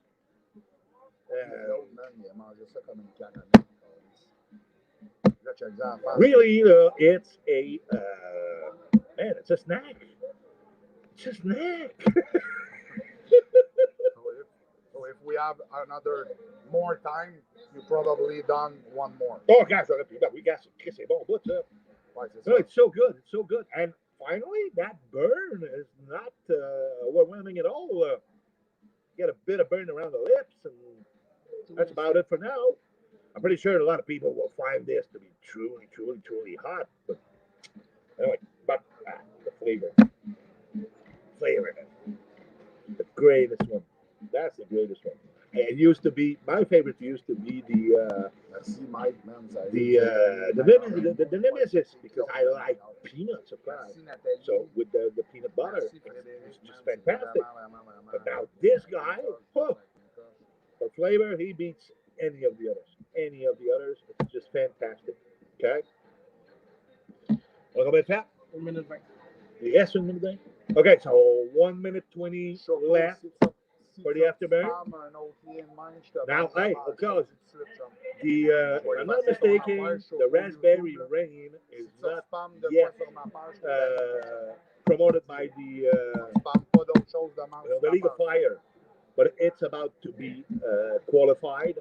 And of course, the rules will be the same as the chili cherry nightmare. Hey, la gang, là, sauvez-vous pas, là. Non, Claude est avec vous autres dans 5 minutes. Ben oui, j'arrive, ça sera pas long, là. 45 secondes. Il reste 45 secondes. Hey, 45 seconds to go to complete the challenge. Beep, beep. I love those challenges. I love them. Hey, 30 seconds to go. Beep, beep, beep, beep, beep, beep. Like raspberry rain. Oh, raspberry rain. It's fantastic. Fantastic stuff. It's good. I really felt it was a snack rather than a challenge. Okay? So, of course, it's very hot. Come here. Left, with 5, 4, 3, 2, 1. Beep, beep, beep. Challenge completed, guys. 15 minutes. Okay. So it was fun to be part of this again. Hey, Giovanni, thanks for the invite. Are you coming back? I am back. I think he's coming up. Did you get a chance to read the disclaimer? Yeah, of course. I can take it in my hands now that the challenge is over. Hey, Giovanni, this is damn good. Okay. I know. That's Fantastic what Dawson flavor. said.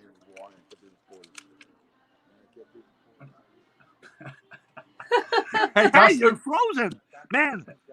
It's so good. Okay, so really good. It's the best tasting Willie Pete chocolate bar I've ever had. Okay. And as of the burn, I thought it was a challenge. Well, guess what? I think it's a snack. Okay? A walk in the park. That's what it is. And it's truly good. Truly good, Giovanni. I don't know if you had it. You're going to love it when you try this stuff. No, not You're yet. going to love it. Okay? But we're going to buy it, definitely. It's on our list. Oh, yeah, it's on our list of stuff to buy. You need to try this. It's so good. So good. Okay? Really, really, really good. And that jam is just full of flavor and heat. Oh, yeah. It's really good. Exactly. Okay? And, of course, thanks for allowing me to introduce the world to my new boutique, the Shaka Sauce, or if you will, Sauce Shack, okay? So that's us for now on. When you see that logo somewhere, yep, that's gold. Oh, by the way, hey, Giovanni, I'm going to be sending you something, okay? Excellent. Let me show you this here, okay, Giovanni?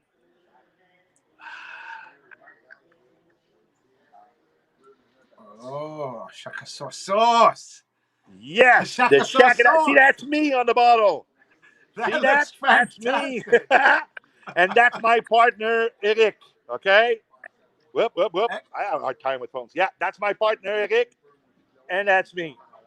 Now, people will expect this sauce to be really hot. It's not. We want to make sure that everybody could enjoy the sauce, so the heat level is just nice, okay? So, perfect. Hey, if you want to order some, go to shakasauce.com or come and visit me in my boutique. Right down there, shakasauce.com. Yeah, that's it, shakasauce.com. Yeah. So, hey, Giovanni, it was so much fun again to be part of this with you. I'm very happy, very happy. Too. You can invite me over anytime, okay?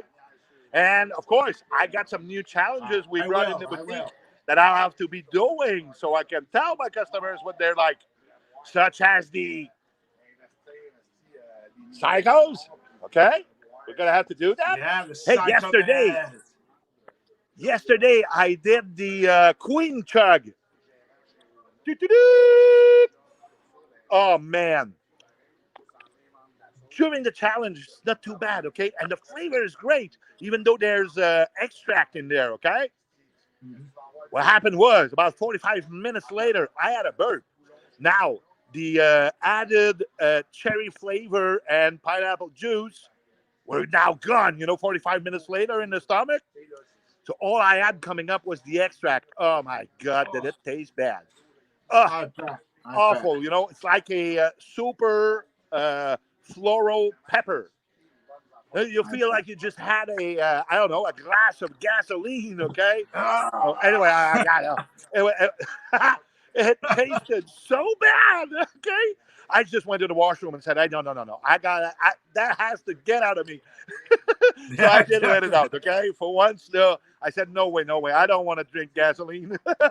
But it's truly, truly, truly a challenge. Even though the bottle is very little, it's a true challenge. The guy that was doing the timing for me right now did that challenge a little earlier today, and he was sick like a dog. I tell you, Shahina was just for half an hour he threw up and had cramps. So it is solid stuff. Let me tell you so much. Well, right there, Shahina, that's telling you just how strong that stuff is. If Shahina is watching, Claude, and she's saying congratulations on doing that. Yeah. Well, Shahina, your stuff is really good going down, but not so good coming up. All right, hey guys, I think my half hour is over because I'm hearing the girl saying, "Hey, you're closing." So it's got to be 2 o'clock Pacific time. It's 5 here. So I think it's time now for the farewells.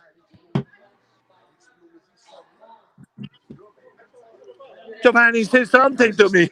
You're frozen. Yeah, definitely, Claude. I think you've All frozen right. us. All right, we will Well, talk to you it was soon, a brother. pleasure Thank as you for being usual, here. Giovanni. Feel free to invite me over again. I'm always willing. It's always fun to be doing stuff with you, okay? Most definitely. Take care, guys. It was Most fun, definitely. and We'll we'll talk to do you it soon. again, that's for sure. Take care, everyone. Bye-bye.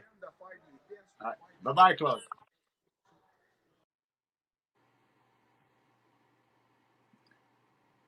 That was the ever jovial Claude Dubé. Shaka Sauce. Raspberry Rain. Hopefully, I mean, you guys saw, even with someone like Claude, who's like, big time up on League of Fire, I don't want to say it, hopefully, well, he did that challenge, but he should have read the disclaimer first. But we'll see how it goes. Maybe. But anyway, coming up next on our schedule, let's see, we have Sinai Gourmet. We had Lawrence, my man crush. Man crush. I have to meet this guy. It is. I love Lawrence. All right, let's see. Lawrence is hilarious. Oh, I see. You're just his type. No, Lawrence. I'm glad to hear. Brother, how's it going? Not bad. I'm going to turn the volume up here. I'm good, man. How are you guys doing? We are doing fantastic. We're great, thank you. Now, do you want your screen, or you want us on to talk to you like last? Yeah. Let's have a conversation. That's like I like to roll like that. I figured that. This is like the night. This is like a late night show, but it's a hot sauce show. You're the host, and I'm your guest. That's the way I see it. Yeah. And I've got my beer ready, so we're good. Yeah, we love your stuff. My kids love you. Well, I can show you. Where is it? Oh yeah, I see the bottle right there. No, this is the one. The empty. This was just your mild poblano. Yeah, is that the maple or the original? The kids, this was the original. The kids went through it so quick you wouldn't even believe it. I mean, Yeah, that's why we sell this stuff by the liter. It's a couple of years ago, I started selling liters of it because I figured, like, we sell it to restaurants, and I figured, I'll put it on the website just for shits and giggles. Maybe once in a blue moon, people will buy a liter. But it turns out now that we sell more liters on the website than we do to some restaurants. So I don't know what some guys are doing with it, because one guy orders like 6 liters a month. Unless he's like putting it on everything he eats, which is fine with me. That works for me, but it's pretty intense stuff. But I'm glad you guys enjoyed it. I think I got to speak to your daughter when she tried it for the first time. Yeah. And they moved on to the medium one now, even though it's slightly harder than medium hot. So yes. Of it, so it lasts just a little longer. Well, sometimes I like to think of ourselves as like a training program, because we have so many heat levels that you can work your way up step to step to step to step until you get to the crazy stuff. So. Yeah, definitely. What are you laughing at? Oh, I'm laughing because Haico apparently has the same taste as you, Jeff. He says the hottest guy in the hot sauce world. Just nice seeing you too, buddy. We love Lawrence has got great. Everybody's got a crush on you. It must feel good. Yeah, well, that's hot. It's the hot sauce. It's true. No, I mean, the thing about Lawrence is he's totally into this. All of the vegan. When it's like with your honey, man. With your honey, I know we want to talk about everything on there, but people go, "Oh, I got Reaper infused honey." I'm like, "Yeah, I've got Reaper infused honey too." They're like, "Well, so mine is this." I'm like, "Does the guy who made your honey own the bees?" Yeah. I'm like, all right then. So do you own the bees, or do you just he's friends with them? Are friends with I'm the beekeeper is a guy. We're like buddies, me and the beekeeper. He's 40 minutes outside of Montreal. He's a nut bar. Like I swear, I always joke that I think he sings to the bees because they're the happiest bees in the entire world. And his honey is just epic. Like we sell the hot honey. I actually developed a new one. like I am a little bit crazy. Okay, so just caveat, start with that. So we made this is a new honey. And it's a plum mint honey, which is obviously spicy because everything I do is spicy. But the plums actually come from the plum trees in my backyard. And the mint I grew myself. So I don't know how many of these bottles are going to be made because I'm going to run out of plums pretty soon. But yeah, it was just like I woke up in the middle of the night. I was sleeping and I was like, plum and mints, honey, let's do it. I think I got out of bed, tried not to wake everybody up, grabbed the pot, bing, bang, boom, bang, boom, and I started mixing it up. And it's a very festive honey. I like it, but that's how it works. For me, the suppliers are just as important as the retailers. Like I like the whole chain, right? So I love to, like the farmers, I like to be friends with them. I like to see what makes them tick. I find the crazier they are as human beings, the better their products are, the better the stuff they grow is. Yeah, I've got a wonderful lady out in Florida that grows my ultra hot peppers. She's just an interesting cat. She has that beautiful Florida drawl when she talks. It's just a lot of fun to talk to her. And then the guy in Quebec that grows some of my stuff is a bearded guy like me, and he is just obsessed with growing peppers. Like, you talk to him and his eyes light up. He's so excited by it. So yeah. And what's fun too about that is that he brings me peppers that I've never tried before. Cause he's like, hey, I tried growing this. What did he call it? It's like a multicolored habanero. Oh, I forgot the name he called it. It's like it's almost like it's got lines through it. It's a multicolored habanero, and they clock in at like 350 to 500,000 Scoville units. They're just ridiculously hot. It's a ridiculously hot habanero. So I have to get more details from him. He brought me a whole bunch of them. I ate them. They're delicious and super spicy. But yeah, so I love to work with passionate people. Like Gio here is passionate about hot sauce, clearly. Oh yeah, me definitely. Which apparently is genetic because it's your honey passing down. Is the best honey I've ever tasted ever. Oh, thanks, bud. Thanks, man. I appreciate told the that. hot mama, and she was the same thing. She's like, "Oh, this is good." Yeah, it's good enough that it's like my it's honestly not my go-to hot honey because I don't want to waste it. Yeah. Yeah. So the caveat is, Sinai Gourmet. yeah, the problem I have is because I pick artisans and local guys to buy stuff. Obviously, my pricing on some of this. The honey, and I hate to say this because I sound like a prick for saying it, but buy the honey that some of the other guys are buying because I know they're paying about half the price that I'm paying for the actual honey. But I prefer my honey over stuff that tastes like McDonald's honey or caramelized honey. Yeah, I mean, you get what you pay for. I mean, you want to drive a Porsche around, you're driving a Porsche. You want to drive a Hyundai, there's nothing wrong with it. But it's you're paying different prices. So yeah. I think even my pepper guys are expensive. Sorry? Yeah. I've said this about sauce when people go, well, you pay $15 for a bottle of sauce. I'm like, you'd pay $15 for a McDonald's meal, would you not? Well, like yeah. 2 McDonald's. Yeah, absolutely. Or 2 McDonald's meals or something like that. Let's go Canadian dollars then, eh? Yeah. Let's go. So we go like $15 to buy a McDonald's meal. I can buy a bottle of sauce, and how many meals will that bottle of sauce improve for me when I'm eating? So, I can have bland tasting sauce. So, it depends on me. Bottles last 3, maybe 4 meals. Yes. But if I use it liberally, then I can make it last a lot longer. The one that I've been eating a lot of. We do. We have, and I should say, yeah, those are. So I have introduced like for the holidays and for a little bit bigger bottles. Nice. Yeah. That's a this one is a cayenne. This is again from. Sorry. Nothing. She likes. This one is a cayenne from that crazy farmer, and this one you guys might appreciate. Oh, it's all upside down. Apocalypse Scorpion.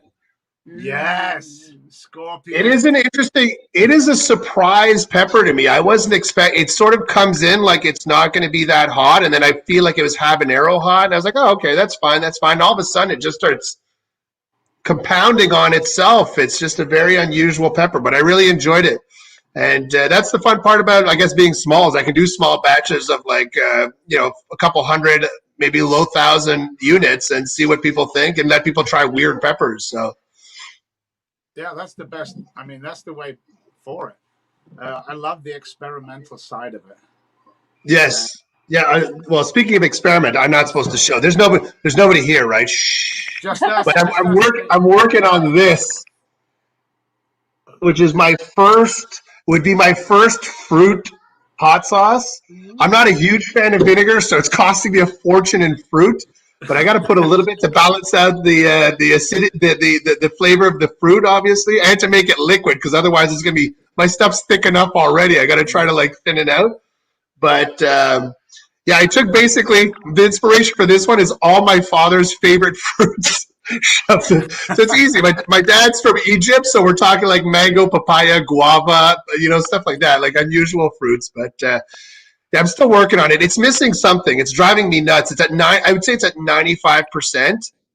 And I've handed it to all my friends, everybody close to me. I mean, thankfully I hang out with people that love hot sauce, and I can't figure out what the last little thing it needs, For me, the answer is always lime juice. So there's lemon juice in it. I put lemon juice in it. I do like to balance with lemon juice. I did do that, yeah, because I'm not, like I said, I'm not a huge fan of vinegar, but it's missing so it's not a sour element. It's not, and I'm thinking just in my head, I'm thinking maybe it's because the bananas there's bananas in there too, weren't ripe enough. Like I need it to be almost black. When they get that super sweet feeling? Are hard flavor. They are. Well, that's why I can't put too much. But initially, the idea was to make. You remember that syrup that you used to have when you were a kid, like the what was it called? I think it was what is it called? Amoxicillin or something for kids. Oh. Remember that banana flavored one that we all had? Some people love it, some people hate it. Initially, I wanted to do a hot sauce like that, and I tried it, and it was just it was revolting. It was not good. Doesn't sound good. That was a hard fail. Well, you've got your wins and your losses. A lot of losses. I mean, the reality is, some people ask me how many it took me 2 years to create my first hot sauce because I didn't want to put any vinegar in it, and I didn't want to ferment it.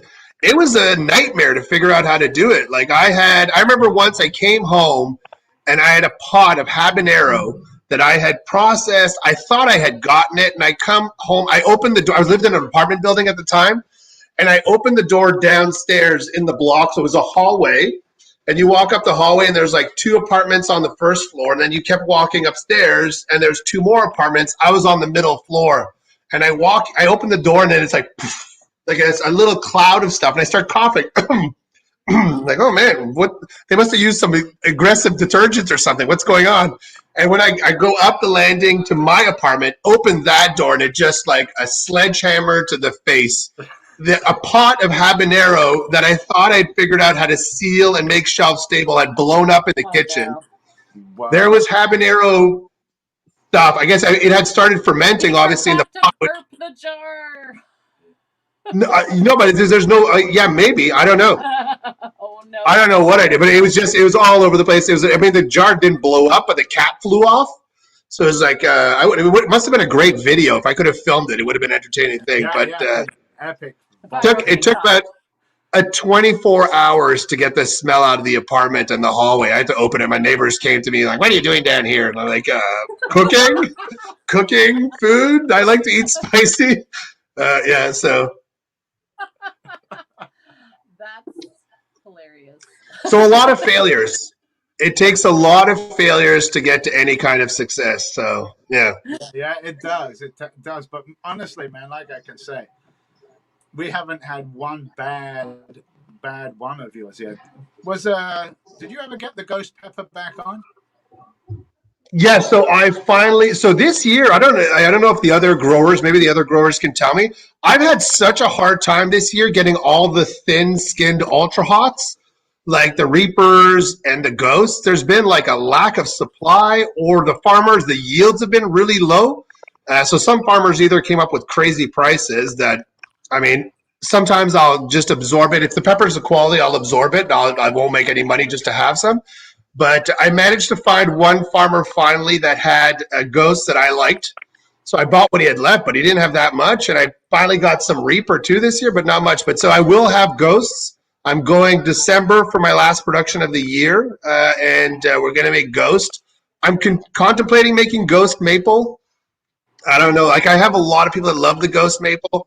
It's a weird one. It's like the sweetness comes in first, and so gets your guard down, and then the heat comes in of the ghost pepper, and then that lasting heat. So I think I've just sold myself on making some while I talked about it. So You sold us on but some, I definitely. think. I think last time we bought some from Lawrence, we had checked, and he was out of the Ghost. But he said, yeah. You know, I noticed that you know, some of the producers and growers that I know in Canada, that the frost came in early for them. You know, and a lot of them had to either pull their stuff early or get it undercover or get it inside. You know, I guess. So actually, like, a couple of farmers I talked to told me that was their problem, was that it was too hot this summer and too consistently hot. And I guess hot and humid or something, but like, usually plants love that. But they were telling me that it was so it was such a shock to the plants this year because it came in so quickly, maybe, that they just went into emergency mode, and the plants grew really high, but like no fruit. They had they had one Reaper plant with, like, you know, let's say 2 pounds worth of peppers on it instead of 10 pounds. It's just weird.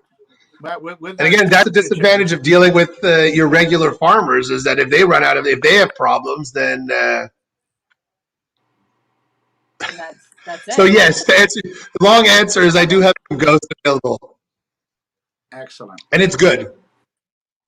So most of your stuff is available at your website that we have going down below you, and you know, like I said, I will recommend 100% Lawrence, and they're supremely, they're like, it's almost like the pinnacle of coulis perfection. No, thank you. Well, our sauce is about the peppers. Like, that's really my sauce, is about the taste of the pepper. If you like the taste of a pepper, then you'll like my sauces.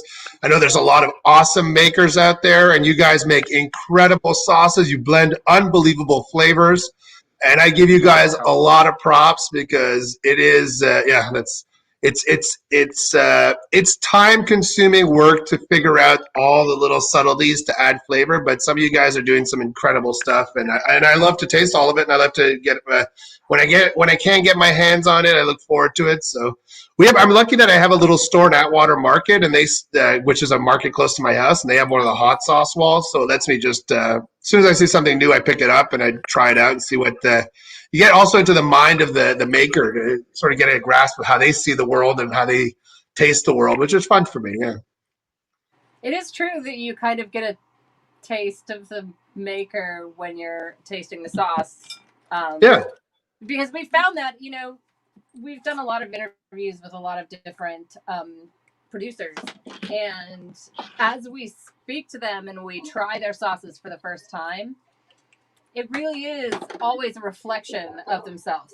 You know, I love that there's a story behind every single sauce. Absolutely.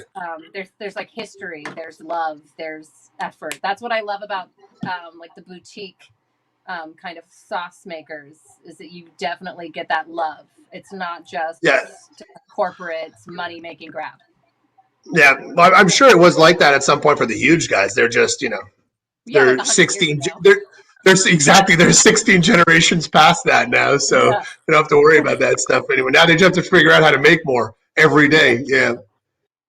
Exactly. But yes, so this year, we're gonna have the Ghost, we're gonna have the Scorpion, the Cayenne.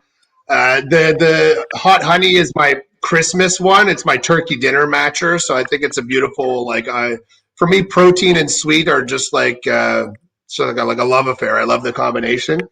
And I don't know how long it's going to take me to do this fruit one. I saw one of you commented yes for the fruit one. I promise not to give up. I just got to figure out what that damn 5% thing that's missing is driving me crazy. But I'll figure it out. You'll figure it out. You'll figure it out. I mean, I have a huge spice rack, so it sounds inappropriate to say that. Look at this rack. Whoa, look at that guy's spice rack.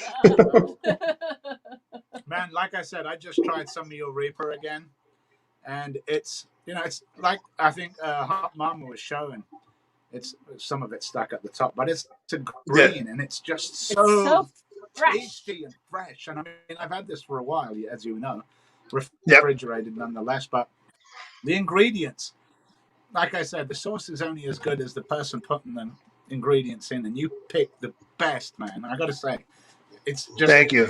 Like, because when I'm tasting this, I'm tasting the Reaper, but I'm not just tasting the Reaper. Normally, the Reaper overpowers everything, but I'm getting all of the little stuff that you put in there, you know. And again, on it, vinegar free, and it's just amazing. And I've got a great burn going on my tongue yeah, you can tell he's got the burn going on his tongue. So he's starting to. Yeah. Hey, maybe I can ask some of the other makers out there.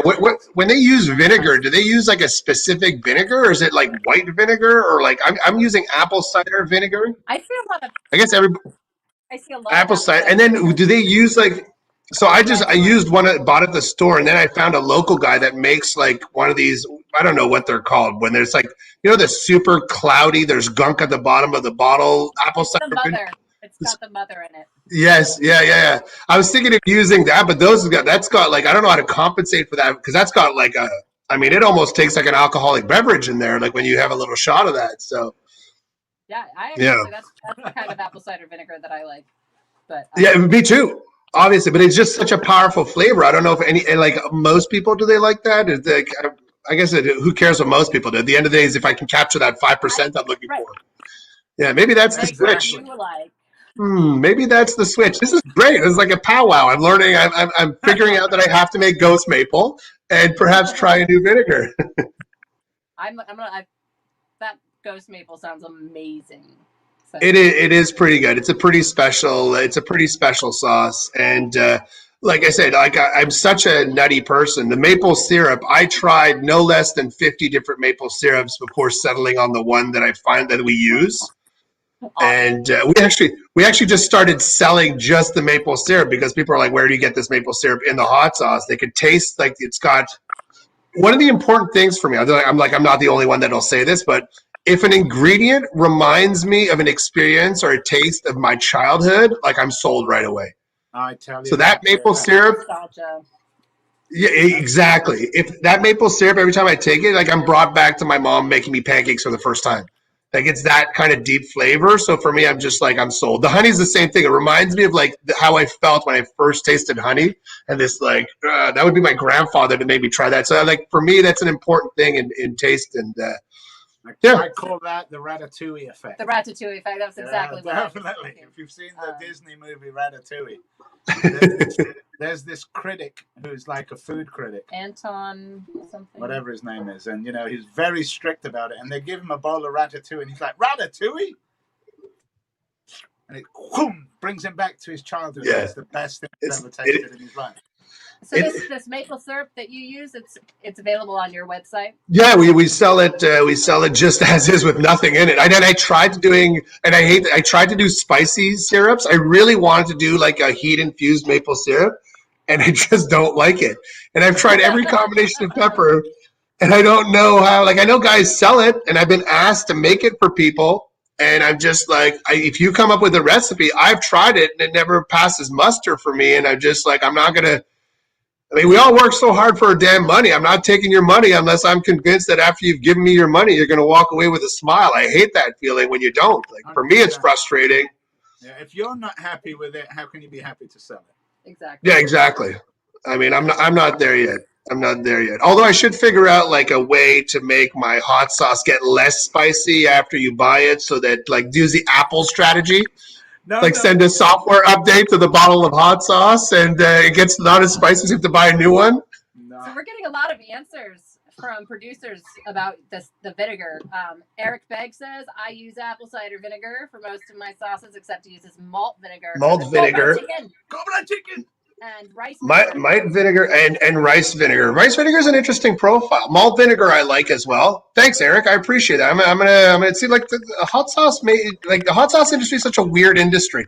It's the only industry where people will come out and tell you like actually try to help you out, right? And participate. That's what we really love about the community is that, you know, It is. Everybody It is a community. Well, they all love hot sauce, and they all want more good hot sauce out there. You know? Yeah. Here's my hot sauce. What's your one? Oh, I'll try your one. So Haico uses apple cider vinegar. Yeah. Jeff Davis says he uses white vinegar, and Haico says vinegars are very personal. Yes. Thank you, Heiko. Thank you. Yeah, I think imagine the tech industry was like the hot sauce industry. We'd be in flying cars. Right. Google would call Apple like, "Hey, how can I solve this problem? Oh, this is how we did it. Google, here, just do this." Yeah, it'd be crazy. No, yeah. Thanks, guys. I appreciate that. I'm going to test all these things out. And like I said, I don't know what other industry I can think of that. I actually had a guy call me a couple of weeks ago because he had to emergency get a shipment to the U.S. and he didn't have any of his paperwork done.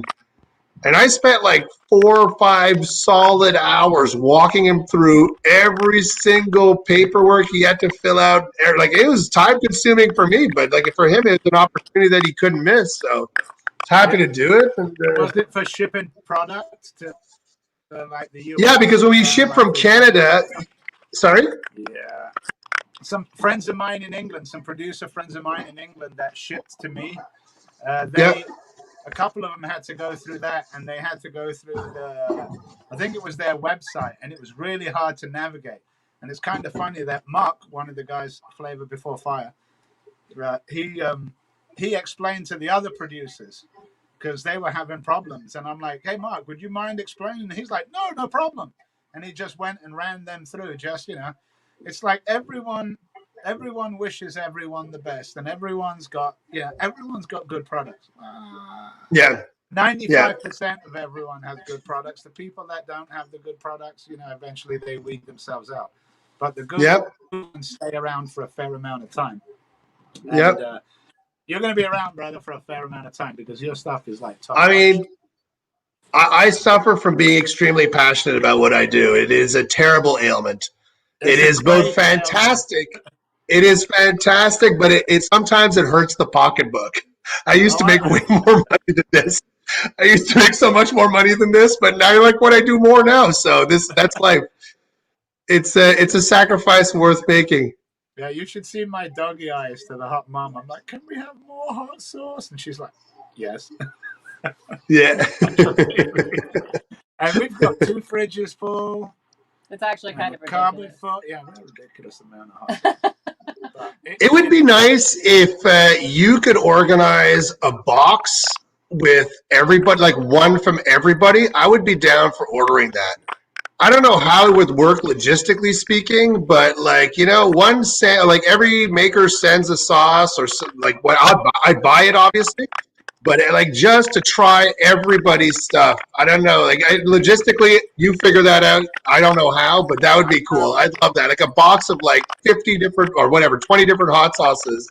Yeah, you've given me a good idea. That is a good idea. That's what I do. I'm not even going to talk about it anymore because I did that yesterday too. Yeah, we can't. We got to keep our ideas to ourselves. I'm going to steal them. I'm going to steal it from Lawrence. I'm going to say. That's all right, man. That's what I'm here. Again, the industry being the industry, it's yours. You run with it. I just want to know when it's available so I can buy one. That's honestly, I'm very. Basically, the thought that I had is, you know, I don't know if you've heard of Sons of I Fire. thought you were supposed to. All right. He can't keep it to himself. I can't keep it to himself, but I'm going to. I will. Good. All right. So, let's see. We're at 2:29, so we are just about out of time. So, do you have anything else you want to tell us? I like all of you. I hope you're all staying safe. I hope you're all just like keeping cool and not going crazy. Go out for a walk, go out for a bike ride, hug somebody you love, do something to stay cool. This is some insane shit that's happening, but as long as you stay okay up there, and we're going to get through this. And giving you guys all a virtual hug. That's all I got to say. Hugs for everybody. Back at you, brother. Back at you. This will be a new hot sauce symbol. It means virtual hug. Hugs around the world, hot sauce. That's right. Hugging you all, man. Hugging you all. I'm with you all. Definitely. Right. Awesome. Fantastic talking to you as always, man. It's my pleasure, man. You guys are doing good stuff. Great stuff. Thank you so much for being with us today. Definitely. We'll talk to you soon, Lawrence. Thank you. Thank you. Well, guys, as you saw there, God, man, and I mean, SinaiGourmet.com. Go buy some stuff. The stuff is fantastic, top notch, top notch. So, what have we got coming up next? Sounds like a challenge to me. You know, I think the next challenge may be a surprise. Yeah. It's probably, well, we should bring them on. Let's see who we have. Hello, Mike. Hey, how's it going? They're coming. There they are, Mike. Hey, what's Jamie, up? Jack. How's it going, Jeff and How Alex? you guys doing? Hello. Good. Everything's fine. Oh, perfect. Yeah. What we're gonna do, bro? So hey, yeah. So I guess we're gonna give you guys. We're gonna give you the whole screen, so you have the whole screen to do what you want to.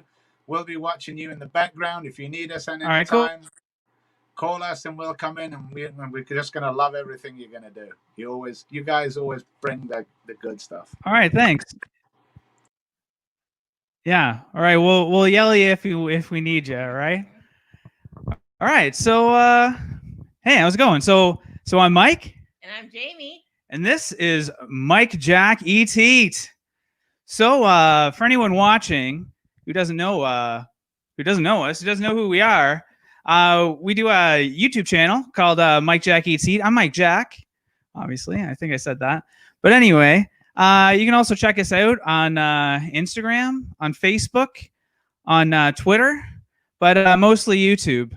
So yeah, if you don't mind, just keep this browser open right now, but open up a new browser, go to YouTube, type in Mike Jack Eats Heat, and then hit the subscribe button and hit the bell so you don't miss any of our awesome videos.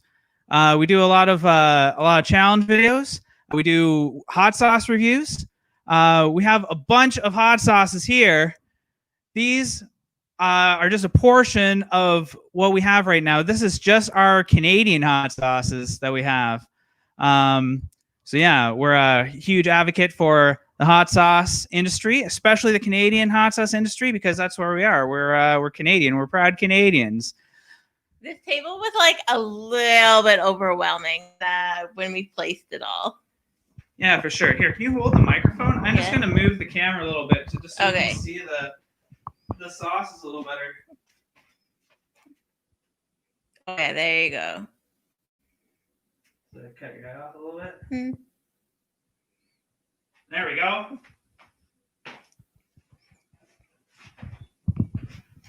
All right, there we go. We can see some sauces. So, we're gonna get started here, but before we get started, obviously go and subscribe to us if you haven't already. But yeah, keep this. If you just keep this browser open, you can still hear us. But what we'd like you to do right now too is we're gonna have a little Q&A later on in the video. So if you want to start just asking questions in the comment section, we have. I know this is being broadcast on YouTube and on Facebook. We have the YouTube open right now for Sons of Fire. If you could just put any questions that you have for Jamie and I in there, and we'll ask them. The way we have it set up, it's kind of hard to like see all the questions like right now as we're talking. I guess we can kind of see them, right? You're kind of keeping track. Okay, so let's get into this, all right?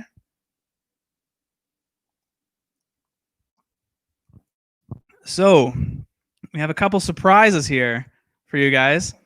So the one surprise is, Jeff was saying, we didn't really tell him what our challenge is, but I did tell him what we were gonna do. I just don't think he really believed. I don't think he believed me when I told him, to be honest. So to be honest, we are not doing a challenge right now. We're not doing a challenge. So I think I said this to Jeff, and I think he just meant like it wasn't going to be a challenge to me, but it would be a challenge. And to be honest, I don't think I owe anyone an excuse for why I'm not going to do a challenge. I've done so many crazy challenges. I have 3 Guinness World Records, including I have this one right here. Sorry, I just have these records just laying all over the place, so here, check it out. This is what an official Guinness World Record looks like. Check it out. Got a few other ones on my wall and that, but whatever. Well, and you're in the book on page 102. Page 102 of the book. Let's check it out. Let's see. Right here. There I am. That's not me in the picture, but I don't think you can really see on the screen. But yeah, it has my name like right here with one of my records there. That's Leah Shuckover, actually. She's one of my heroes on YouTube right now. She's going for 20 Guinness World Records, so that's pretty crazy.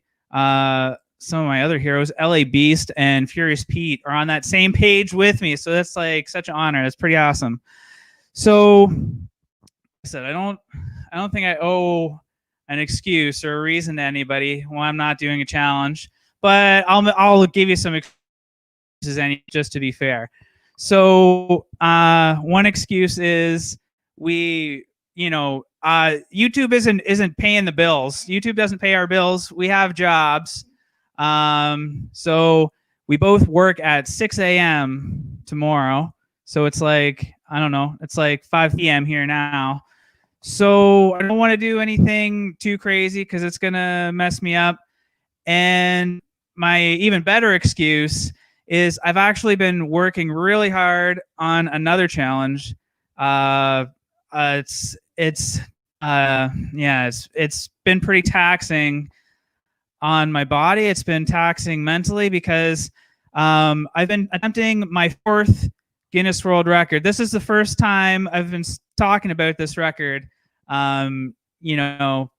publicly, I guess. So this is a treat. This is a secret I'm revealing here. It's been tough. I kind of thought that this record I would be able to beat like in my first try. I've attempted it 12 times now, and like I said, I work, so I've only been attempting it on the weekends 2 or 3 times every weekend for the last like 5 weeks. I think it's been 12 attempts. But I think I finally beat the record yesterday. I'm pretty excited. I'm pretty pumped. I'm getting all the information into Guinness to get it confirmed. It's the record for sorry.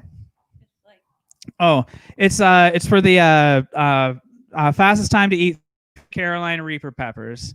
So yeah, I think I've beaten it. Or sent in. So yeah.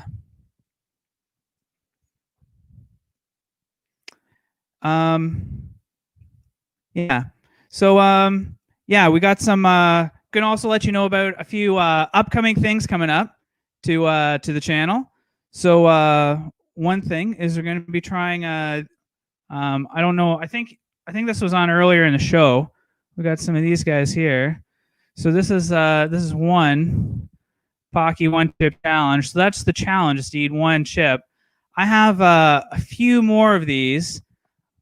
I'm not going to tell you how many I have, but I have a lot of these chips. So I was planning to do that challenge a lot earlier, but this Guinness record I've been attempting has been pretty taxing, pretty tough. So now that I think I finally beat it, that's kind of the next thing I'm going to attempt. And what are you going to try, Jamie?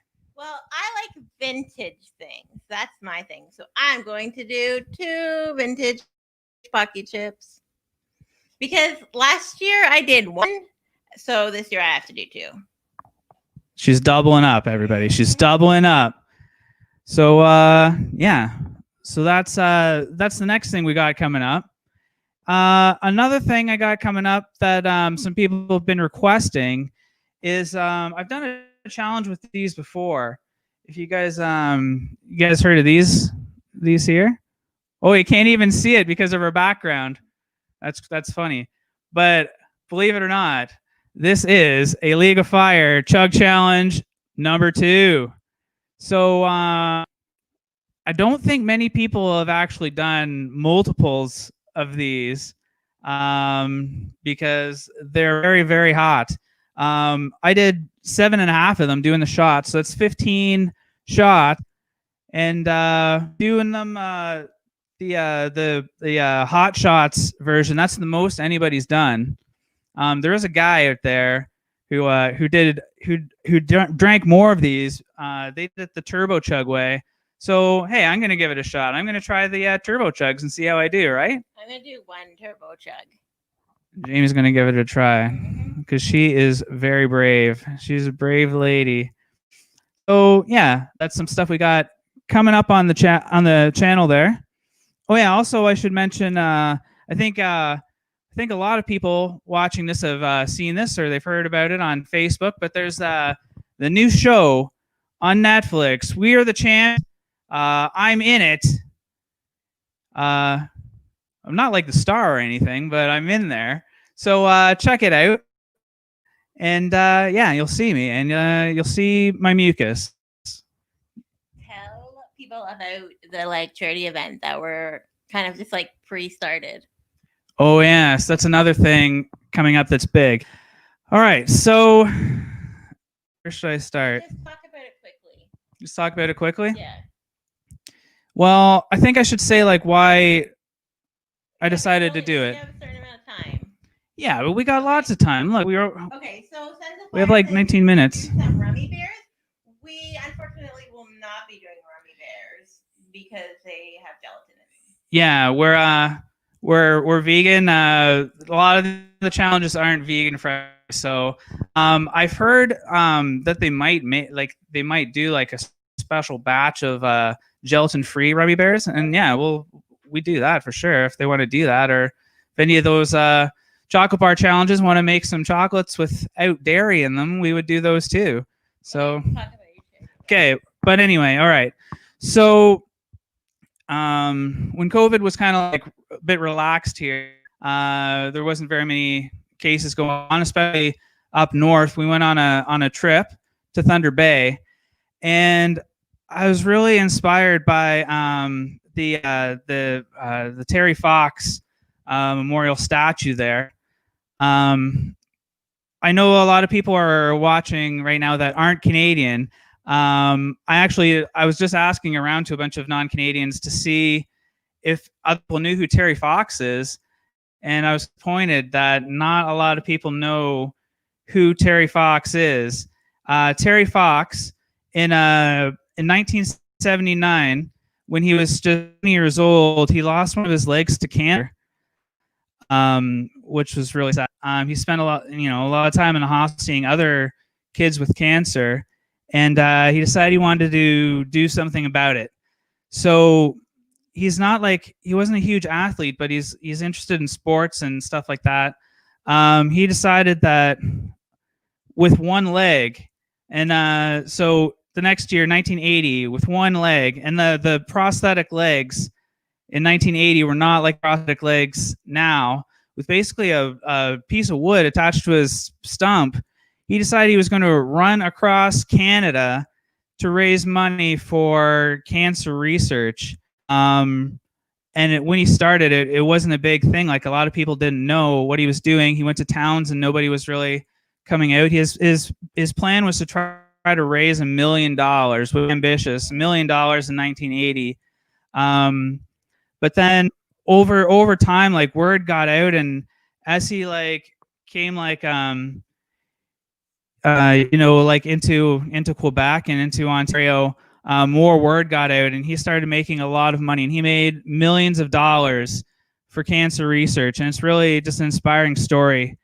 And then the reason why there's the monument in Thunder Bay is he was just more than halfway across Canada, and he knew something was going on. He got checked up, and his cancer came back, and he ended up passing away before he could finish his journey. But he's an icon here in Canada. Like, every Canadian knows who Terry Fox is. Like, our young niece in school, they teach her about Terry Fox. There's a charity event every year. Yeah, so anyway, so what I'm going to do, I obviously, I'm not Terry Fox. I can't do what Terry Fox did. Like, that's incredible. But I also I've been into running, stuff like that. and I'm gonna organize like a big charity event next year. You know, kind of around the Terry Fox run. I want to do like a hot pepper marathon. So it's kind of like during a marathon, there's usually 8 stops for water. So I would like to eat a pepper at each of these stops, a pepper before I start and a pepper at the end. So I'm going to eat like 10 peppers. So it's going to be like a pepper eating competition, but in the middle of a marathon. So I don't know if a lot of people could do this or would want to do this. I actually have not run a marathon before, but I have run a half marathon and I've run a couple Tough Mudders.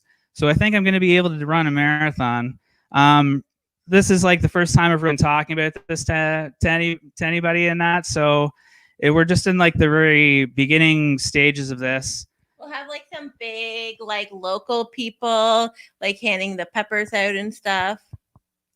Yeah, for sure. We haven't talked to any of the people yet because this is all pretty new, but there's a lot of cool people here in London that I'm sure would help us out with that. So yeah, that's gonna be pretty big event.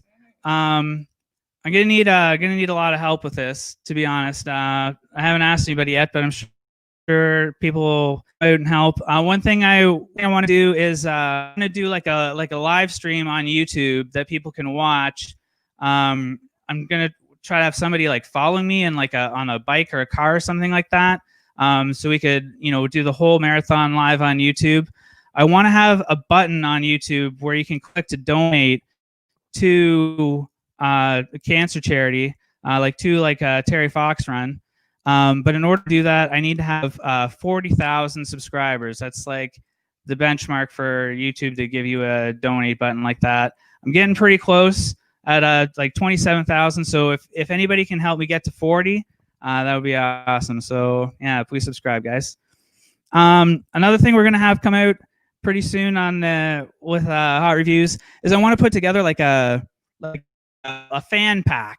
So it's like I want to like start sending things out. I recently found out it feels weird to me, but I've had some requests for some autographed pictures, and yeah, I wasn't really. I'm like, you know, why do people want autographed pictures of me? But I guess it's a thing. People enjoy autographs and stuff like that. Stickers. So I'm gonna get some stickers made, some autographs, pictures made. I'm just gonna send them out.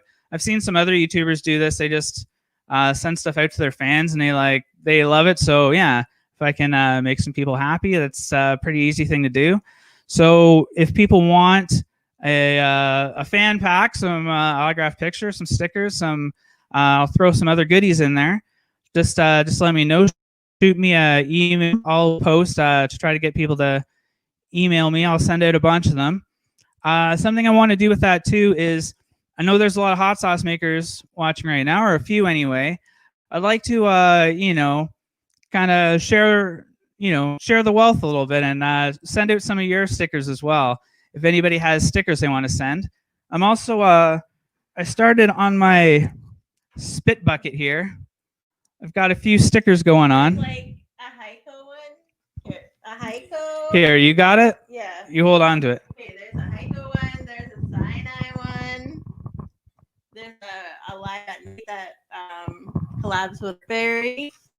Those are all the Canadian ones so far. Yeah, those are Canadian ones. We got Etta the Ice Lady on there.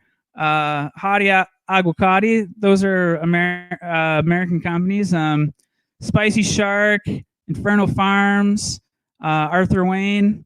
We're just starting this this sticker bucket here. So if anybody wants to add to the sticker bucket that I'll use when I'm fitting and stuff in my videos, yeah, that'd be whatever. If that's what you want to do. If you don't want to, that's fine. I just want to help out. If people want their stickers on my bucket, that's cool. Also, like I'm thinking like once the stickers, maybe yeah. So it'll be, you know, it'll be covered in stickers. I will autograph the bucket, and it will have my DNA inside the bucket, you know, from my spit and other things. I'll auction it off for like charity or something, right? Yeah. So yeah, that'll be cool. I have a bunch of other stuff that I want to do, like a charity at some point, or like a charity auction or something at some point So I've got all kinds of like T-shirts and stuff that I wore when I was doing Guinness records. I can sign them, you know, headbands like that. I can sign them and give them away. Whatever. That's not stuff I don't really keep a lot of memorabilia or anything like that. So I don't know. I guess some people give out like, I don't know, once they eat like these right here. I don't know if people want like boxes or whatever. Some people do that. I guess some people will sell them, but I'll just give them away for free if people want that stuff. So yeah, like when I ate the 8 tubes of terror, I just gave those away to a charity in Australia. So sign them also, whatever. Fenyx Fyre says that he's down to help. We kind of already like down for giving a pepper. So Have you down, Christopher? Because we know you're a nice guy and that you would totally be down. Maybe you can breathe some fire and then hand me a pepper or something crazy. Put your arm in a trap. That would be awesome. you could be like a smoked pepper. Oh yeah, yeah. You can smoke the pepper for me first with a fireball from your mouth. All right, so that's most of the stuff we were going to talk about there. So now, how much time do we got? We got lots of time, right? Oh no, we only got 9 minutes. Okay. All right, I was kind of talking a lot when I shouldn't have been. All right, so this is the next part. We got all these sauces here from Canadian companies. So Let's say who was here today. So there's soy sauce. There's Haico. Cultivar was going to be here but couldn't make it. We got Island Sun. we got Sinai. We got a whole bunch of Sinai Gourmet here. So yeah, we wanted to. So Cultivar wanted to be here. They couldn't make it. We want to give them a shout out and talk about them real quick. Because. Oh wait, sorry, we got Salem's Lott too. Oh yeah, we got some Salem's Lott. Got Monstard here. We want to talk about them a little bit because they wanted to be here but couldn't make it because of unfortunate circumstance. So we only have one of their things here. You can talk about this. It's a habanero apple pie spice. It's actually Lisa's creation. Yeah. It's good. It's perfect to put like on ice cream, on desserts, on toast. Yeah. It's not like an item they have all the time. It's just a seasonal thing. Yeah. But yeah, we've had a few cultivar sauces. We don't have any here just because they're so delicious and we ate them all. But I think our favorite is their ghost pepper molasses hot sauce, which is pretty awesome. It's got, ghost pepper heat. It's a nice, dark, rich molasses sauce. I like most on potatoes, I'd say. Like putting it on like some poutine because we're Canadian. We love that. Putting it on some mashed potatoes, some hash browns, stuff like that. It was a really good sauce. I think that their Carolina Reaper sauce is very interesting sauce. Like when I tried it, I was just like, I was kind of shocked because it has like the heat of Carolina Reaper, but it doesn't have like the really like kind of like sharp like sting, I'd say. Like the kind of like Ira Cates, the creator there, just kind of mellowed it out. He said that he treated it a lot like a whiskey. Yeah. He said that he thinks that Reapers really get you in the chest like whiskey does, and I'm not sure what the ingredients are in it, but he had this crazy way of just like mellowing the sauce out. It's like you have like the heat and the flavor, but it's just not so harsh. It's not so sharp. Mm-hmm. And then they had to have a scorpion citrus. Yeah, was the other one we tried. That was another really good one too. I think like that one was kind of the opposite, like the sharpness of like the kind of scorpion sting I describe it, and then like the kind of still the sting of the citrus is pretty similar. So yeah, that was a good one. But yeah, I think we got a little bit of time left. Do we have questions on there? No, just like so Lawrence at Sinai said that Terry Fox raised about 25 million. About 25 million, and that was just when he did it. That I recently looked it up, and over time, like the Terry Fox runs that they've had, because they started it. I'm pretty sure they started it in '81, like the year like he died. They were like $780 million, and it's like the most money raised by like a single day like annual charity event. So it's pretty awesome, like in the world, not just in Canada. So good job, Canada. I think the only collector's thing we have that like don't think we'll give away. Oh yeah. We'll show you are like these. We actually went to Hurtberry this summer, and then this is batch 1 of their trifecta, and then they signed it for us.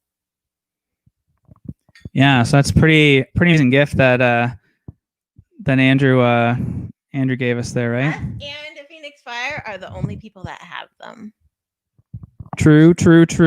Yeah, so that's a trifecta. I think I was telling in the comments there to Jiff, like he had the Helios Luna. That's one of their limited edition sauces, because they have like the 3 sauces that they sell all the time, which are like medium heat sauces.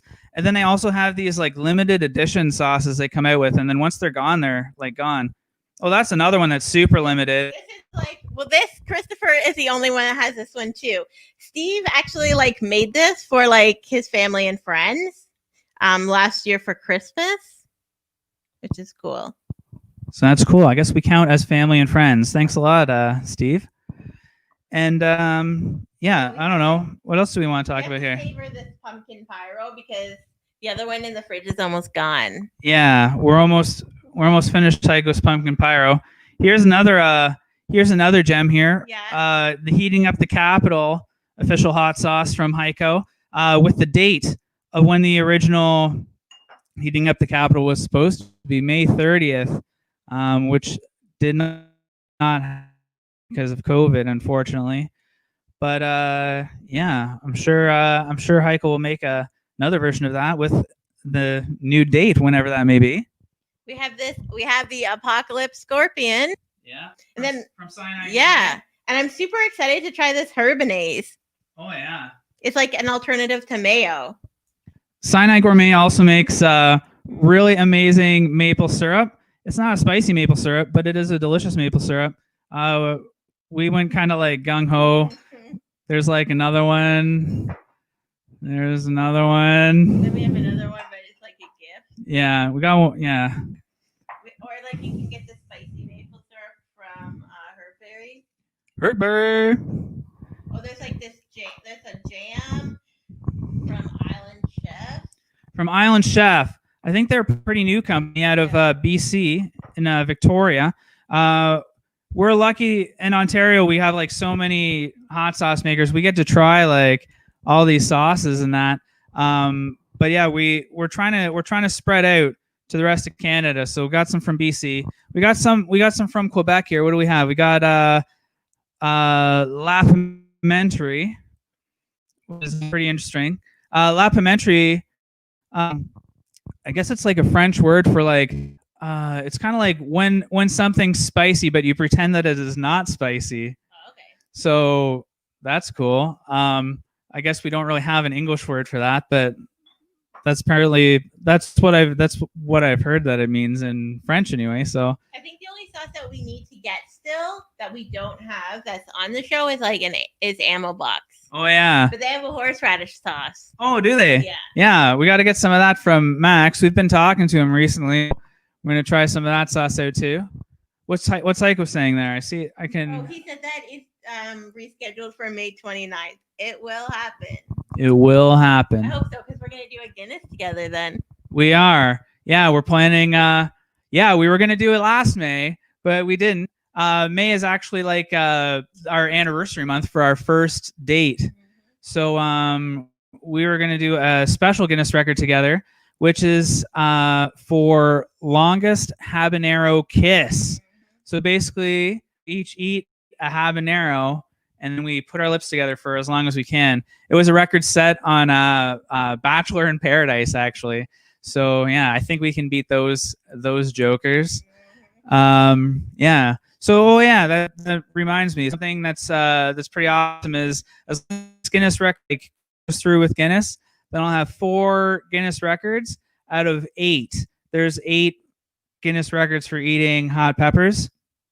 And then if we get that one, then I'd have 5 of the 8. So working my way up. So yeah, it's pretty cool. I need a bigger wall. So I don't know, what time is it now? We're probably like out of time, right? We got like 6 o'clock. and 6 o'clock. All right. I don't know. Yeah, if Jeff, if you're around, you can come. We are around. And yeah, hey. Hey man, no. What's actually, happening? We've enjoyed. Are we done? Everything. Can we We've keep been watching going? everything. Alex has heard of the Terry Fox story. There's Jeff. Yeah. I've Hey. heard of the Terry Fox story. Alex has heard of it. Yeah, actually. Oh, they're frozen. Yeah, when I was asking around, you were the only one who knew, like right off the bat, who Terry Fox was. Yeah, I think I even I was saw asking. the Well, movie. I was, every Canadian knows, but I was asking. Sorry. I said I even saw the movie. There was the Terry Fox story years and years ago. Oh yeah. There was. It actually won it won the Genie Award for Best Picture, which is the Canadian version of the Oscars. But nobody outside of Canada knows any of that. But yeah, we were asking people, in the UK and Australia and the US, and yeah, nobody knew Terry Fox. But yeah, it's I guess it's just one of those things that sometimes big things happen to a country and other people don't know about it. But yeah, we want to spread the word. Everybody should know who Terry Fox is. And what else is cool is he on our $5 bills pretty soon. They're they're changing our money around, taking all the politicians off and putting Canadian icons on there. And Terry Fox is one of the nominees for. It'd be pretty awesome. Most definitely. That's someone who should be on the money. For sure. Well, Mike and Jamie, thank you very much for being here. Once you're gone, I'll do a rundown for you. But Yeah. Thanks for having me. Yeah, thanks. Sorry we didn't do a challenge, but I wanted to, but yeah, it's tough right now. About that. Thanks a lot, guys. We'll talk soon. All right, cool. Thanks. Yeah, for sure. See ya. Yeah, that was great. Yeah, it was great. So everybody go ahead and if you haven't already, go to YouTube and like and subscribe. Subscribe and hit the bell for Mike Jack ET on YouTube. Yeah, I'd like to go over a few things. I mean, I think the connection there was a little bit bad for Mike and Jamie. I'll give you the screen. Oh, you can if you want, definitely. As he was talking about, the Terry Fox story, and it was something I remember as I wasn't going to say kid, but I wasn't. I was a young man. I was a young man at the time, and I watched it, and I seen the whole thing. So, this pepper run that Mike is planning on, eating the peppers and running, and the marathon is amazing. So I really hope that he gets to the 40,000 subscribers that he needs to get that donate button. Remember, Mike Jack Eats Heat at YouTube. And, the ideas of the autographs, Mike, and the pics and the sign stuff, the stickers, that's fantastic. Just people, you're an icon, brother. Like I said, we watched you on the show. It's the headband. Every time we see, you should be promoting that, the Mike Jack headband. I mean, really, I'm surprised you don't get a sponsorship for that because you've been wearing it for years. And we saw your back and we saw your snot. It was fantastic. It was epic. The sticker bucket. Mike went on about the sticker bucket, and I love that. If there's anyone out there that's got stickers and you want to, send them to Mike. If not, send them to me, Jeff at Sons of Fire. Contact me, and I'll make sure that Mike gets them. But if you want to be on the sticker bucket, and the thought, what he was saying about once he fills up the sticker bucket and then he donates it off to be auctioned is fantastic idea because he'll probably fill that up a couple of times. And I like the fact of that. And like he was saying, having a charity auction, that all sounds good to me. Raffle off all the stuff. If he has T-shirts from when he did his world record, and he does hold world records, Ghost Pepper Eaten was one of them. I don't know. I shared it there on the one as Fiery Foods last week, I think it was. Just amazing to watch. He was a great competitor. And he was talking about Ira Cates, who does. Ooh, that was my fault. Talking about Ira Cates, who is Cultivar, and he couldn't be on, but we'll definitely try some of his stuff. So I think there was. I can't remember his website, but we'll post it later. Definitely, it's on the Guana's Fiery Foods. Ira Cates Cultivar. So coming up next, we have, well, you remember Jeff. Jeff was on earlier. Jeff Davis was on earlier doing the Bites Challenge. Now he's going to come on and he's going to talk to us about his company, Island Sun. Hey, Jeff. Jeff, brother, how are you feeling? Oh, I'm all right. I actually, I fared well, I think. It made me feel slightly better knowing that Haico and the gang were having as much trouble as I was with. Yeah, like I said, Well, man, even not one Heathen, but yeah, it's not an easy challenge. I that's a solid challenge. Yeah, it's a big step up. It's a step up to the next chocolates. After that, I think the Mobe is probably about the heat level of the middle bar. Oh, but bigger. Yeah, so it's about the heat level of the middle bar, which isn't bad, but it's like a half pound of it. So right. There's that aspect to it. Yeah, the third bite bar is that's not a fun one, and the fact that I just jammed it in my mouth and I was impressed by that. I was impressed because I'm like, I told my mom, I'm like, oh man, that he wasn't might the best regret approach. that later. Everyone I see, they're all like, bite. Yeah, that was an impressive show. Well, thank you. Yeah, when I did the White Lightning, it was. I remember somebody coached me and said it was probably Haico. He said, "Just eat it, man. Like just nail it, kind of thing." So I took that with me into this battle, and I think I might have eaten smaller pieces of the last one next time if I was going to do that. This is how you learn. You saw they all aimed for 3, and Greg got 1, and it all depends on the day. I've seen Greg and Haico polish away 2 packs of that. I think we hosted them. Those guys are heavy hitters, so I feel pretty. I feel somewhat respectable. Yeah, most definitely. Yeah. Most definitely. Yep. So thanks. Well. Yeah, thanks for having me on again. And it's you guys, this pepper community, as everybody's been saying, is such a great group. Any of these events, I'll put my hand up for if I'm available. I love this stuff. And Mike Jack, what he was talking about earlier, doing his little marathon. I live close enough to Mike and Jamie that I would be happy to go down and help them too. If I have to hand Mike a hot pepper at a certain stage of his marathon, that's fine. Just as long as he has a headband with Island Sun on it. We want to make sure that we want to get some stickers up to him now just for that bucket. Definitely want to get. I think I'm going to get that fire department sticker, big one. That's super sticky. Get that on that bucket. So anyway, what we're going to do is we'll give you the stage if you'd want it. Talk about your products as long as you like. When you're done, just holler out. We'll be in the background. That way we give you the whole screen and you can tell everyone about your delicious stuff, man, because it is fantastic. I say that about every producer that has been on here, but honestly, every producer on here puts out top-notch products. I think you'll see. Yeah, I think Bajan's right there. Up top.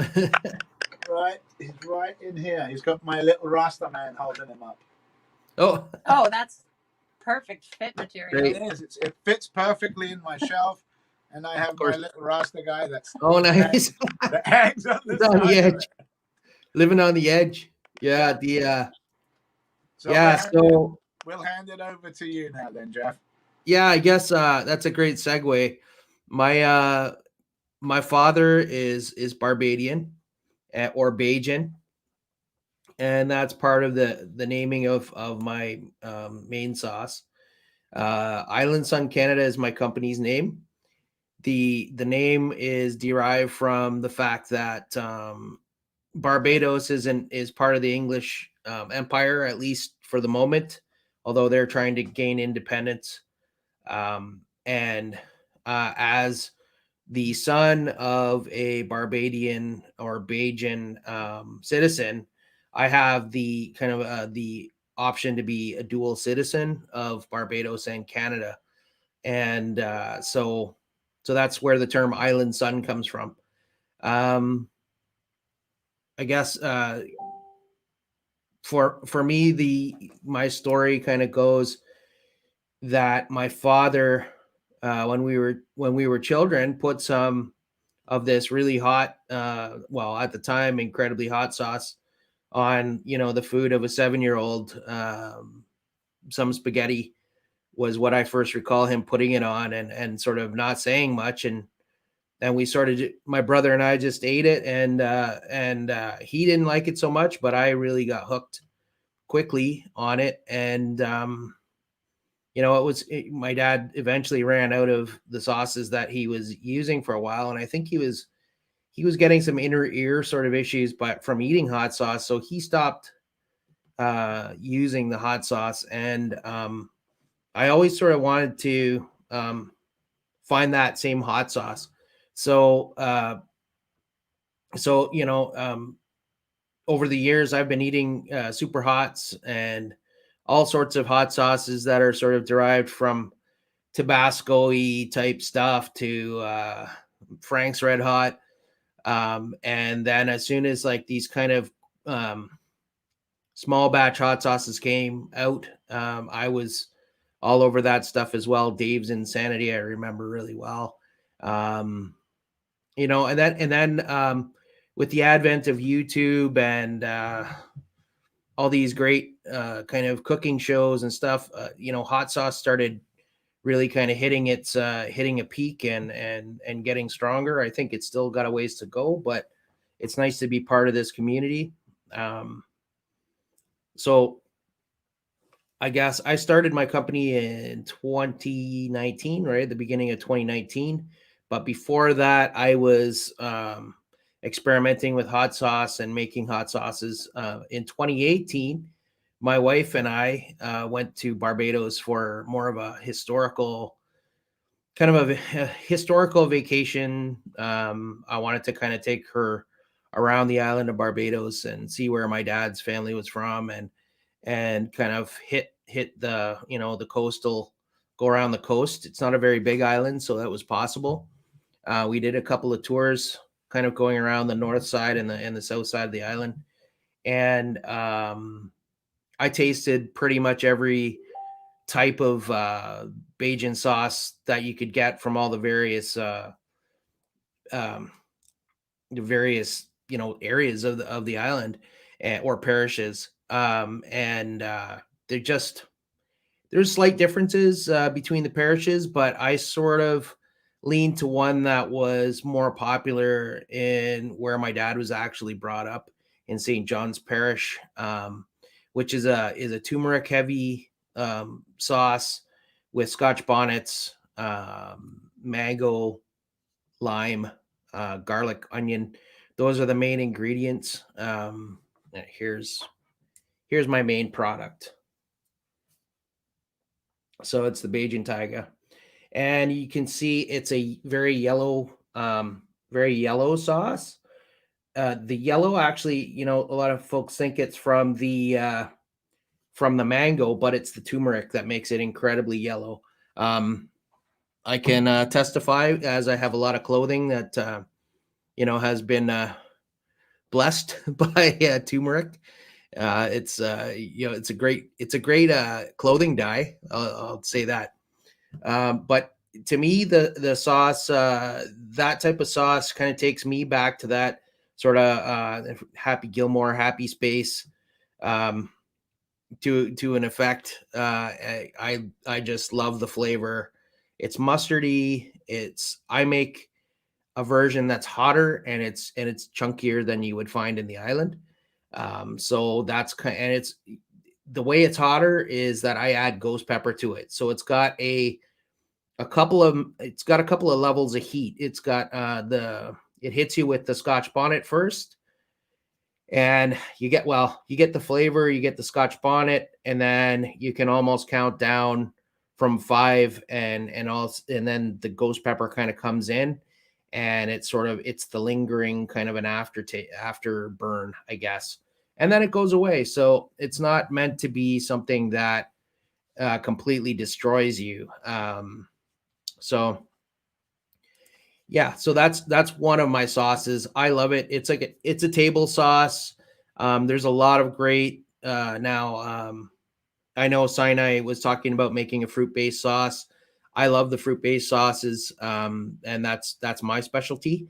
But so initially in making my business, I thought I just wanted to be in the kind of micro batch, healthful product, low sodium, low sugar, really good health benefits.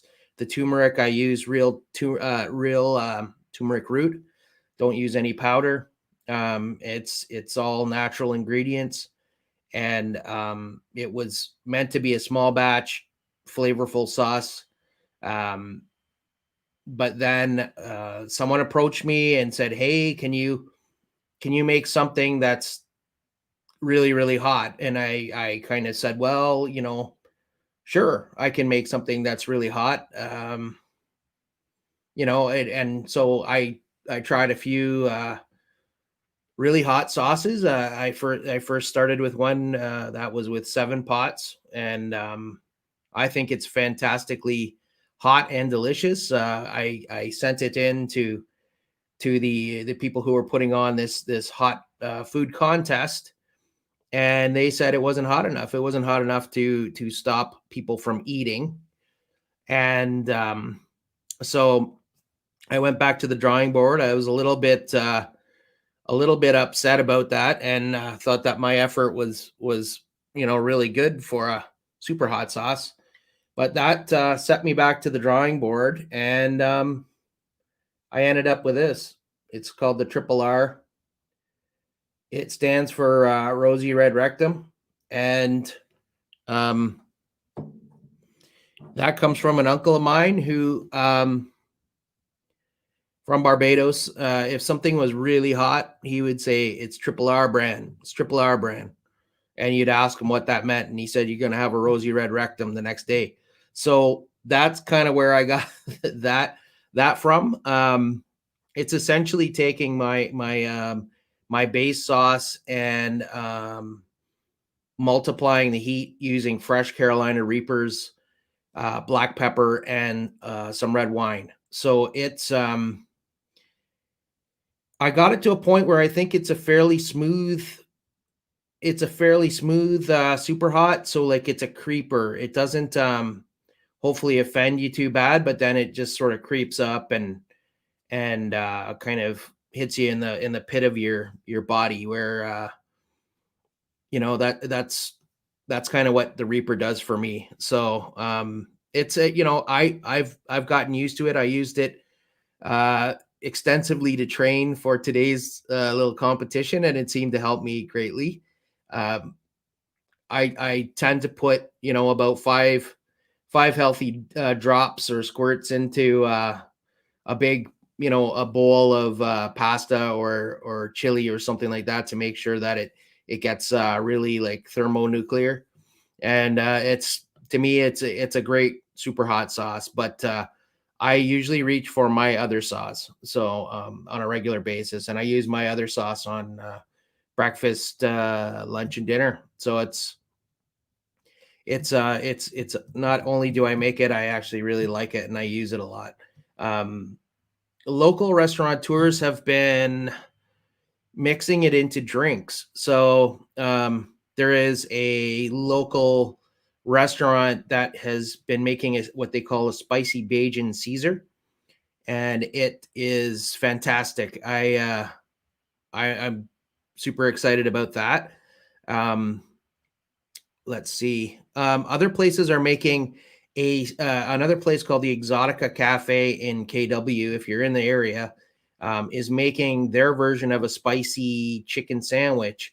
So it's a hand-breaded chicken fillet with mozzarella cheese, bacon, some other ingredients which I can't remember, and of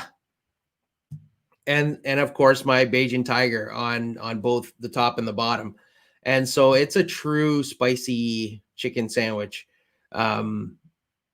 for those who, you know, were excited about the McDonald's and Burger King and whoever Popeye's chicken that were sorry, I hope I can mention those things. But yeah, this is a different spicy chicken sandwich, and if you're in the area, I highly recommend that one. But it's nice. Things since starting in 2019,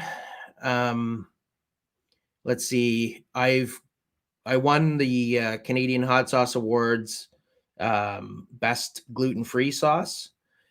I know a lot of the folks on today were part of that and have won awards as well. So congrats to everybody that was in there. Let's see. Yeah, so I guess since 2019, I have quintupled my output and sales.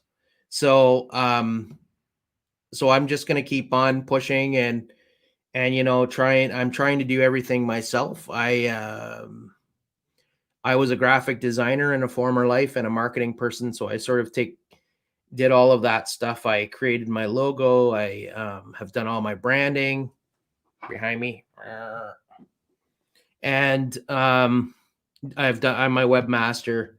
I've got my sauce on Amazon if you guys are interested.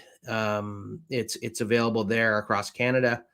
I'm currently looking, and Jeff knows this because I've spoken to him about it, and Haico I think knows this too, is I'm looking to sort of branch out into the US and into the UK if I can next year. So we'll see, fingers crossed. And I mean, this COVID thing is obviously given a lot of people. Yeah. How's it going, bud? Good, man. So my motto was taking over the world with hot sauce, but it seems that you're doing the same thing. Say what?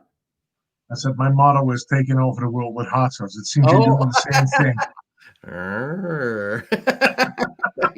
Hey, man, we're you know. I saw Ange there. Say hi. Yeah, she's still working. Oh man, workaholic. Yeah.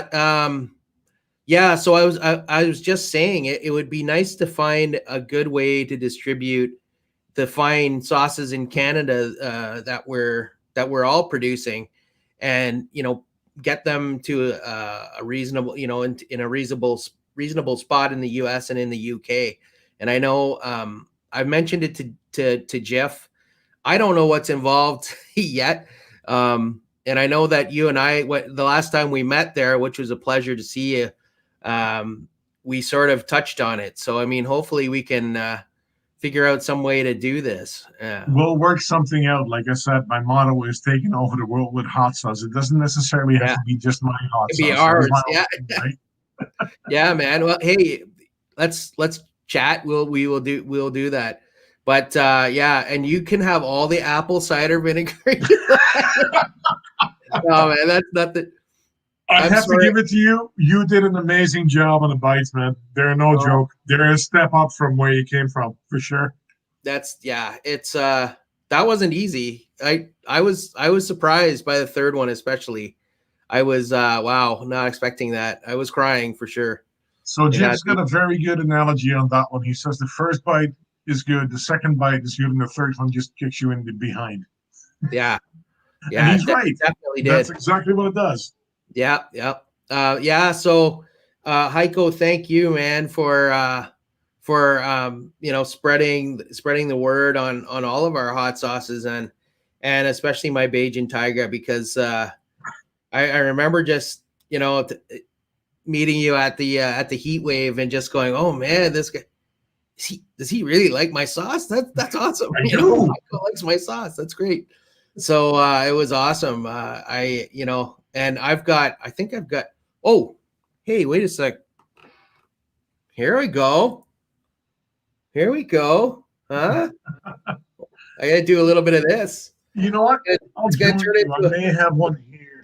It's gonna turn into a Haico. This is you, man. This is all about you. Oh no. I've spoken my piece. Oh, I can smell this. Oh boy. Woo. All right. I do have one here. I've got a spoon. Did you want to chug it, or did you want to do it? I'm gonna chug, man. I'm Just the take only a one. small one. Trust me. I'm the only one who's gonna touch this here. Yeah, but you still should do a little bit. Trust me. Cheers. Oh, that's delicious. Like, oh yeah, that's got a nice kick. Did you put black pepper in it too, or is there any in there? No. No, it's the lemon bob. It's the pepper that is in there that just keeps on creeping. That's an awesome pepper. The this actually, I'm not a humongous fan of pumpkin, but this actually works really well. This works really well. I hear that from a lot of people that they don't like pumpkin, but they like that. So nice job, hey, man. That's really good. I'm not taking away from you because you have got an absolutely amazing product. Well, thanks. I get, excuse me, pumpkin pyro setting in. That's hot. I get your sauce in Haico sized jars for a reason that I freaking love it. So how much are they? 710, 1 liter? What are they? 750. That's what you do. Yeah. So they're the big ones. And there's a reason for that. Because it is an absolutely amazing product. Your rosy red rectum, the RRR, lives up to its name. So I wanted to get that out. Actually, thanks for mentioning it. The rosy red rectum, I did 6 batches of it. And on one or two of the batches, I used some dried reapers instead. And I rehydrated them and then I used them. They don't come close to me in terms of the flavor of the fresh reapers. So I've made a decision that I'm just going to offer them during harvest season because, and I can see why Hurtberry and yourself and others would offer a limited edition sauce because you're not doing it justice if you're not using the fresh peppers. And I know we're also talking about ingredients that are fresh too, like the honey and it makes a world of difference to have the good ingredients. And I mean, I've gotten the question too about the price, the cost of a good bottle of hot sauce, and it's like, well, I'm buying turmeric root. Do you understand how expensive it is to buy turmeric root? Like, especially in a time when it's a hot commodity and everyone's making tea from it, like, it's just like, oh man, like I kind of got in ahead of the turmeric craze, and my cost for turmeric was like reasonable. And then all of a sudden it's like, oh no. Well, that's a very valid point that you got there because a lot of people don't realize, I mean, hot sauce makers, they have to take those little things into account and they have to adjust for it. So yes, you pay more. The thing about it is you pay for quality. So we know exactly where everything is coming from. We know exactly where it has been. Same for you, Jeff. We know where it's coming from. Don't support the big companies. Go for the little ones. It doesn't have to be me. It doesn't have to be Jeff or Jiff. Jiff doesn't have any hot sauce. Well, he's got plenty, but not any that he sells. Main thing is support your local actual makers because you get a high quality product for a reasonable price considering what they have to go through to make it. So, and sorry for my spiel. No, not at all. I'm glad you're with me here. The other thing that's cool is at this point, at least, when someone reaches out to contact you, they're actually talking to you, and they're talking to me. So that feedback chain is a very short one. And so we will take your advice and apply it to our products as well. And to me, that's such a great, to have that short loop is just great. And to know that you give a damn about your product and that we all do. I think the Canadian makers, especially the ones we've seen today, we all give a damn. And I know Eric, the saucening has been a lot of fun to watch as well. I've been checking in on that. I've got in what in this, the other thing is like as a maker, all these little headaches. Like I saw Eric was using chopsticks to like mash down into the funnel. It was like, I've tried that. Definitely tried that.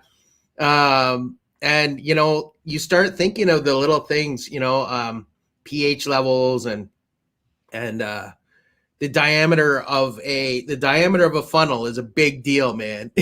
So yes, it is much bigger than most people realize.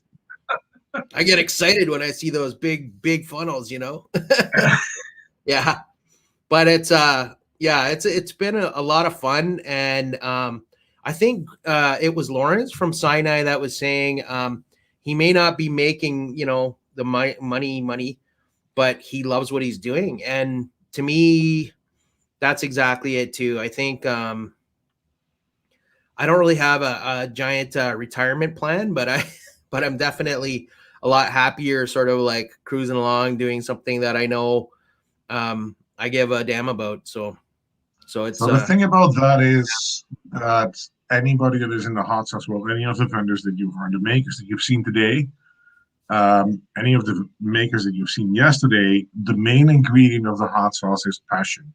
And that is something that shines through in everything that you will taste. It sounds corny, but it's actually true. That is the reason why there's the big store hot sauces and there's actually the small guys like you and me. Yeah, I'm just gonna, I'm very proud to be a micro batch maker, and I know we've all seen products that started off in a very small sense, and then they do ultimately change when they grow. And I really don't want that to happen. And I know it's probably possible to get the same, a similar quality or something, but for now, I'm just gonna keep on trucking and do what we're doing, right? Like it's your baby. That's the way that is. Only I'm allowed to change a diaper on that baby. Yeah. Yeah. But that was so funny where the Heathen was wearing Depends or something there. That was awesome. That guy's funny. He's quite inquisitive. Nice. See, my wife just chimed in and she said, "What? No diamonds?" Oh, she's watching. Yes, dear. Yeah. Well, I'm gonna tip out on that one. I'll let Jeff take over. Yeah. Good seeing you, man. I'll see you soon in person. Good to see you, Haico. Yeah. Cheers, man.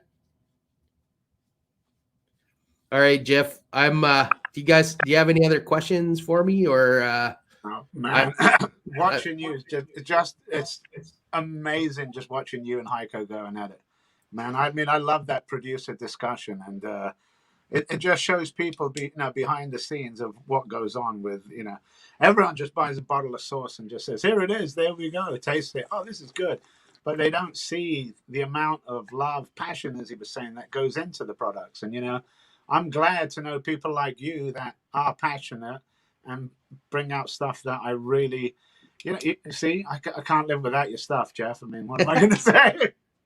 I've got to send you some more. I got to send you some more, Jeff. I need to set up that some sort of a way to get you and a lot of the growing sort of fans out there, especially on the West Coast. People are ordering it, so I need to figure out how to get it out to you guys and do it correctly, because I know there's with this COVID stuff, the FDA is probably cracking down a little more on that type of behavior. So, I mean, I called the FDA, to be honest, and to find out what I needed to be FDA compliant, and so they set me up with an account, and they said, "Yeah, you're fine." So it was like, all right, then I guess. Excellent. Yeah. Now it's just go ahead with it. But, yeah. So, but Jeff, thank you, man, for setting all this up, and Alex as well. I mean, this is a lot of effort, and for you guys to, give your time like this. I mean, it's great. It's a great community. So yeah, well, I'd like to products. We really I'd like to find. And it really is our pleasure. Yeah. Cheers. I'd like to find out more about the Sons of Fire and you know, maybe getting into that membership as well. I don't know what you guys what's expected, but we'll talk about it. So most definitely. Well, you know, yeah. I'll put up a little segment afterwards. Definitely, I'll talk about Great. it. But it's Thanks. been great And talking to you, brother. yeah, thank you. Fantastic And as always. good luck to Chris.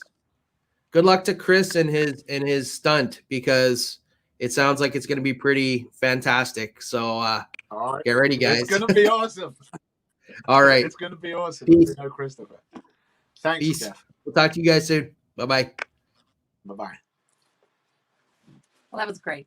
It was fantastic. I especially loved the bit when Haico wanted to join in and they have a good conversation. I love hearing the chatter between the producers. It's so great that that's what we were just talking about, how everybody loves to share ideas and they're all just trying to make each other better.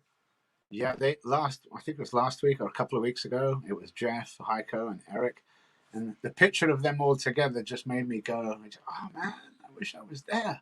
Because, you know, 3 great sauce makers, great at what they do. And everyone that we've had on here today makes like top notch. You know, I mean, absolutely. That's the reason we invited them, because, and we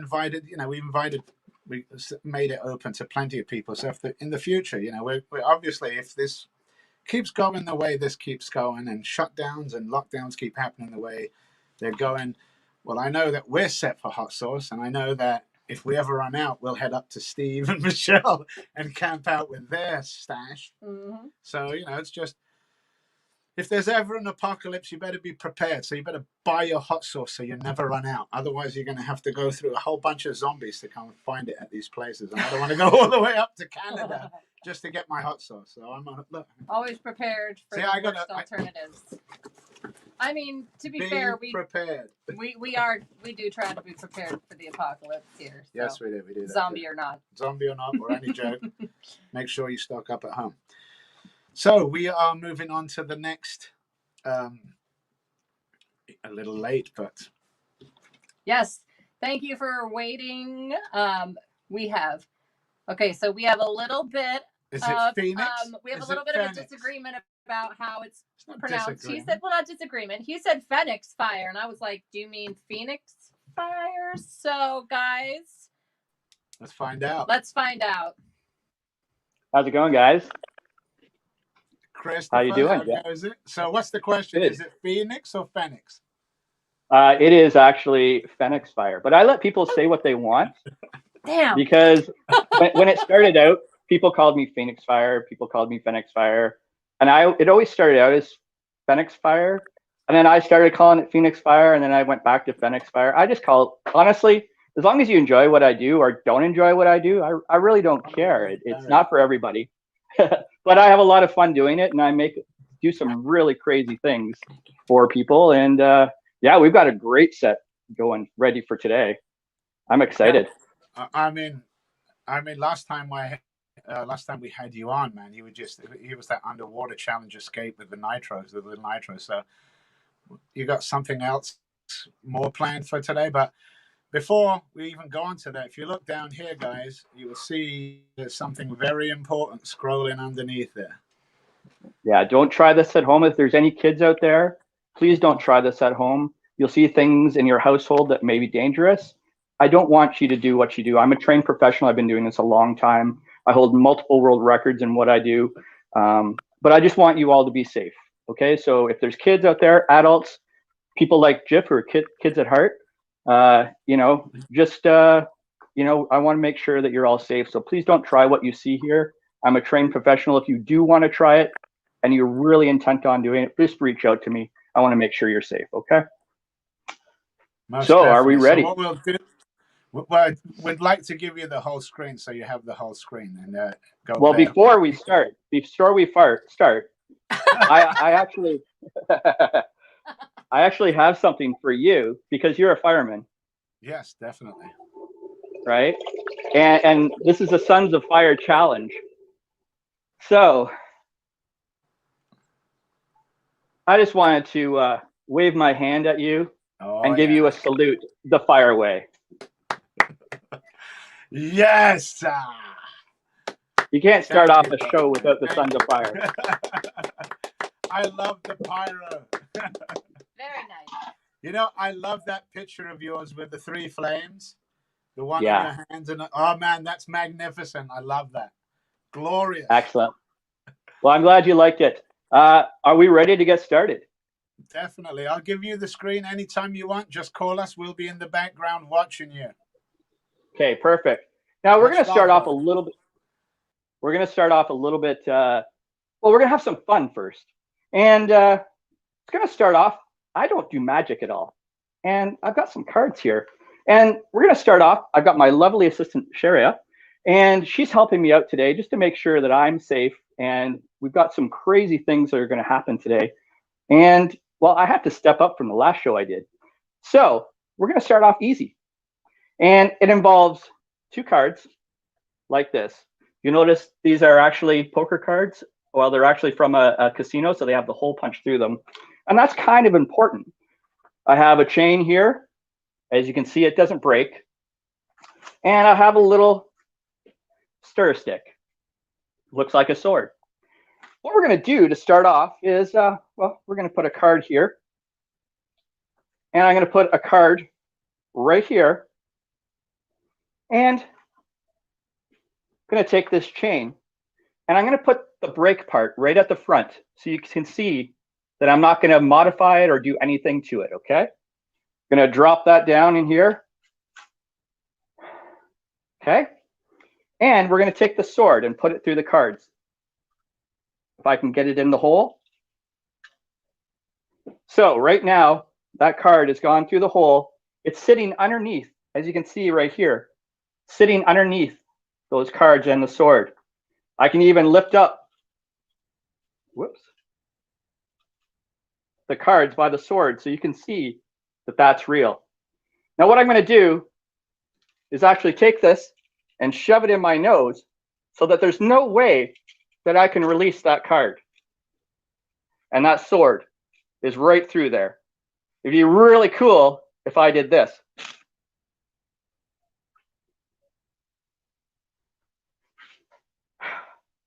That, my friends, is pulling a chain through a card, a sword.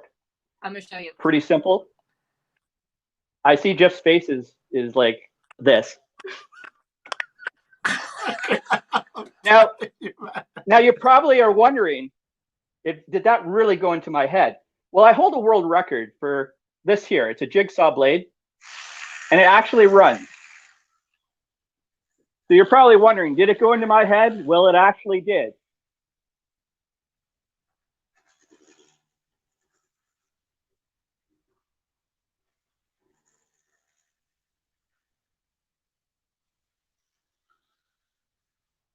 Now, I'm the only person in the world that actually does that. I won a Performance of the Year award in 2016 for that jigsaw blade. And I suggest that you don't try it at home, okay, guys? Now, Jeff, we're going back to you. You are a fireman.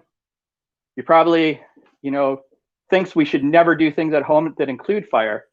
Well, this is a hot sauce convention, correct? It's a heat convention. It's called Sons of Fire.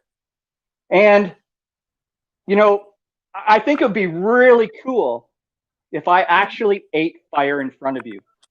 But not just eat fire, had fire soup. Taking a spoonful of fire and putting it into my mouth and swallowing the fire. Would that be cool, Jeff? Damn right. I'm going to go get a fire extinguisher right now. You're going to make me be we've got the fire extinguisher ready. I've got my safety team right over here. I bet. And, well. Remember, guys, trained professional here. Complete Can I get you to hold that? professional. And I'll get you to hold that. Actually, I'll hold it. I'm going to get you to drop that in. Whoosh. So right now, we've got some fire going on. It's like that TikTok video, the reaction. 245 degrees.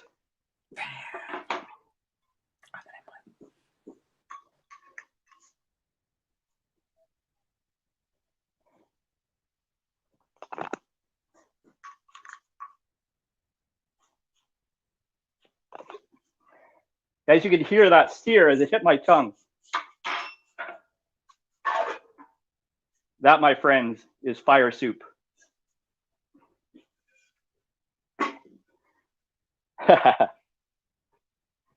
Now, I can't see you all right now. And I have a friend here. And you want to hold him up for me? This is Mr. Teddy Ruxpin.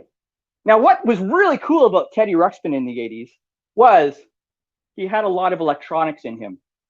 And he weighed a lot because of that electronics. You know, I'm having a real hard time seeing you all.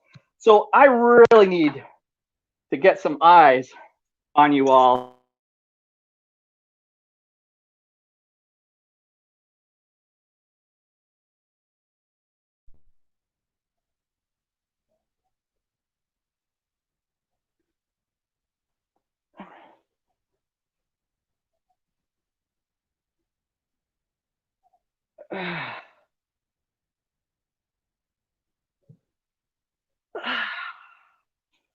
Whew.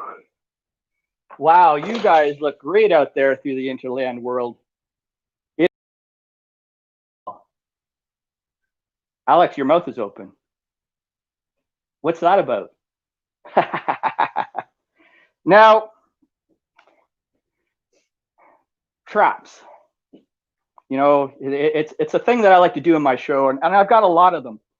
And, well, this one here, for instance, if you can see that, it's got some really nice, sharp teeth.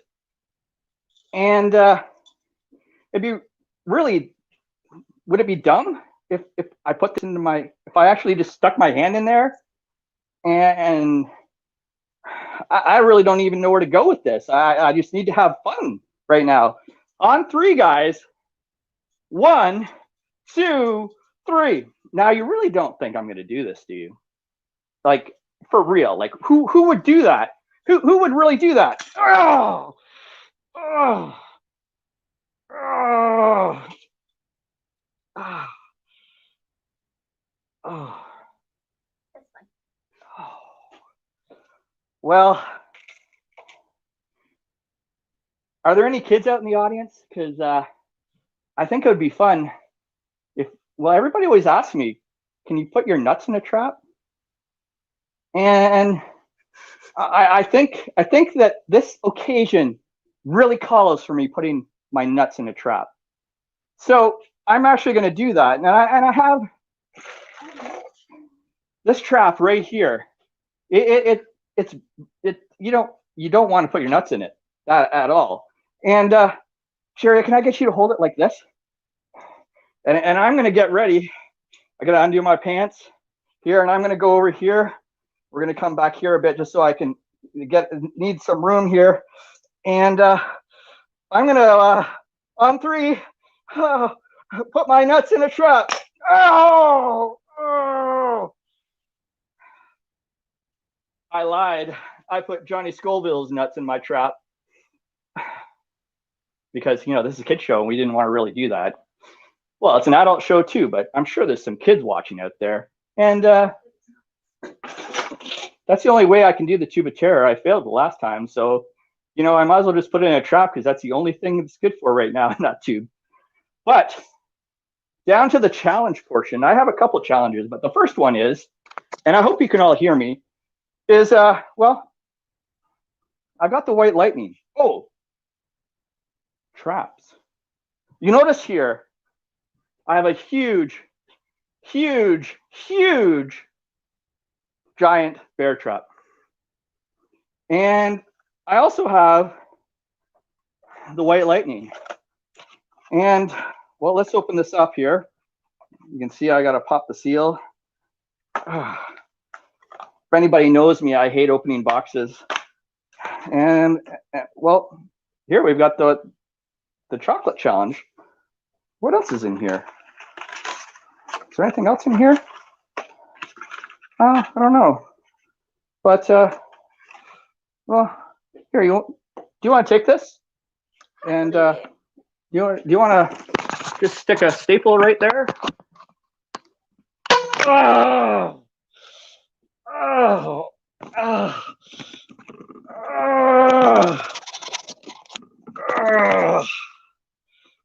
Oh, you can see it bent the staple when it hit the bone. Oh man. Oh, thank you, Sharia.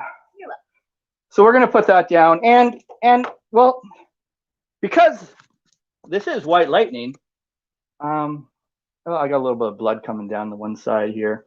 Since this is the white lightning, what I have here is a 1,000,000-volt stun gun. And Sharia, I'm going to get you to come over here, okay?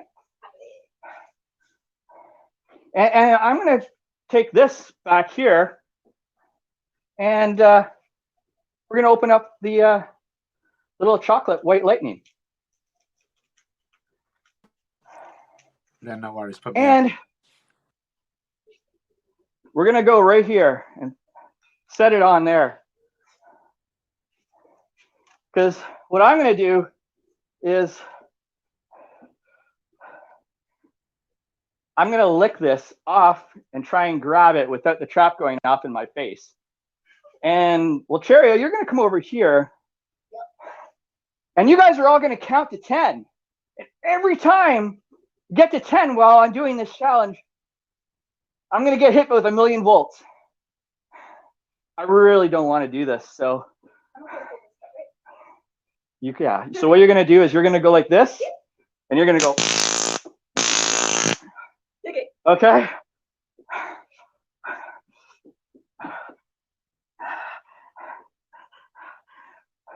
Ready? You guys are going to count down. 1, 2, 3.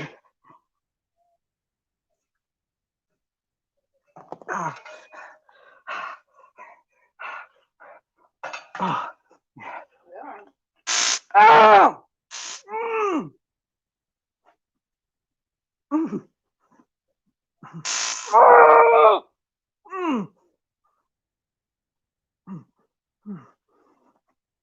No!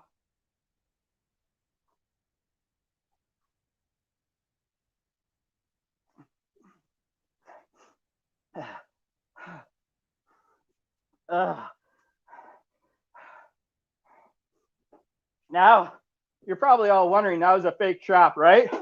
Well, it's not. Ah!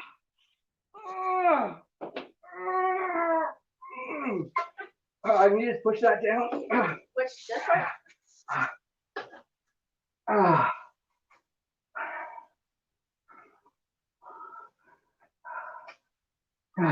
Well.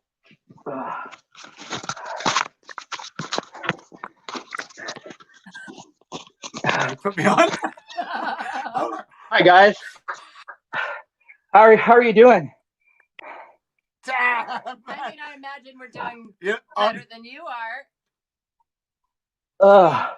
I'll tell you, I was trying to come on to tell you were supposed to read the disclaimer, but holy heck, man.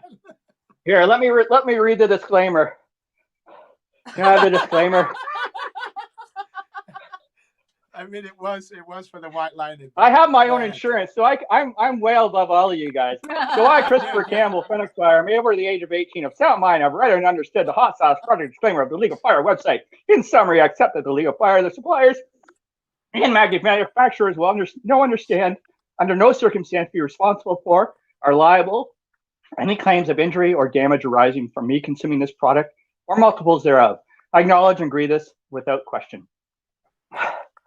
Man, I tell you, that's the best white lightning I've ever seen eaten, ever, hands down. Well, and again, there's electricity.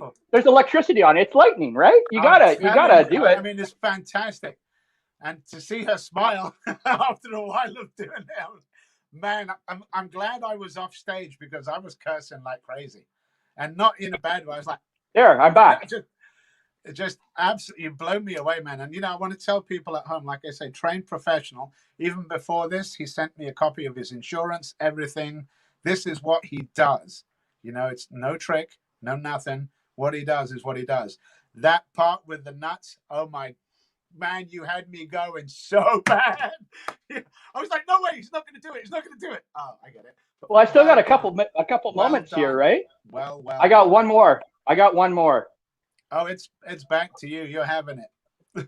All right. I'll come back. Now, here we're gonna. Well, I'm gonna have some alcohol now because I need to get rid of that taste out of my mouth from the white lightning. Crack this open. This is an apple shot. It's got 11.9% alcohol in it.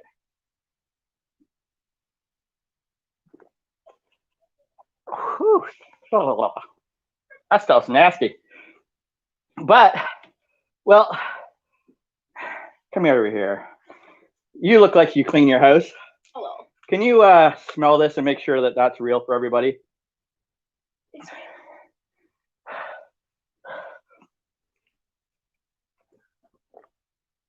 Oh, ugh. Wait a second. This is a spicy festival. So I'm going to grab some Spice Factory because I always do a challenge with Spice Factory. We know how hot that is. And we're going to put a drop in there. I'm only putting a drop because you're going to see why.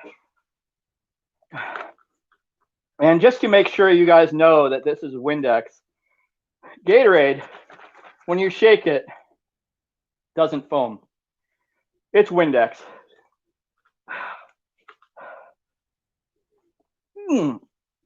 Oh my God, that got a lot hotter. Whoa. But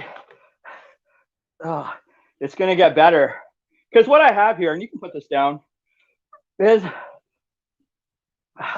I take off my Hurtberry Farm hat, and we've got an embalming machine here.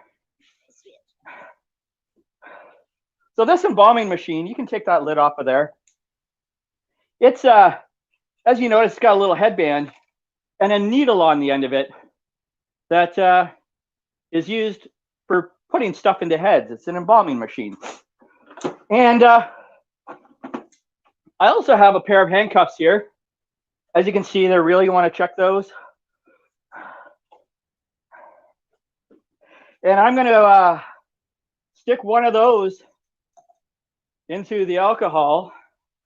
I'm going to stick one of those into the Windex with the Hurtberry Farm Spice Factory in it. Don't try this at home, guys. And what I'm going to do, put one of these cuffs on, and we're going to get these ready for her.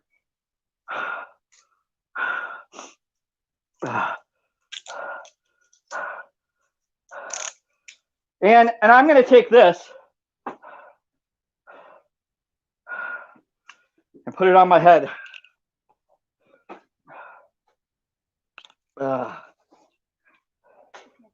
We're good here. We're good here. Let's get you that. And this needle is going to go deep inside my head. And I'm going to spin around. And you're going to put those cuffs on. So let me sec. There we go. And if you can grab that switch over there, Sharia. Say when. I can only go about 10 seconds before I start to drown here. So I have to get out fairly quickly. And I have Spice Factory running through my brain. On 3. 1, 2, 3.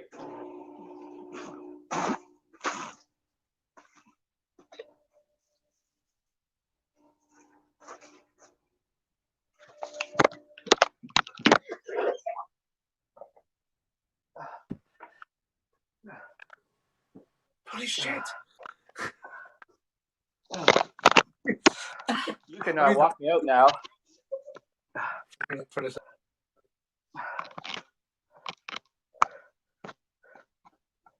Can you hear me?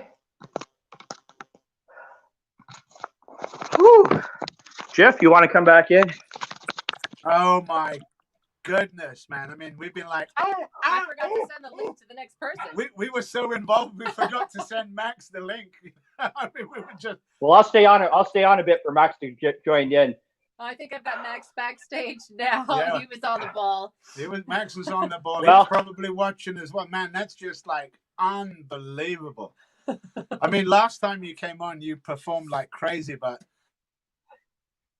man, today I love what I do. I love what I do, and I just want to entertain you guys and have a lot of fun doing it. I hope you guys enjoyed it. I hope I brought some pleasure to the Sons of Fire Festival, and I thank you for putting this on. I want to thank my assistant Sharia, my safety team over here, and you guys. I'm just a guy who really enjoys hot sauce. I thank Mike Jack and Kyle Colson for getting me into the world of hot sauce, and I've met so many great people, and I just have a lot of fun doing what I do. I know what I do is not for everybody, but I know I bring a lot of pleasure to some people, and you have a lot of fun. So that's all important to me, and I want to thank you all, and thanks for putting on this great show, Sons of Fire. Definitely, thank you for Thank being you here. so much. That's just blew us away as always. We're gonna let you go and recover, but man, like I said, unbelievable, fantastic, hands off. Definitely. Thank you so much. Thank you. We'll talk soon.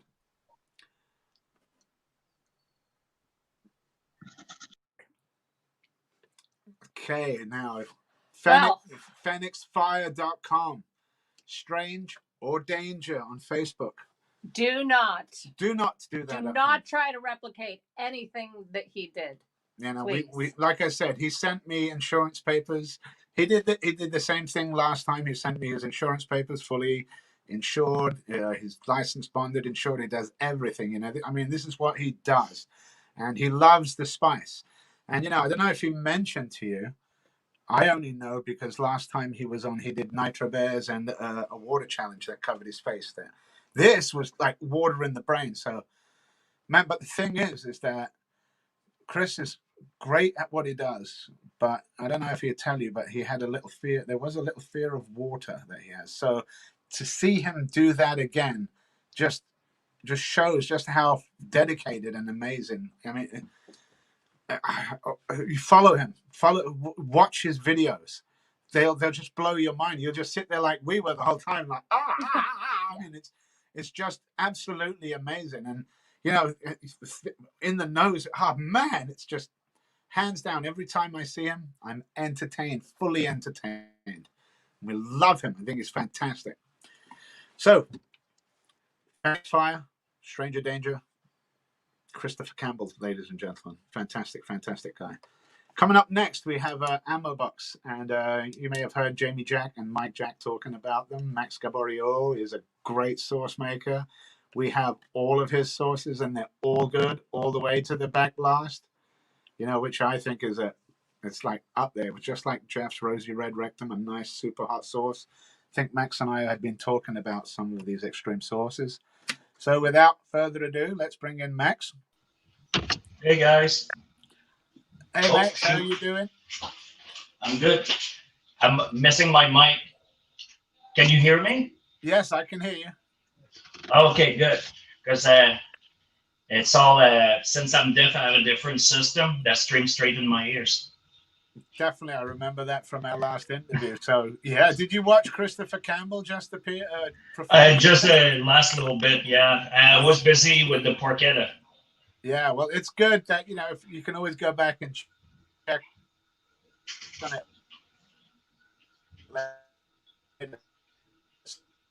So what we're going You're freezing. to do? Oh, am I good? All right, yeah, take it for as long as you need. When you all do is yell our names and we'll come back.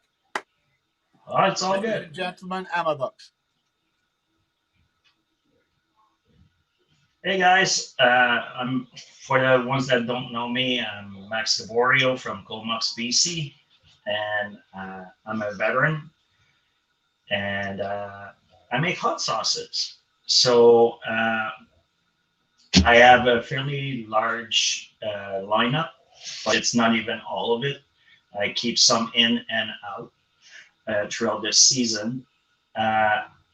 As Lawrence mentioned earlier, I also have a training program. So having said that, I have from mild to wild, like Haico likes to say. So without further ado, there's my mic. Sorry guys, technology. So the first one I would like to introduce you guys is my camo sauce. Right here. So this one is my mildest sauce. It is a green sauce. It's a traditional Mexican sauce that, okay, before I mention on that, all my products are made fresh without additives or preservatives of any kind. I have brain damage, so I try to eat as clean as I can. So having said that, we'll continue with camo. So camo is a roasted jalapeno, poblano, fresh lime, garlic, and onion. Great sauce, easy to any entry level, awesome tacos and all that kind of stuff. Also, it's great on pork, and today I made for you porchetta. So it's a great carrier for most hot sauces, as you already know. So I spent last couple hours while watching others smoking that. So it accompanies the sauces. I will be putting some on the porchetta so you guys can see what it looks like on product. So coming back to camo, it's a roasted jalapeno with poblano, fresh lime, garlic, and onion.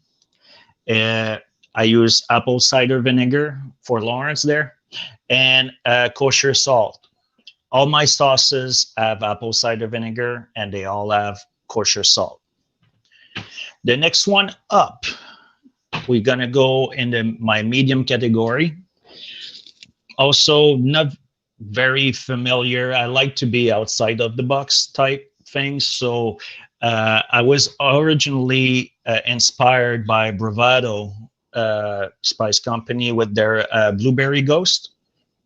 And so I came up with my own version because at the time my tolerance wasn't high enough for Ghost.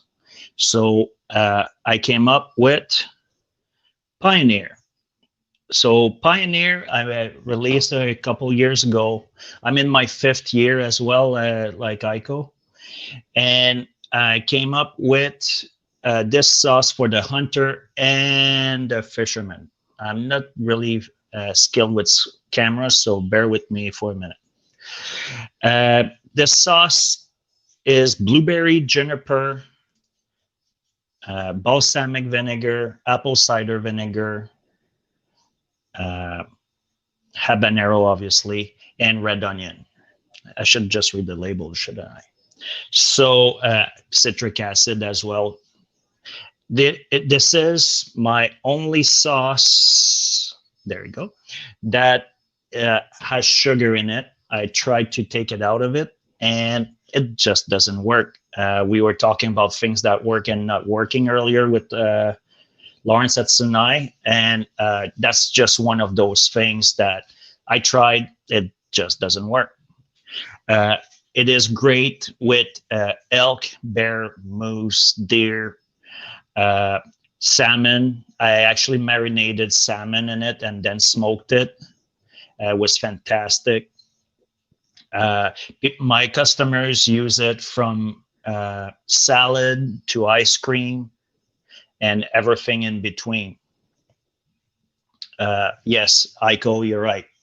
Vanilla ice cream, especially the traditional vanilla.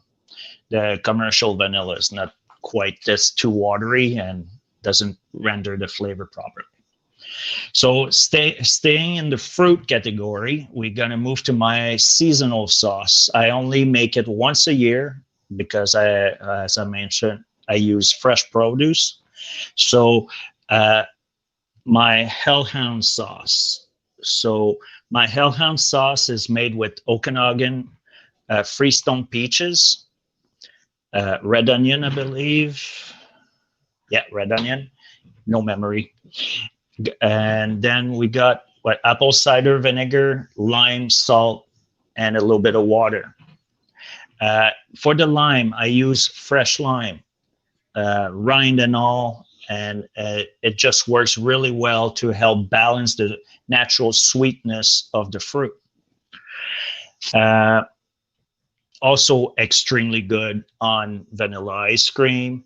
I did had it to some barbecue sauce that I liked that I got from Gringo, and just to add a little bit more spice to it. Fantastic. It was really complementing the blackberry from the barbecue sauce. My philosophy is there's no wrong ingredient. Everything is available on the table. So sometimes you get surprised. I develop sauces as well for businesses. And so they all want something unique. So sometimes I use herbs as well to help, fresh herbs to help develop a nice flavor, and use all these oils to really balance all the flavors. Let's see what we got now. Let's go with my oldest sauce. Oh, hey, Haico. How's it How going, are you, bud? brother? Well, Doing well. Yeah. Where I'm just about to start talking about napalm. I got one here, don't I? There you go. So, as I was just about to say, napalm is my oldest sauce. It's actually the second sauce I've made ever. And it came by accident. We might have talked about it in previous interviews, you and I. But for the folks that haven't seen it or heard about it yet, this sauce is a blend of 5 different peppers. So it doesn't say on the label on purpose because I'm in a farmer's market. However, it is a blend of roasted bell peppers with jalapenos, chipotle, habanero, and serrano. I always miss that one. On a who did I said Tracy made fun of me because I said that it was made on a bed of carrots, onion, and garlic. So it will not put you to sleep. I have to say, for normal people, that one can be like a nice entry challenge type of sauce if you're not comfortable with habanero heat just yet. It goes very well with any Cajun and drinks and what have you. It's a great all-purpose sauce. Am I missing anything, Haico? No, you're doing great, man. I mean, this is the one thing that I want to say about your sauces. They are flavor forward. That is all that you do. That's what you focus on. Yeah. And I can feel it in any of the hot sauces that I have here. I got a couple of more, but I've gone through the things that I needed to do to get ready for my today's Did challenge. you finish that bottle? I did, yeah. Oh God, dude, that was sealed bottle. At least from the picture. Yeah. You drank the whole bottle in one day? I pretty much took one day to do it. So, but your sauces are absolutely amazing. You know how to make an absolutely great hot sauce. Oh, thanks, man. I appreciate that. You know, that was my original thought when I started all this, is that at the time, I could not do in my younger years, like in the 20s, when I was in Kingston, Ontario, or different bases I was around the country. For the folks that don't know, I'm a disabled Army veteran. So I've been traveling around quite a bit and trying different flavors. And I used to eat suicide wings back in the day. And I destroyed whatever was inside me. And I could not eat hot sauce, and it would just literally make me sick. So I did quit for many, many years. And when my wife went vegan, before it was a fad, I got into, yeah, I know, right? I was into smoking meat, which, porchetta. So, and that's how I got into making hot sauces. And since I was not able to tolerate the heat that I used to eat, I focused on flavor. And my first hot sauce ever was a cayenne sauce. And back when we were able to actually buy cayenne fresh. So I discovered through my customers that it was nice at first, but they got bored of it really quick because their tolerance was going up very quickly. Mm-hmm. And that's why I created Camel. So it still to be an entry-level sauce, but you got two reds there. So is that Sniper? Yeah. And yeah. But it could have been XXX too. So we'll get to those ones. And as simple as that. Napalm, I think we kind of beat it to death on that one, but it's a really great all around, from drinks to wings to pasta to whatever you like on your food. It brings in a nice balanced smoky flavor, but not overdone on the smoke, and just a nice level heat that will build on its own. I have discovered that I find the more you eat it, the hotter it gets. Obviously not like a super hot or anything like that, but it did kick my ass a few times.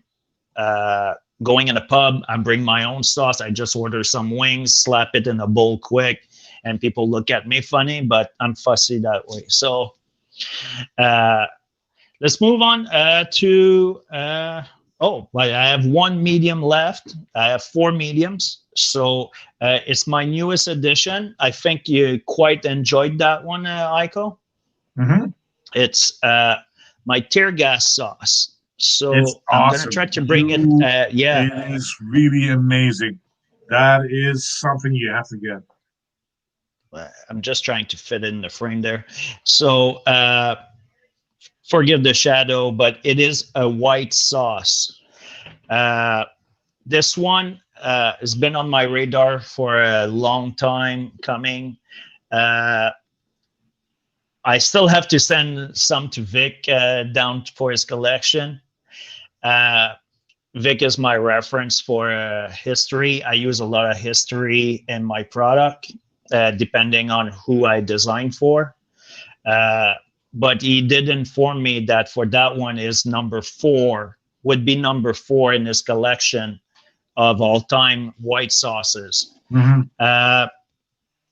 I use orange habaneros in it because I don't have access to a lot of things. However, I'm sorry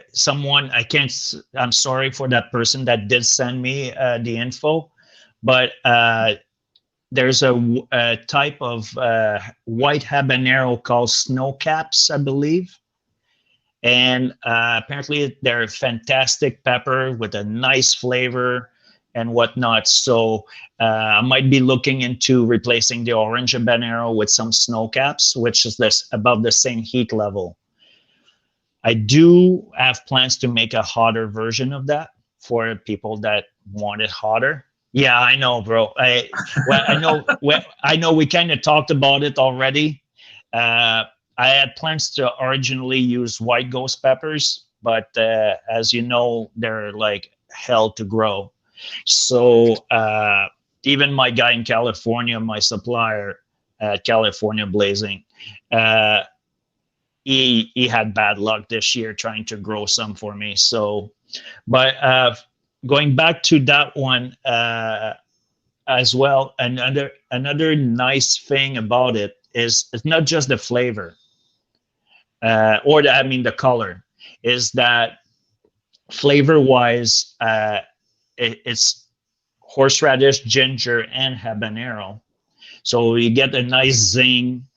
But what I really liked about it as well, what I wanted to do was to play with different types of heat, because it's not just hot peppers that can be hot.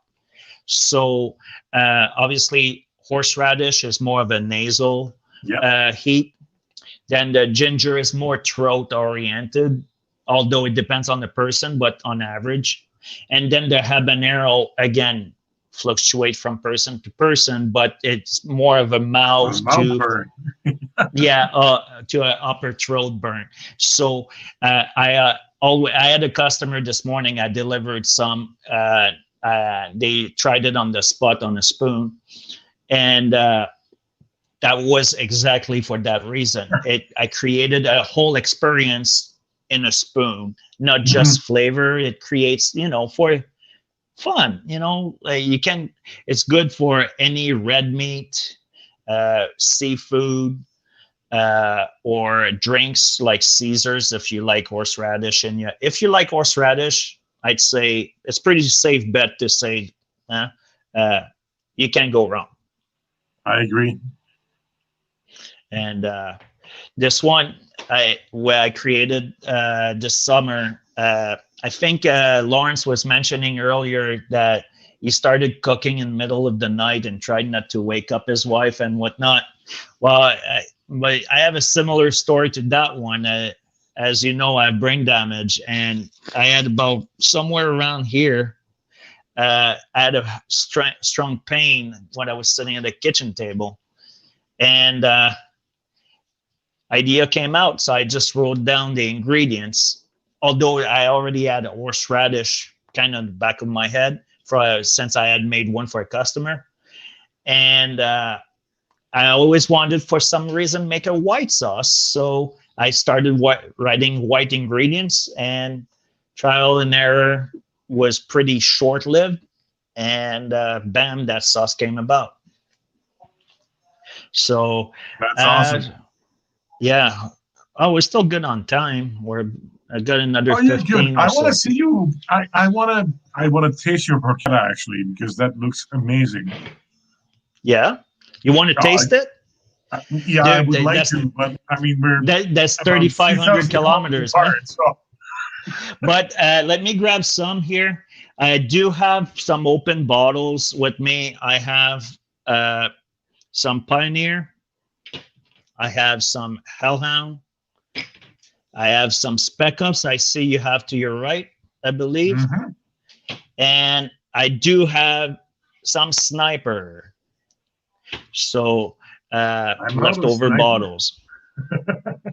Yeah, you do have Sniper, don't you? Well, so, I do. I've got something else. I mean, what else you got, bro? You got all my stuff, so.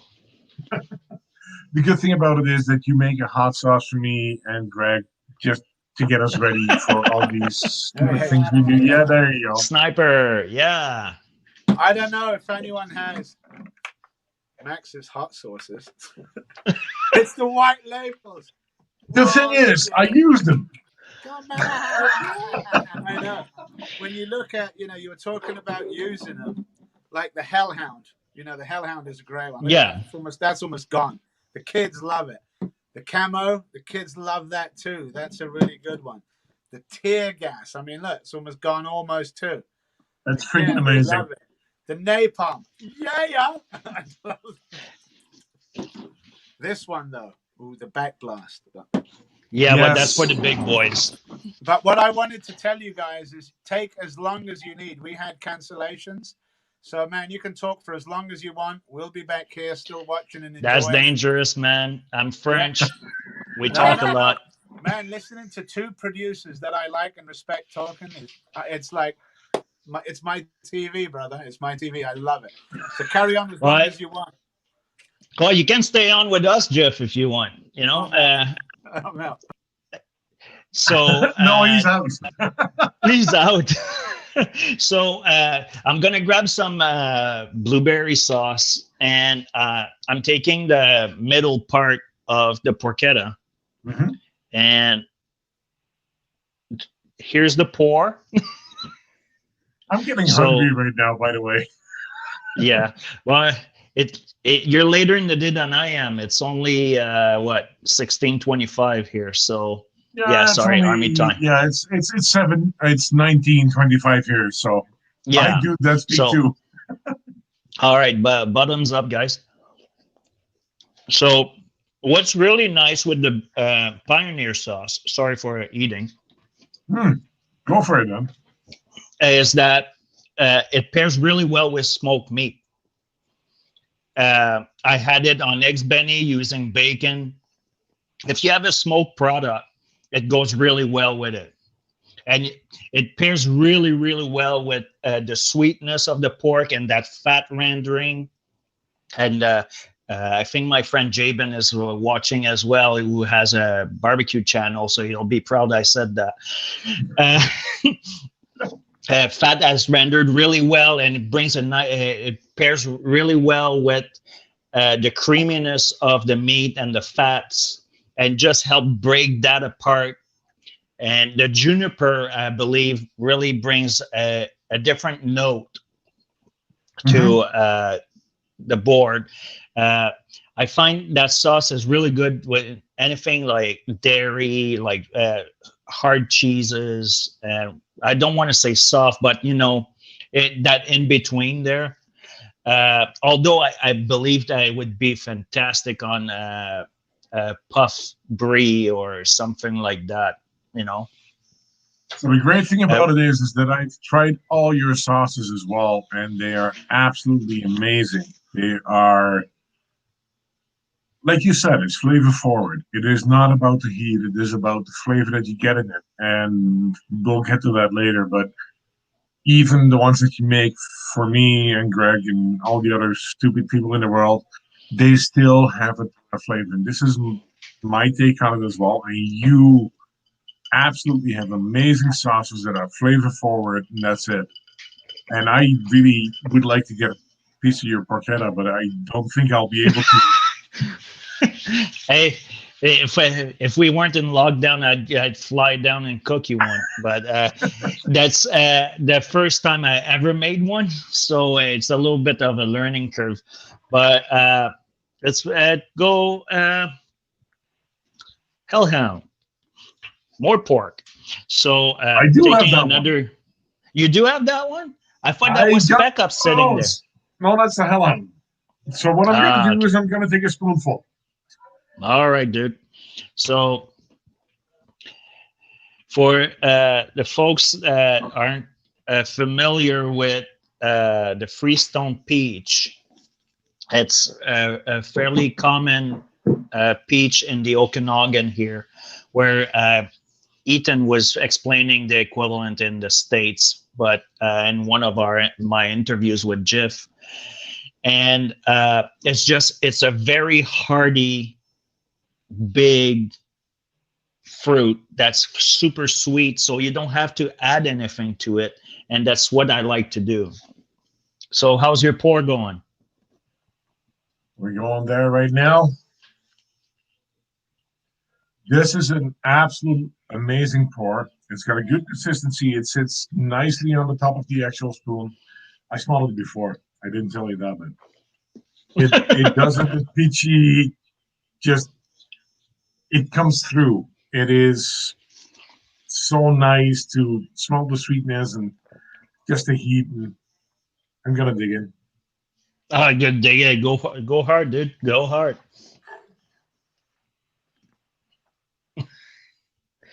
And that's why I only make it once a year. On average, per season, I purchase about 60 pounds of peaches. Are all processed by hand by me, and and my wife. You know, I think last year she did like 40 pounds. So the thing you about can't that is, if there's no wife, there's no business, right? I mean, that's the way that it goes here. So yeah, I'm down here. She's upstairs with the kids. You know what I mean? Like, and I hooked up my neighbor with some porchetta as well. So. Hi, Mama. Hey, Alex. You muted. I just wanted to interject for a moment and just tell you how much I appreciate your appreciation of your wife's labor. It tends to be invisible. And I thank you for bringing it out into the open. Many men would not be able to do their half of the work without her doing her half of the work. So thank you. No worries on that. Having said that, as I mentioned earlier, I'm disabled, so I have very little memory. I rely on my wife a lot for my daily function, so it's not hard for me to put my wife forward on that one.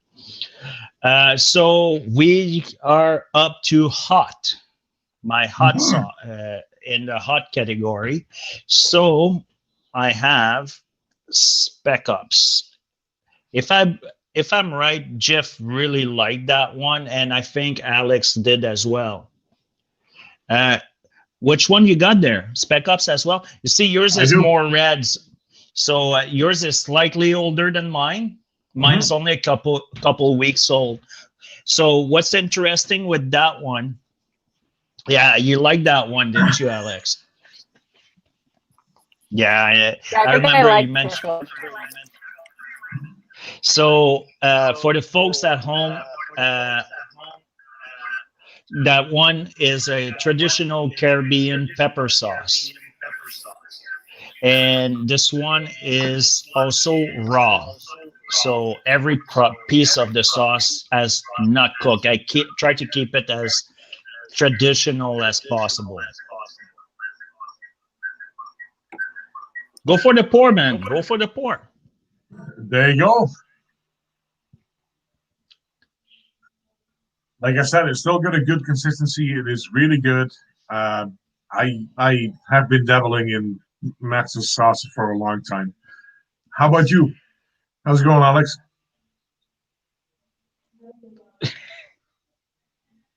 You get some lips. Good. It's a little spicy. Yeah. So I'm not going to leave you guys hanging. I got some too. So it is what's so nice. Fresh. It is so good.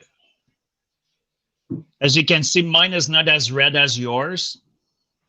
The reason for the red is that I use fresh bell peppers. And to be honest, just like they would do in the Caribbean, I do not discriminate on the color. Sometimes I put I don't know what I just said, but apparently it's funny. So what I mean by that is that I'll use orange, yellow, red, not a green because they're too bitter. Pepper for that sauce. So sometimes in the ratio, I might have a little bit more red versus whatever is available at the time. No, so you okay, Alex? It looks like it's hot.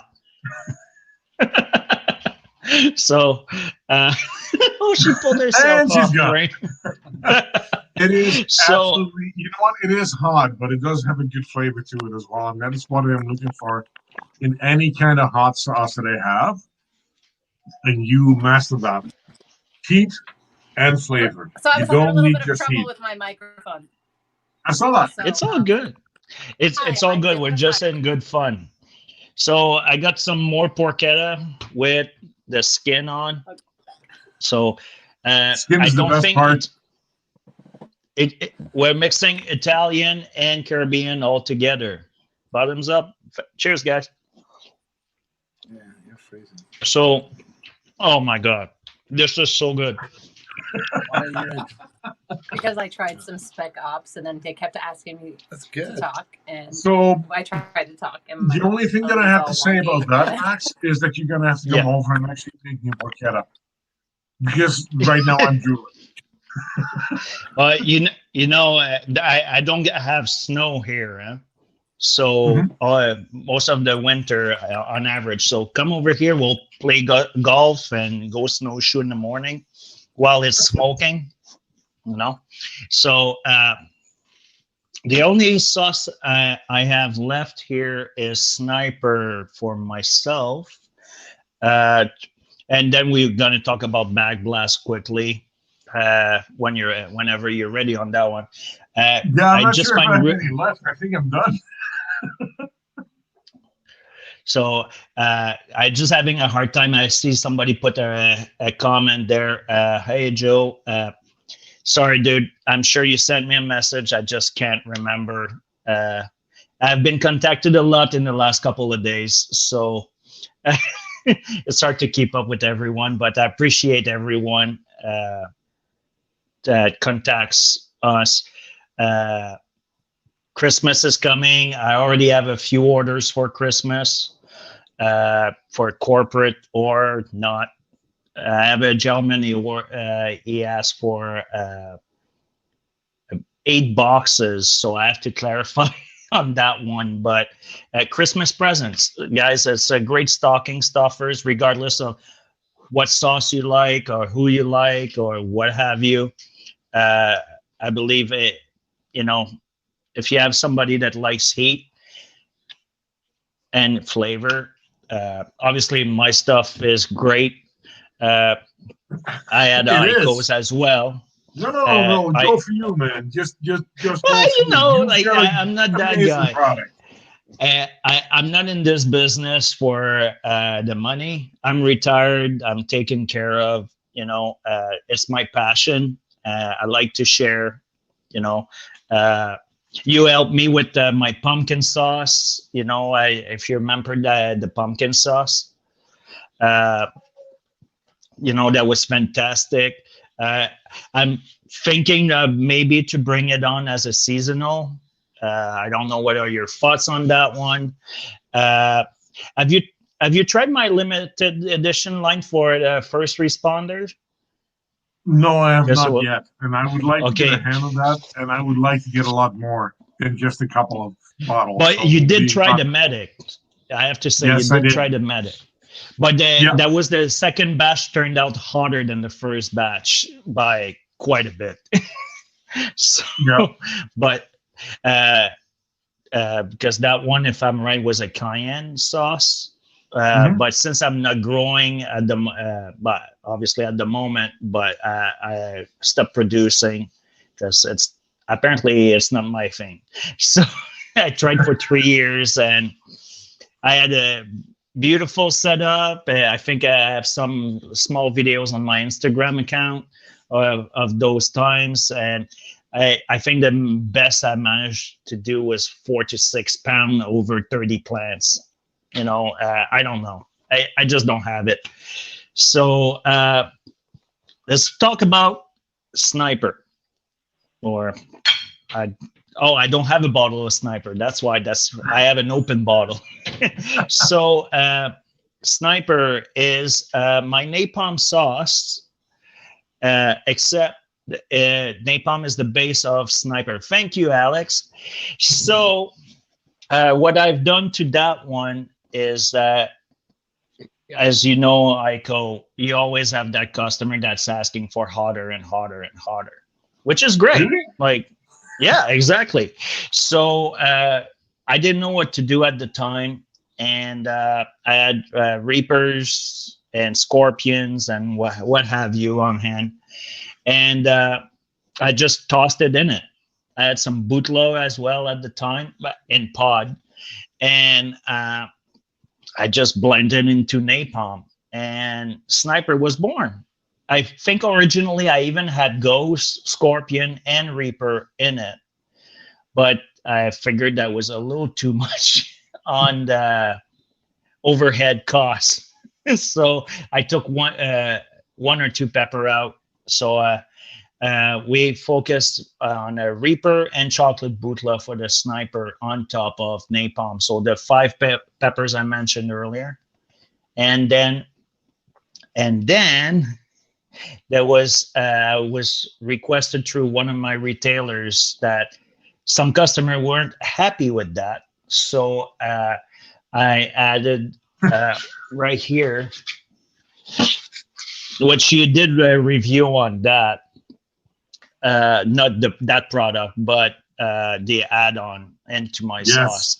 So this is Lethal Injection. It's a 6 million Scoville unit extract made by California Blazing Chili Farm, which is my supplier of super hots. I believe, like Lawrence was mentioning, Florida for his and things like that.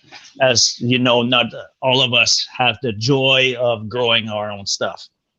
So that was well received. I used about like 6 drops of that into a sniper to kick it up a notch, and it was really well received. But I only make it for that one shop.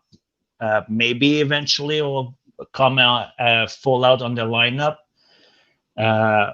but we'll see. You know, what are your thoughts on that one? So the main thing that I want to say about that is that there's a lot of sauces out there that are an extract sauce that taste like an extract sauce. And you manage to actually use extract in a sauce that is still tasting natural. I do not have any of the penny in my mouth feel that I normally get from extracts. It's absolutely amazing. I've used it a lot.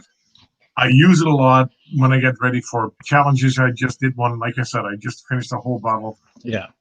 Black Bass. So it's tasty. It's not just heat. It is just tasty. And that is the thing that we are in here. I know that you were at one point were a little bit hesitant of bringing it out with a little bit more heat. Yeah. You know how to do it. You know how to actually make it work. There's flavor and heat, not just heat. Well, what's interesting, and you made me think about my process of making sauces without divulging my little secrets. However, regardless of my what the sauce is, I follow a certain pattern. I use always the same amount of salt, the same amount of apple cider vinegar. The onion and garlic slightly vary, but it's usually about the same amount again. Because keep in mind, I have no memory, so I come up with systems to remember when it's time to make sauce. You know what I mean? I can talk a mile a minute about it, but if you can't make it, there's no point. Yeah. So I always essentially use the same math overall as a base, and then from sauce to sauce adjust, you know, so you always get consistency. And I think listening to what you're saying, consistency is everything. And well, for sure, Mike, I already talked with Mike a few times to hook him up with some of my sauces. He already had expressed to wanting to try it. I follow a lot of you guys, you know, through either challenges, Netflix, or what have you. You know, that was I actually watched the We Are Champion the other night. You know, it's nice to see that, you know, people we know that we talk on fairly regular basis, you know, doing their own thing and being, I don't want to say advertised, but no. Yeah. But did you see Jeremy Bell? He Yeah, was I in that did. too, by the way. Yeah. Total Photomon, like, yeah. I think I messaged him after seeing him, and we talked about his reviews and whatnot and stuff he's done for me as well, which we gonna have some down the road. That was like killer. And then sing, was it Mike with the snot coming down? And That was like, Mike. Yes, the yeah, same Mike you Jack know. eats seed. Yeah. Yeah. And I mean, seeing how Heather did like was fantastic, and I totally can relate with Heather. I'm not scared of saying that on camera, being disabled and being challenged every single day. My hat's off. Like, there's no word. I was really proud of her at that time, but I still do. But you know what I mean. It's just such an awesome community. One thing that I like about it is that coming from a military background, we're nice and tight, and once you leave the army, you kind of lose that. And that's what I like about our community, is that although I don't fit in society on a traditional level, when it comes to hot sauce, I fit right in, you know what I mean? And nobody has any issues with that. So it's pretty nice when it comes to that one. So why don't we just finish, not finish, but finish the lineup with Back Blast. I have none left. I'm done. That is an amazing sauce. That one remains sealed. So if somebody wants it, I have like 6 or 7 left from the last batch. So you got 2? Yeah, I'll get 2 this way. Oh, you'll get 2? Okay. I just sent some to Heathen as well with some tear gas. He wanted to do Back Blast with tincture or something like that. That sounds like Heathen.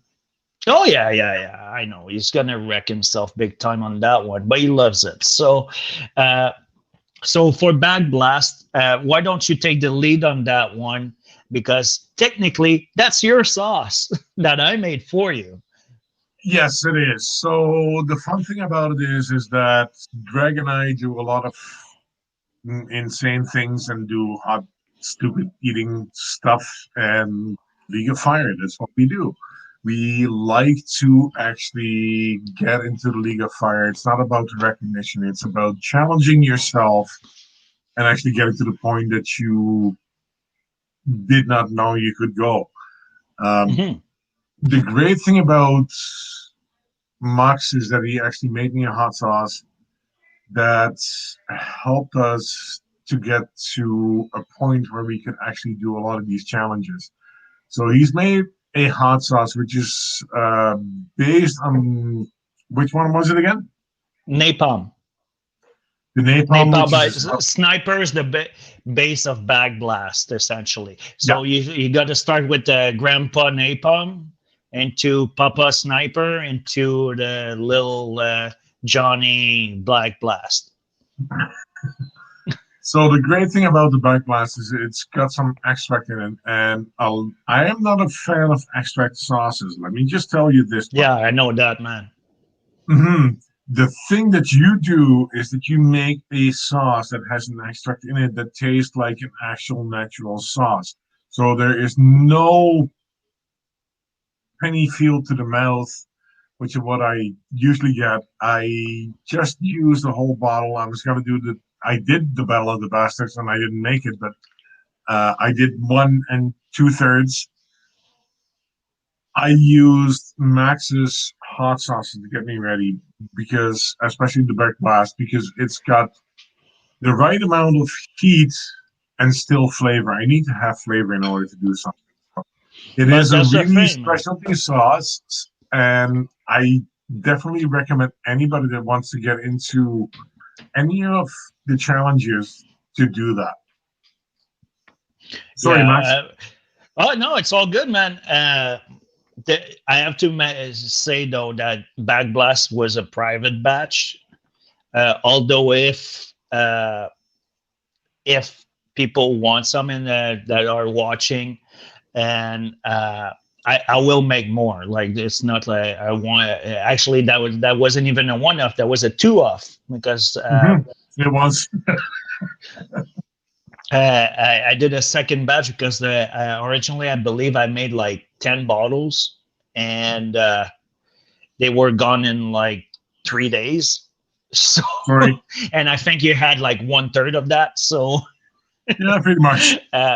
But having said that, if people want some, it will come without a label because I'm not putting it into production.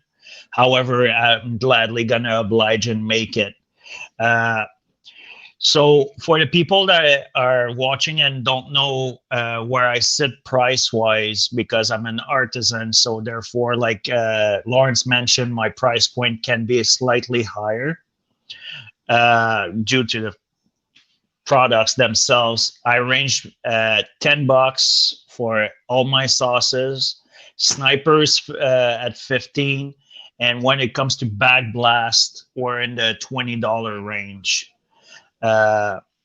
Because of just the sheer amount of production. So do not forget these are Canadian dollars. So if you're in the US, yeah, Canadian you're dollars, getting a hell of a deal. So if I believe for my American friends down there that got the whole lineup, I believe that you're looking at with shipping approximately $60 US, and you get like 8 bottles of hot sauce shipped, which it's crazy. I can't even fathom that. Like, you imagine like pay $60 Canadian to get 8 bottles of hot sauce. It would be unheard of. So with shipping, yeah, I know, bro. So I do flat rate shipping throughout the country, as if for the smaller orders. So it's all $18 flat, free shipping, not free shipping, but flat rate shipping. If you buy in I don't really have a standard, to be honest, because I don't have that much volume. But if you're in the $50 range and above, yeah, you're looking at for free shipping, regardless. For the Americans, though, I can't necessarily do free shipping because it's just too much. We're talking like the $30 range for shipping for myself. So, but I do give a discount and counterpart of that. So, for everybody that would be interested, I'm like super flexible. And what do Joe says his prices are outstanding. Planor, yes, and apparently for if there's people in Europe, apparently I'm cheap as hell. So you're not cheap. You provide a good product. Yeah. But I mean, I think Bob was telling me that even if we change that in euro, it's like €6 or something, which is fairly cheap. and it's not cheap. It is a good price. That's the way it is. Yeah, but sorry, what I mean by cheap is that it's affordable. That's the word I'm looking exactly. for. That's the way to go. But it takes me time to find the right word sometimes. Mm-hmm. So I try to be as when you're French. Yeah. Sorry, I had to. I got nothing. You got me. I got nothing. But having said that, I'm trying to think.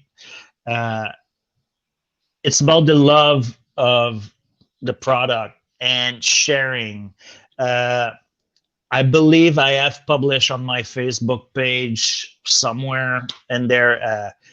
I'm trying to organize my Facebook page so all the reviews will be together and some other stuff will be together, so it's easier to find. I did publish in a local book here. The recipe is on my Facebook page, blackberry hot sauce. And I designed that sauce to be affordable for people at home. Blackberry here grows everywhere and very, very strong. And so I just designed one that people can make at home and for next to nothing, and they'll have like a decent amount too. Yeah, so I like to give back as much as I can. And I'm sure you're probably the same. Sometimes you get people at the market, and you kind of hit last on the list as they walk by with their all hands full of groceries.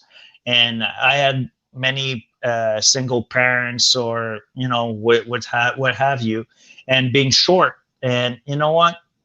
I gave more sauce than I can count to help those people, because I rather have them a nice experience that complements whatever they purchase at the market. And it comes back down the road. If you give out, I always firm believer that you will get back. You know what I mean? Might not be in a week, might not be in a month, but you never know when it's going to show up. So, hey, you know what I just noticed, Haico? We're kind of matchy. Yeah, we are. Yeah, we got that silver under chin going thing on. You're still doing good. I mean, you're still good. This is black, but yeah, I hear what you're saying. Man. I'm almost 20 years though. After I came back from Afghanistan, I had white patches on my beard, and now it's just. But yeah, guys, that's pretty much all I got for you guys today. In regards to my lineup, we can talk about hot sauce and products and produce. I don't have any new product in the pipeline as of now, but just a quick note, since we talked about my first responder lineup, I have taken it off the market for a while, but just to go over different flavors. So if there's an interest, I will bring them back. I think you might have tried that one Firehouse that I designed for the firefighters. Was Serrano. What's that one? Serrano basil, and I grew the basil myself. Then for the police officers, guardhouse, I designed guardhouse, and that one was also a Serrano. Oh, that one was, I believe, yes, that's Serrano with Vietnamese coriander, which brings it a nice citrusy flavor to the palate. I roasted the Serrano, and then I grew Vietnamese coriander. I don't know if you ever had that, but Vietnamese coriander. Oh, it's a spicy herb. So it's when you break the leaf, it's very flagrant, a nice citrus flavor, and then to that you get a little bit of heat that comes off it, and it's a nice long leaf that's just beautiful, and it grows really hardy. By the way, it's really good for any Thai cooking or things like that. So that's for the police officers. Then you tried a medic that I designed for the paramedics. Yes. That one is a cayenne maple, and it actually Lawrence made me think of that with this maple sauce, ghost maple sauce earlier. And the last batch was made with Ring of Fire peppers, which I believe I might just keep on. They're nice, aren't they? They just keep on growing up. Yeah. And so that one, I believe you guys quite enjoyed that one, didn't you? Yeah, we did. Yeah, it was just a lot hotter than we both expected. For a Ring of Fire pepper, I mean. Well, I've got a sauce that is called Ring of Fire because of the pepper, and people are just like, why is it called that? It's not that bad, but yeah, it's enjoyable. Yeah, it can mess somebody up. Let's just say that. For a non-super. Then my last one for the first responders, tow truck drivers that are always forgotten. I went with a brown sauce. So this one was a complete experiment that turned good, and it's a black garlic espresso, and what was it? Espresso. I haven't done it in like a year and a half, so but it's black garlic and espresso, and made from scratch adobo sauce.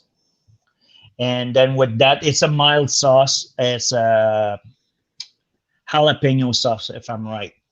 So I could always make it a little hotter because tow truck drivers are a different bunch. Which, by the way, I have donated every year. I make those sauces locally. Walk with 2 bottles to a fire hall, a tow truck company. We have 1 station for ambulances where I live, so I drop some medic sauce there. And same thing, the RCM. We have RCMP here, so that one is always a little tricky to deliver. They're always kind of guarded. And no joke. I tried to deliver, and they kind of looked. I had to show credentials to make sure that I wasn't delivering poison. You know what I mean? So, but I donate 2 bottles every year that I make it. So if there's an interest next summer, because some of the ingredients I have to grow to be able to make it. But the most labor intensive one though is, I have to say, it is Reveille, the ones I made for the tow truck drivers. We all hate peeling garlic, but I have to say black garlic brings it to a whole new level of peeling. That one I found it really challenging. After 2 pounds, I gave up. I said, I'm going with 2 pounds, and it's going to be what it's going to be. So, yeah, guys, if you have any questions at any time about any of my sauces, feel free to ask. I got nothing to hide. Common questions I get asked, yes, it's gluten-free. I know for most hotheads, we all already kind of know that. But if we have people, I know I have people on my page that are watching. There is no added nothing. It's vegan friendly. It's gluten free. The only one for people if you're diabetic to watch your sugar. Pioneer is the only one. And again, I use a cup and a gallon of sauce. It's just a supporting agent. It's not there to be sweet. I don't believe the sauce comes out too sweet. I don't know if you agree with that or not, but it's just nice all around. So, and don't forget tear gas. Tear gas, if you never had any white sauce, I believe it's a must. And that one, I have a fairly quick turnaround on that sauce. So if I don't have it, I usually don't keep much of a stock. The sauces I have shown you guys today are actually going out to someone. So I try to keep my stuff as fresh as possible. And enjoy cooking. And,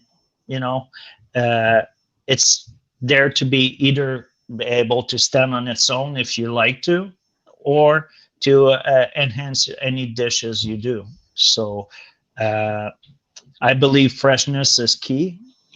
That's my philosophy. And flavor first, heat second. Although heat, as you know, I can bring the heat if I'm required to. Just ask me, Jeff, come on in. The thing about it is that, yes, he can bring the heat. You've had the Black Blast food too, didn't you? It's still flavorful. It is unbelievably flavorful. Like I said, I put it right up there with Jeff's Rosy Red Rectum for heat. And, there was a couple of those English ones. Stephen Dixon, the one who makes the Chug Challenge, he's made both of the Chug Challenges. And his ones, there's Endgame and I forget the other one. Corrosion. It doesn't matter, guys. It's all good. It's all good. They're just so strong. But your sauces are great, Mark. And you were just talking about the first responders, and I appreciate and respect that a lot. And a lot of times you were talking about how people always forget that the tow truck drivers, they're essential workers too. And they are indeed first responders. The whole point of first responders, these are the first people that are called, and who gets called is fire, police, EMT, ambulance, and tow truck drivers. But everyone forgets about them because, they're just the tow truck drivers. But they're the ones that clean up the scenes, and are able to let traffic flow. So, thank you, for me, that's for what you do. for me, it's natural because since being military, I've lived on that side of the coin, and in Canada, military is well respected, but we're forgotten, and general population. So I'm always gonna stand up for guys that do what we do, and either military, police, fire, rescue, what have you. I might, if I'm gonna create something new, I might create one to add to because of where I live, which is very different. I'm on an island. Search and rescue from the military is major part of living here, with all the Rockies and ocean and what have you. That might be orange sauce that might be coming down the pipe. I still, and I'm not talking about the pumpkin, Haico. Just have to come up with something orange because that's their color and they're proud of it. And that might be something coming down the pipe in not a near future, but in the future. Yeah, another thing that people forget too, you were talking orange, Coast Guard.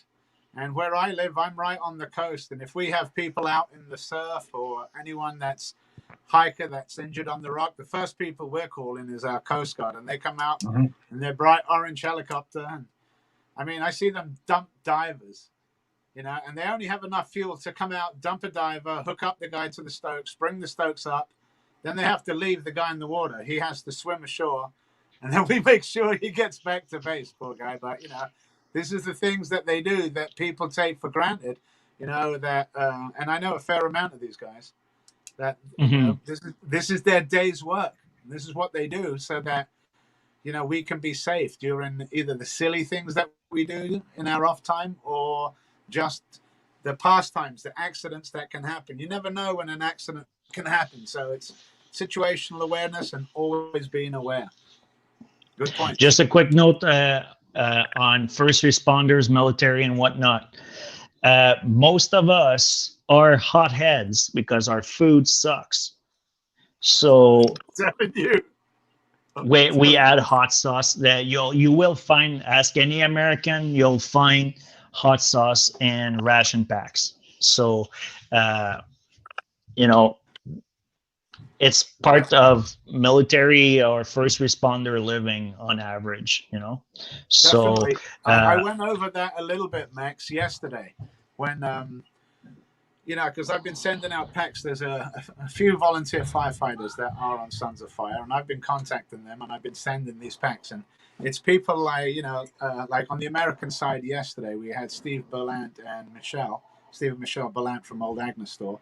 When I met up with them, they gave me a heck of a lot of sauce that they donated because they donate to military, armed forces, everyone. They gave me a whole bunch to spread out to firefighters. And I know they say they don't do it for recognition, but it's just them and Heidi and Cal from Humboldt Hot Sauce. They just called me up and said, how can we get this sauce to you? And, because they knew, like, from me, if I went out on a strike team, I'd have my little MRE. Once I open it, and I'm like, I'm just grateful I got food, but it's plain as plain can be. And for Well, someone that's what I'm like talking me, about. yeah, for someone like me who uses food to eat my hot sauce, it's like torture. So having these sauces, you know, I'm like, I can put one in my pack, you know, pretty safe, you know, and I have water packs, I have that, I can put that in there so that if I ever do go out, I have my sauce with me at all times. And I'm grateful for people that donate to fire departments, and, you know, because they will love it. I support even the Palo Alto firefighters who do that pepper sauce, and they do the ghost pepper sauce. And it started by them growing it in their fire yard, in their backyard, and it's grown now to it's 100% profit for firefighters. And it's just Yeah, these little things that you guys do all matter, and we do notice, and we do appreciate it. We do like that you guys give back so much. And ones like you, Max, and you, Haico, with experience, you realize, and that's the reason why you give. And like I said, I love it. Thank you guys from the bottom of my heart, and all first responders down here in California. All right, but let's close up on that. It's 1700 here. I gotta get the rest of the household taken care of. 5 o'clock in the rest of Canada, by the way. I'm sorry. Say that again. 5 o'clock in the rest of Canada. I love your military. I can read it. Don't worry about it, man. You know, it's yeah, my brain does not function on a 12-hour schedule. You're good, man. I got you. If you guys want to have fun, try Zulu time. Hang on a second. So just Google it if you don't know what that means. So talk to you guys soon. What's that? Yeah, it's all good. So if you look at Alex. Yeah, it's either you're in the 24 or the 12-hour click, you know. It's all We've good. got 24 hours in a day. That's how we work. All right, Max. Good seeing you, Max. All right, Thank you but very much. I really appreciate it. Thank you for having Thank me, you. guys. And anytime you guys want to chat about anything hot sauce, just give me a holler. Oh, you know it. You know it. Thanks a bunch. All right, Max. take care, guys. Great talking to you. And you, Haico, brother, man. It's, you know, it's fun. Like I say, this wouldn't have been possible without you. Yeah. I appreciate it a whole bunch. Takes a pair of twins to pull this off. That's you and me. I'm telling you, brother. I'm telling you. It's been great talking to you. I'll talk to you soon.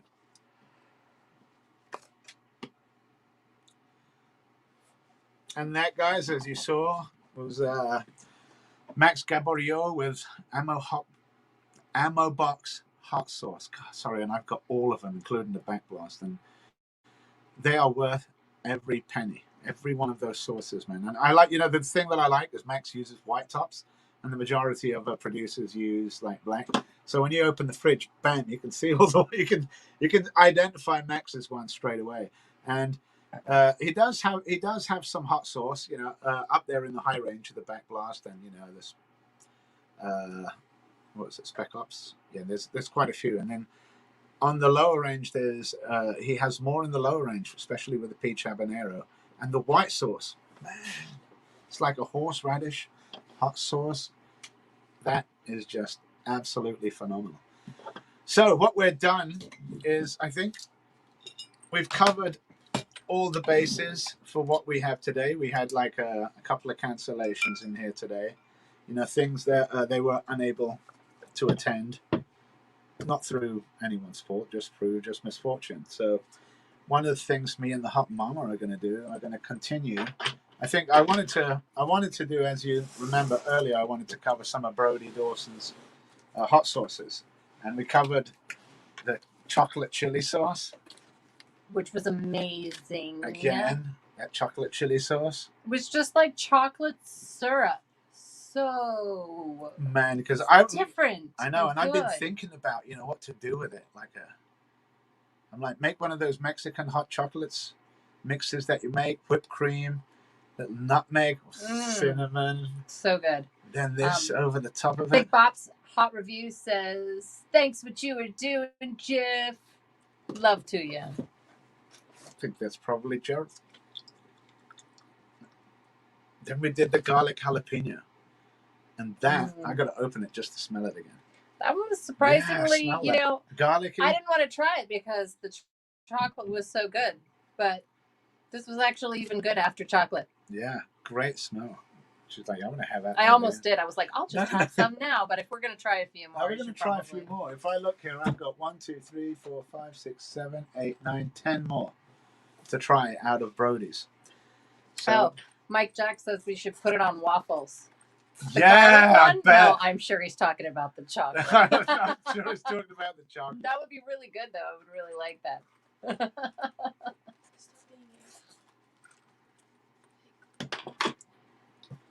All right, so anyways, we are gonna try what? Oh, here you're gonna name it because I'm sure you're gonna like it, and I should let you open it and try it. So this is sweet pear chili. There's a little heat on where your index finger is. The heat meter is 6.5 out of 10. So I don't know. That probably means like a 3 for you, but a 6.5 for me. Well, you know, every different producer has spoons at the ready. Was this easy for you to open? It was. If it isn't, I can do it. Oh. That's what I'm saying. There's no wrapping or nothing. It's just so it's got the wax seal, but it's easily twisted off. And just to show you how easy that is, I have really pretty severe carpal tunnel. So, usually these are hard for me. Oh, so the ingredients is pear, vinegar, chili pepper, garlic, olive oil, lime, and sea salt. So pretty. I like a nice, a low ingredient list usually. I mean, I also like a high ingredient list. I'm not gonna lie. Oh, that's very interesting. Okay. Sweet pear chili. Now the reason. So it's not sweet. I mean, it is a little bit sweet. Maybe it was just a sweet pear that he used. But like. Well, it is okay. It is a sweet hot sauce. But if you were expecting candy sweet, it's not it. No, it smells. Oh, you know what this smell reminds me of? Is it mustardy, like Bayesian tiger? A little bit mustardy, yeah. It's gonna make me sneeze. I don't know what it is about hot sauce that makes me sneeze, but I don't mind a hot sauce that makes me sneeze. Trust me. It's actually pretty good. I think it's more the color and the smell. Let's see. Do we have any Thanksgiving sauces on highlight? If not, I don't think we do. Well, no. What was the one that we just tried earlier today? Oh, from what? That was the one with the mustard, and then the other one was the Jeff Salem's. Salem's Lott. No, it wasn't. Under the mushroom truffle. No, it wasn't the mushroom truffle. Although the mushroom truffle was really, really good. The Shroom of Doom. Yeah. That one was really good, but that's not the one I was talking about. So it's the mustard? No, not the mustard. That's not the one I was thinking of. Oh my God, my memory. Is it a Salem's Lott hot sauce? No, it wasn't. It was like Viva. Hang on, let me look at.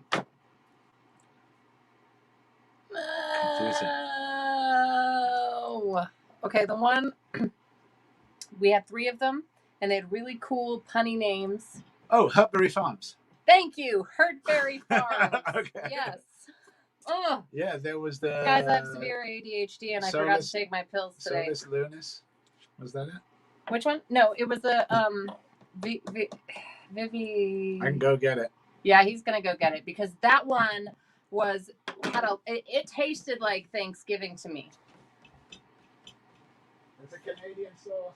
It is a Canadian sauce, and if I recall, it had lots of different like Indian spices, like cardamom, coriander, turmeric.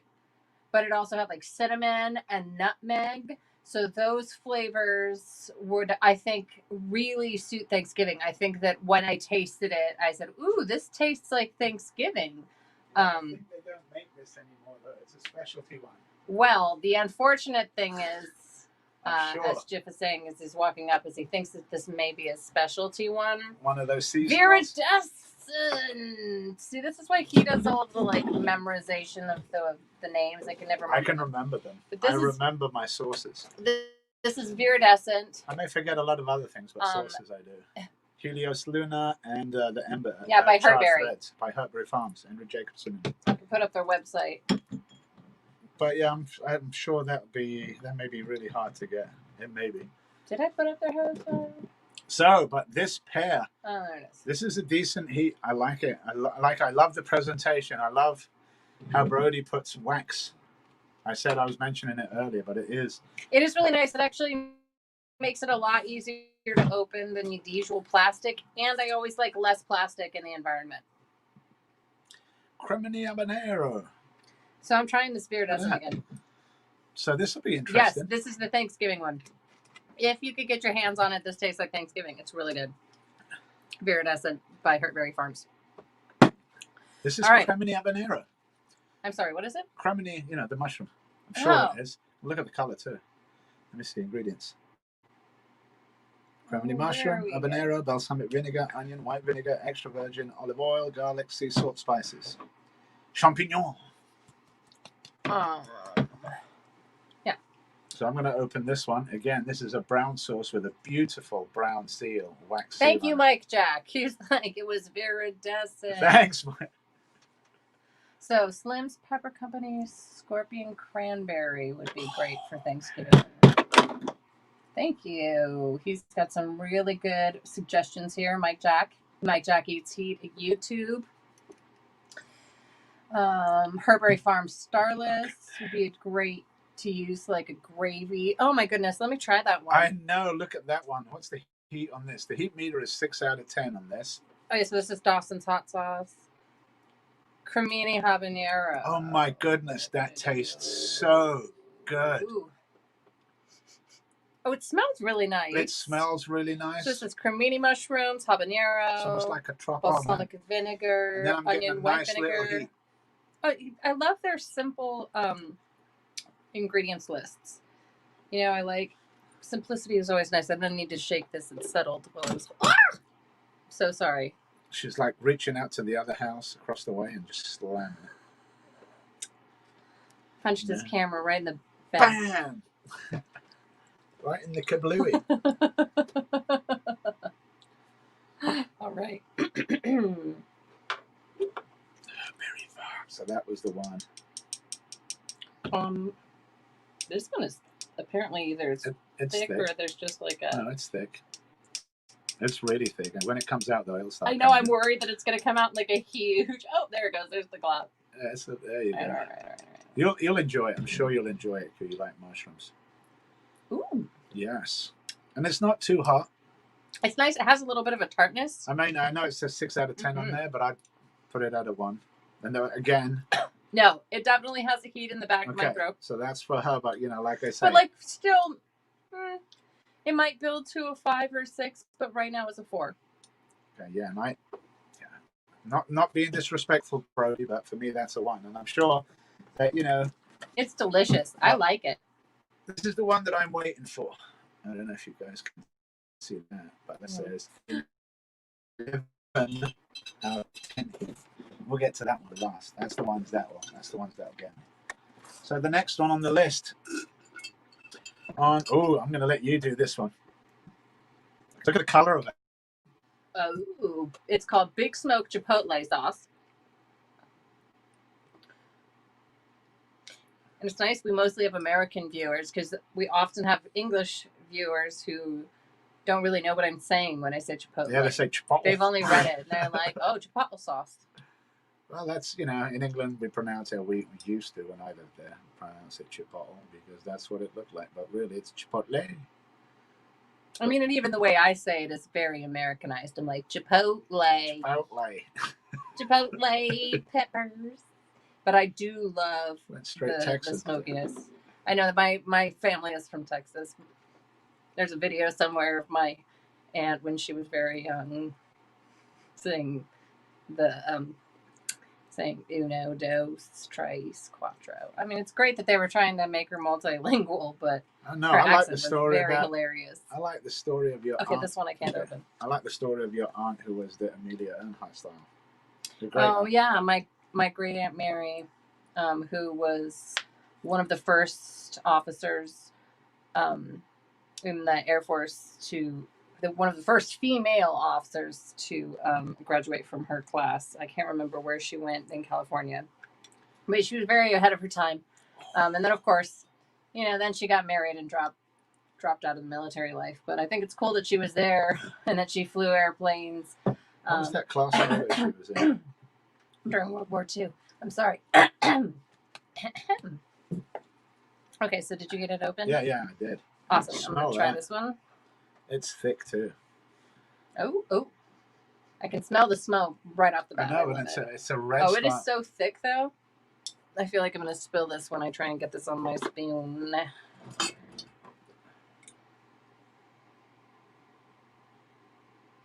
Okay, there's the method where you're supposed to the tap. get it off. It's like the Heinz 57 method. Hey, do you want me to try it? You gotta chop it. I don't have the Let me try it. coordinates. Give me the stuff. Okay, here. And that. Do you want me to lend you a hand? I could have one phantom hand. I've got it because I'll just do. See? That's about perfect for you. He made a mess. I didn't FYI. make a mess. A little bit. Make a mess. Oh, he's cleaning it up. Oh. Ooh, very. Yeah, I had to lick that. That was really good. Very smoky. I want that on. A lot of. Sorry. It's really good. But that one just hit me in the back of the throat. Wow. There's Look like at a that really color. when I say smokiness, a lot of times there's like this artificial smokiness that you can taste in some sauces. This smokiness really tastes like a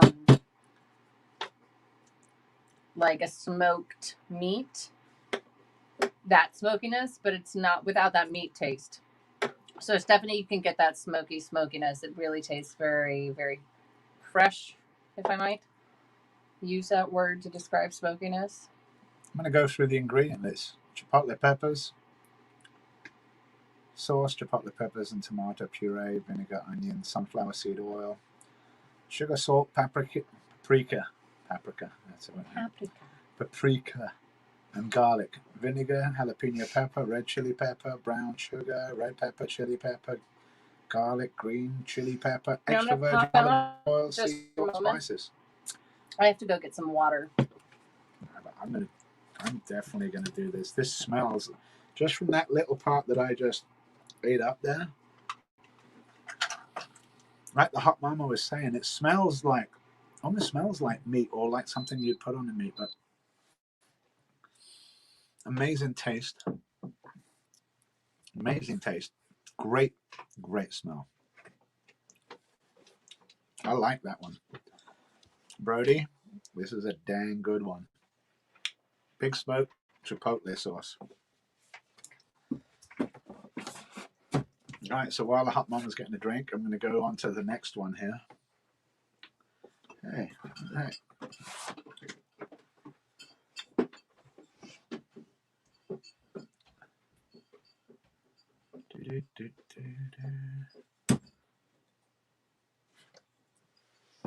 That goes there. That goes there.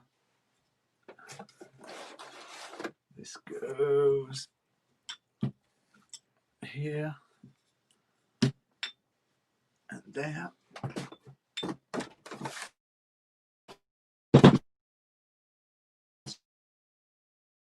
Sorry for a little too. And in this one, we have habanero, vinegar, cane sugar, extra virgin olive oil, garlic, and sea salt. So yeah, but the heat meter is at 8 out of 10 for Brody, or for and that's what I'm saying again. I'm not. Yeah, it's hard. I like the super hot sauces, so some of the, when it only gets up to those really hot extreme ones, that's where it gets to the point where I agree on a lot of the. Oh man, I can smell the habanero, and it smells so good. Ah.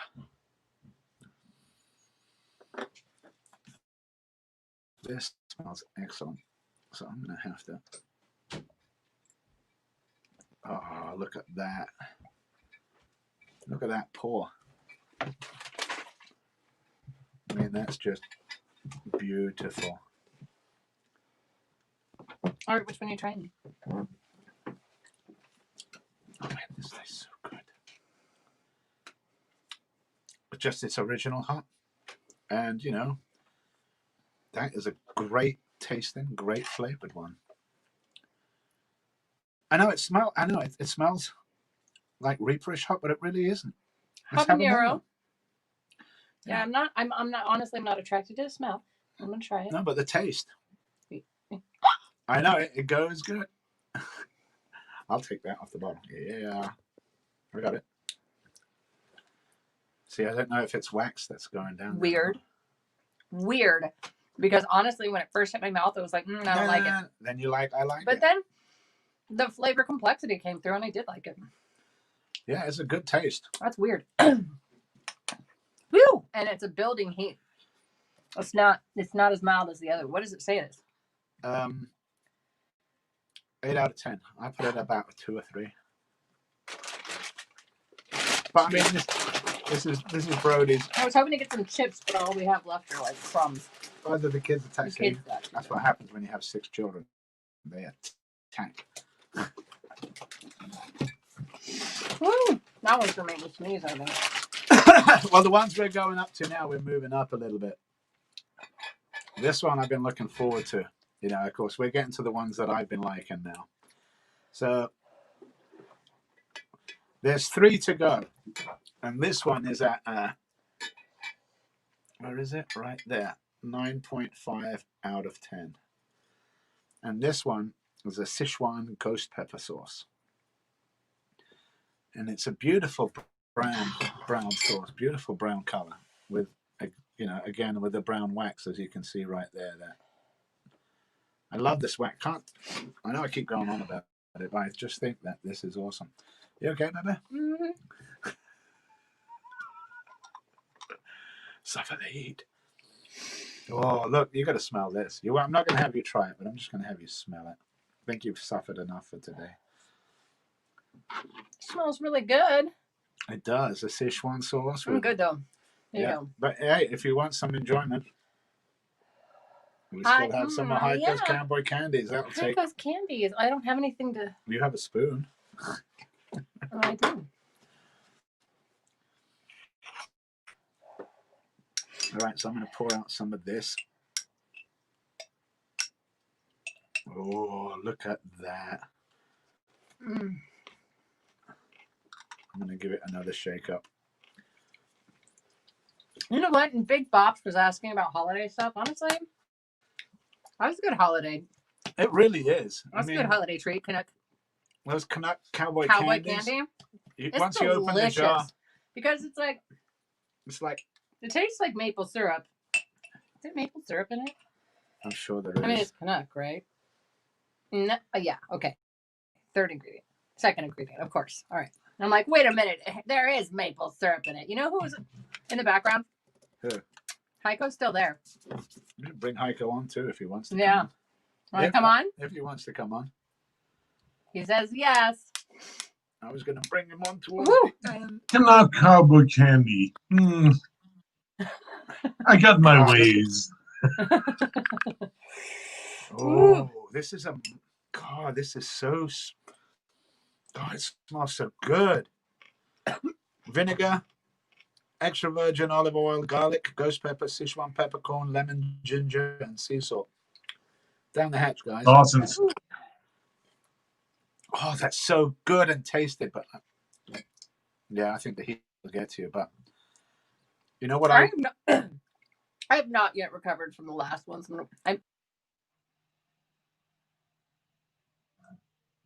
Where's everybody going? I just wanted to be, on my own. I'm going to steal the spotlight. Get out of here. Ooh. Yeah, this is the peppercorn. I just got it right there. I'm like, a little bit of it got stuck, but that's really good, really hot. I really like this one. So wait, Haico, how much maple syrup is in this, would you say? Like per jar?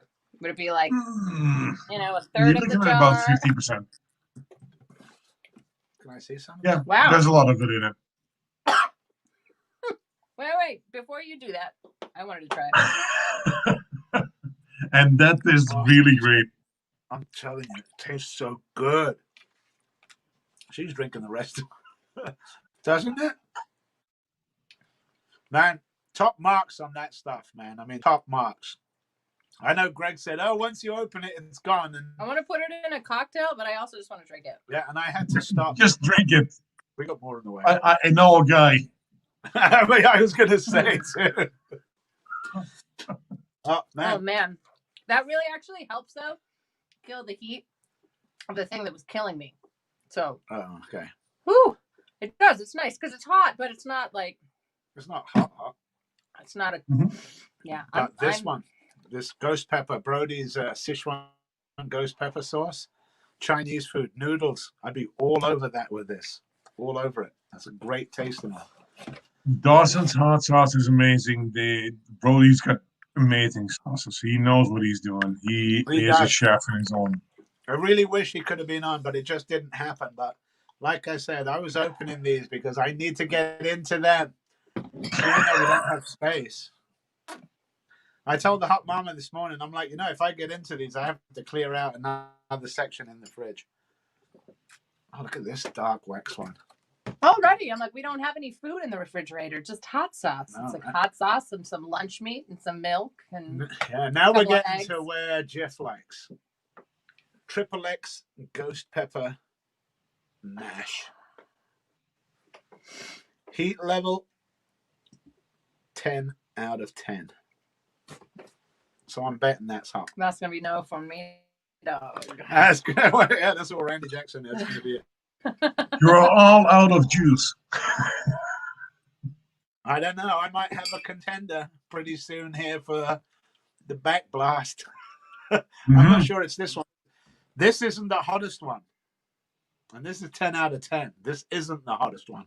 There's one more after this. Why is this so delicious? Oh, because of all the maple syrup. Because of the syrup and the jalapenos and the sweetness and the... It's like, it's almost addictive. But I'll just steal a line from Eric. Sorry. No, you're not. Don't lie. That's just the Canadian lie that you all say. I feel like... we can get away with it. Well, I mean, even you're not Canadian, you have lived there how long? 15 years. Yeah, it'll rub off on you, I think. Ooh. You see, I'm a big fan of the ghost pepper. I do like ghost pepper, and I do like this a lot. I know you won't like this. I'm sorry, this is really rude. I just drank the last of that. I know that was I was the one that was rude because when I opened that, I think I did it for the cap gun challenge that I did the other night. Yeah, he ate like. And I started eating them, and I'm, oh goodness, I just couldn't stop. And I remembered what Eric said, and I'm like, I better save some for the hot mama. I better save some. I really am hot right now too. Woo. Yeah, this is very hot. This ghost pepper mash, but my lighting's kind of going. Hang on. I mean, it says 10 out of 10. I'd probably give it about a 7. On my scale of heats. Not to say that it isn't hot, man. It is hot, but is that worse? I don't know. But it's very tasty for a ghost pepper mash. For ghost pepper, and of course, ghost pepper. I'm a big fan of the boot jalapenos and all of the ghost pepper family. Now I can feel it in my belly, so I know it's a decent one. That last one really got me. What was it? An 8 out of 10? The last one? That was the Sichuan ghost pepper. No, you didn't try that one, or did you? See, I feel like the ghost pepper was a 9.5 out of 10. To be perfectly honest, the one sauce that got me the most today was Haico's Pumpkin Pyro 2020. It did. It Again, got me way worse than any of these sorry. ones. This, I know. And I saw Jeff chugging it, and I'm like, ooh. I know you're all, don't do it. Try a spoonful first. He's like, oh. You tried to warn him.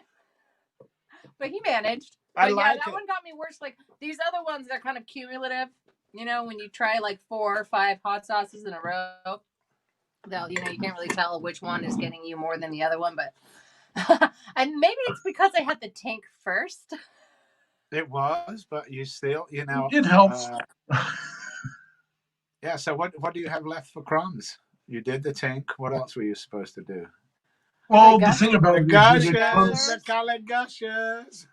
Oh, No, Crumbs is taking the day off today, so I'm gonna have to give her that. Oh no, I know. I'm gonna tag Heathen when that's going on. I want to hear him there just so he can go. Hur, hur. What were you doing that to? Oh my God, the when- Fenyx Fyre. I couldn't watch his show. I was literally over here like. I think it was when he put the embalming thing in his nose. All of it, but especially that Yeah. one. I was dry heaving when he had the embalming thing in his nose. Like I wasn't even looking at it. I was just imagining it. And I was telling him, he's got water and stuff And I was coming out everywhere. And he's out of the handcuffs. And he's like, wow. I can't handle that. I can't. Man, it's, you remember the last one? He's something Oh else. yes. Running himself into nitro bears when he's actually allergic to freaking coconut oil. Yes, that's really big. And I mean, you know, that's my thing. Ooh, excuse me. Luckily, the gelatin in the bears doesn't really affect my allergy as much. If I only do 12, but I haven't tried to do more than 12. Oh yeah, I don't know. You've never really But you know, I mean, I've eaten the regular gummy bears, and I can eat about, you know, a bag of them. yeah, but that's different. That's Starburst. I don't know. And if I do, the gelatin Aw. does act on me. Oh, the Psycho Bear. You saw the release of that? Shahina did the release of that? Christopher says, I am perfectly fine. Well, yes, you are, brother. Well- Yes, you are, man. It's like you're amazing to watch, and you're definitely fine. The bits that I watched were. Well, you didn't close your eyes. Yeah. I sent Michelle, so her and Steve, because they're on the road. I sent her the link that I had on my YouTube from the last time we had Christopher on, and I'm like, all right, so when you get there, watch this, and then when you're done, when the festival is done, go to the 5.5 hour mark and watch there, and be like, and you'll see the reactions. All right, so I'm going to get into this last bottle before. What are we? 7:41. We're going to be closing there here pretty soon. We've got 20 minutes to go. So 7:41. Oh, that's how 17. long we've been on. I'm all 7:41. Oh, we've been broadcasting for 7 hours. It's 8:41 here, by the way. All right. Well, this is 7:41 there. this is the top of the top, and like I say, Dawson's hot sauce, established in 2013. Reaper Mayhem. Heat meter is 11 out of 10. So I'm hoping that's going to be a good up there sauce along the rosy red rectum and the back blast. Definitely. Oh, that smells good. You gotta smell They this. turned the amp This up is to good. 11 I know, with this this one. Oh, I think that just burned my nose here. I got nervous. I'm like, Don't get your nose too close to it, but it smells. It's like smelling salts for me. it's not attracting me. No. And you see now, when I did the last one, I think, what was the last one? The last one was the XXX Ghost Pepper Mash. Even though the heat of that is gone, I've got a nice little tingle on my tongue from where I'm it was. still tingling a little. So, ooh, this one smells, though. Ooh. Oh, he just dripped a little bit on his paperwork. It's no big deal. Nope. Cheers. Oh, yeah. Is that the drip right there? Yeah. It's right up there. It's definitely right up there. But again, I'd give it right about a 7 or 8 out of 10 on my heat scale. It is hot, but it's very tasty.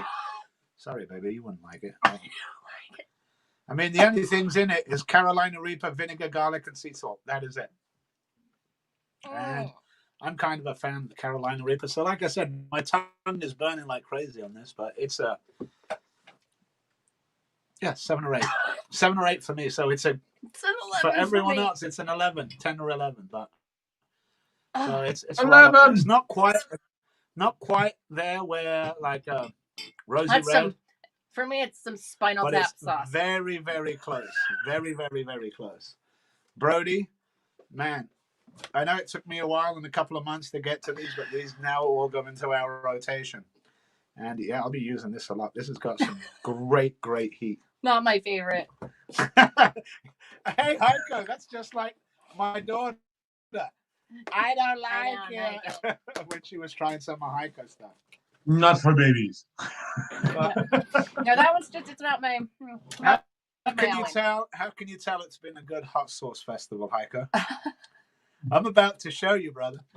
So there's the schedule that I had. There's all my notes. And look at the amount of hot sauce that's on there. That's the difference between men and women. Look, hers is all nice and clean. Mine doesn't have any hot sauce. And look how organized and everything. And mine is like right, it's all sideways. Scribbling. That's my schedule. Scribbling there. I have to.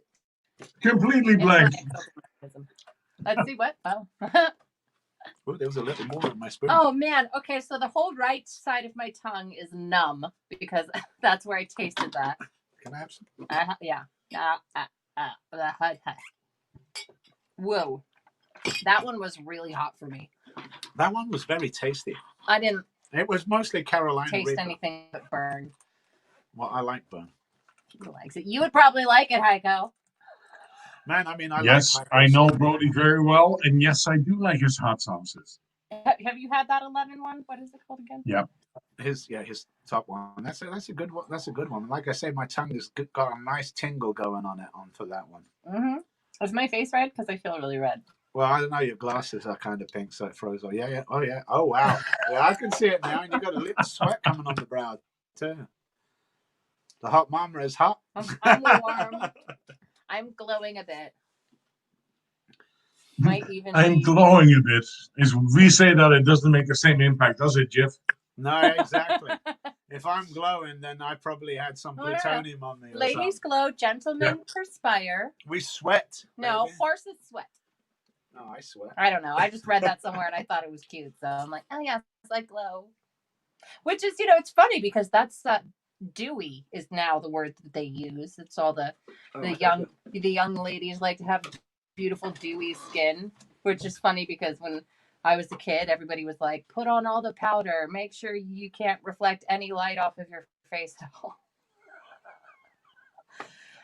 Which I'm sure you can relate to, Haico. Yes, well, it's been a while, but I mean, I've got a natural thing going on. It's my beard that actually deflects the light from my face, so I'm very good at staying in dark places. You and was it you and Jeff Davis were talking about how your beards are starting to match? Could have been. I talked to somebody about that. I don't remember. I know. I'm all. Who was it? Day. My short-term memory is not great. I got a great memory. It's very short. That's all that I say. I can remember tomorrow. I can't remember from 10 minutes ago. I mean, I can't remember tomorrow. Tomorrow I'll remember today. That's like an old suicidal tendencies. How can I remember? How can I remember tomorrow? Today? Well, the reason I left is because I can't let this festival end without having all of my stickers. I haven't had it. Hot Dang Show, Pepper Life, Edda, everyone is on there. It's awesome, including Bat Pants. Dinner. Jason Harrell. This is... Yep. Man, I've had so much fun today, Haico. So much. Thank you so much for hosting this, because without you, it wouldn't have happened. So I really appreciate it. Both you and Hot Mama Alex. Honestly, only time I can say that, actually. I didn't do any of the work. Haico did all the work. Okay, honestly, Haico did all of the work. Haico did all of the work. All I did is coordinate the times and sit here and talk to my favorite people and taste sauces. I mean, today was fantastic. Tons of fun, and we always love chatting with you, Haico. Oh, yeah, you need to put up the Sons of Fire banner. We should do a promo for Sons of Fire. We have been like We've been pushing all the Canadian hot sauces. Today, everything's been live. We've had no real technical difficulties, kind of like yesterday. Oh, yesterday was slightly disastrous. Yesterday was May like have 10 noticed minutes. that. Hey, the show's starting in 10 minutes. And our laptop's like, no soup for you. So we had to rush. We had to rush down, get it all sorted out. But we got it sorted out. I was like this all day because it was just like trying to like fix disaster after disaster, and I'm not. This is not my Contingency plans. We can do this. I'm all, take a deep breath. Do what you can, and it worked out mostly. And we had a lot of fun yesterday too. Actually, a lot of good producers and vendors, and it was really nice today though that everybody was live. I really enjoyed being able to talk. I love talking to you guys. It's like one of my favorite things about the hot sauce. Like I love the hot sauce. I love the stories behind the hot sauce. Aw. Thanks, Eric Begg. It's been great. It's like, Mike Jack has got his sticker bucket and I've got my sticker cup. I only put like certain stickers on there, but man, like I said, everything today. I get my Psycho Bear. Psycho Bear's next. Does he have a Psycho Bear? Right next to him. Yes. Look at that. And we had some here that were on their way. Well, they got held up. President was telling me that they got held up in Charles de Gaulle Airport in Paris for 9 days, and then they got sent back to him. And now apparently they're in the States, so they should be on their way to me here pretty soon. Customs. Yeah, it's a pain to get anything from Poland to this side of the country, the world. Sorry. It is, man. Like I said, we got some jerky from Tony Burridge a few months ago. We didn't get some. Well, we did. Jerky. Crumbs is in the background. She's trying to hide. Crumbs can't hide. We see her. Hello. What? Crumbs is going to do a Psycho Bear and get head of Hot Mama? What? She's like, no. Are you sure? So I can't say what she said when I told her that one of those are hers because it would not be appropriate.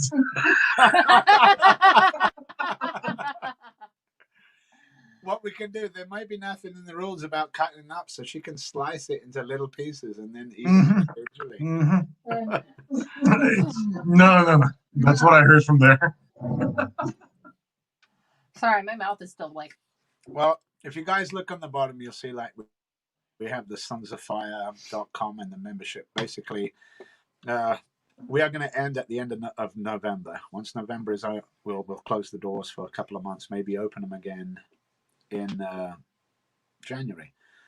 But we're a group that is more quality over quantity. We're looking for, and it's not like, and it's not saying it's for everyone, but it's not for everyone, but it is for everyone. It all depends. You have to come there and see if you're interested. I know, basically before you apply even to the group, you have to go to sonsoffire.com, go under merchandise, and if you look, there's 3 different selections. You want the Movember member shirt, and it comes in a men's and a woman's, and I think an extra large 4X size. I just saw today. Yeah, and it does have a women's. It's not just Sons of Fire, Sons and Daughters of Fire. Yeah, I've got mine. I really appreciate that it comes in a V-neck because I really hate a crew neck. And every other shirt, well, not every other shirt, I'm not going to try, but a lot of the shirts in the chili community are just your standard crew neck t-shirt, which not everybody loves, me included. So if you want to get a ladies shirt, or a men's, or the men's shirt. 4X, they're in there. But you have to buy that shirt, and once you buy that shirt, then you'll either send the receipt, or actually the president will see.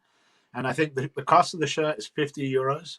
For €50, that covers the cost of the shirt and mailing it to you worldwide. I don't say free shipping because it really isn't. It's all included in the price, but it's worldwide shipping and the shirt.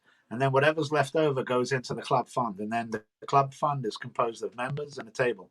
And the patched members are the ones that are on the table. And we have senior members, certain senior members, and then we rotate all the other patched members so that everyone has an equal vote and everyone has an equal input into what we do as a club. And a lot, and our basis, if you go to sonsofire.com, you'll see our story. It's under there, what we are about, what we do.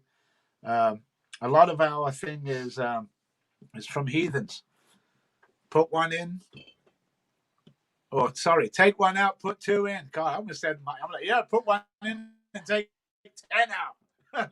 That's not what I was meaning. What I was definitely wanting to say is like, take one out, put two in, replace, and we look after our chili community. One of the reasons why we did this was, specifically for you, brother. That was one of the reasons we did this. I wanted you to have a great heating up the capital, and I wanted you to have your moment. I know we've been talking about it for months and months and months. So to see you finally get it, man, makes me really happy here. It really does. And I'm glad that you got your time. I know that we're still stuck inside because of COVID, and you still have your markets that you can cling on to, but hopefully this resolves, because, brother, we got to meet up. That's going to happen. The main thing that I want to say about that is I really appreciate all the work that you and Alex have put into this, because yes, I had the idea. I didn't have the energy to do it because there's so much crap going on around me. And you guys just picked it up and went with it. And it's more than I can ever think that would be able to happen. So Sons of Fire, you guys, girls, I don't make any discrimination. Really make this happen. So thank you very much. Go ahead, baby. Oh, I just was going to say, we love you. We love everybody here. We love our community. We love the community, everyone in the community. So and thank you. You've been here the whole day. Thank you for making the stuff that makes taking over the world with hot sauce. You ain't lying, brother. You're bringing a tear to my eye. I do. It's great. Your sauces are top notch. You ask the president, he recommends it. He's like, to watch him do that cap gun that one time. Gio, don't at me, bro. And I'm like, dang, that was rude. No, how hot that is. And I'm like, I ain't saying it. Go for it. And then later he was like, why did you let me do that? And I'm like, I wasn't going to stop you. You're a grown man. You're a grown man. You can handle that. No. I get fair warnings. I tried to anyway. Yeah, and he did that in his Mario suit too, which was even better. And I know he's maybe thought we've forgotten about it, but we haven't forgotten that he ordered a Princess Peach outfit. I haven't forgotten, David. I haven't forgotten. We haven't forgotten. We may forget. All you have to do is act. Exactly. No, that's exactly the way that I wanted to say it. And she was like, the other way around. No.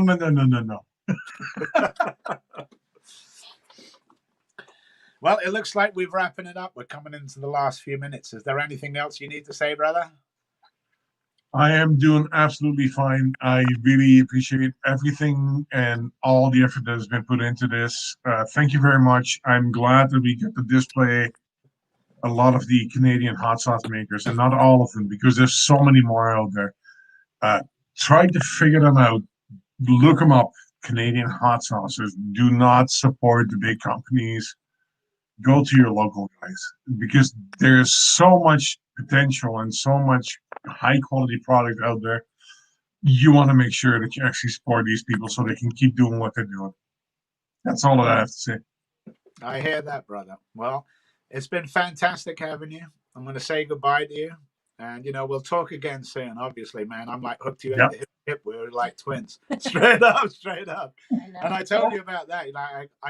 They're like, here's a logo for you, Jiff. And I'm like, oh. Girl, it looks just like Haico's. It looks like Haico.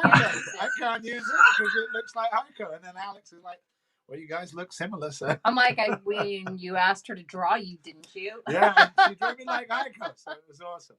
So anyway, I hear a fire call. It's been fantastic, brother. I have a fire call. I'm not going. Yeah. Thank you so much, Haico. Mwah. Kisses to Angela, too. We love you. So much. She got them. So you guys know, look, you can see I'm getting a fire call right now. I guess it's time for you to go.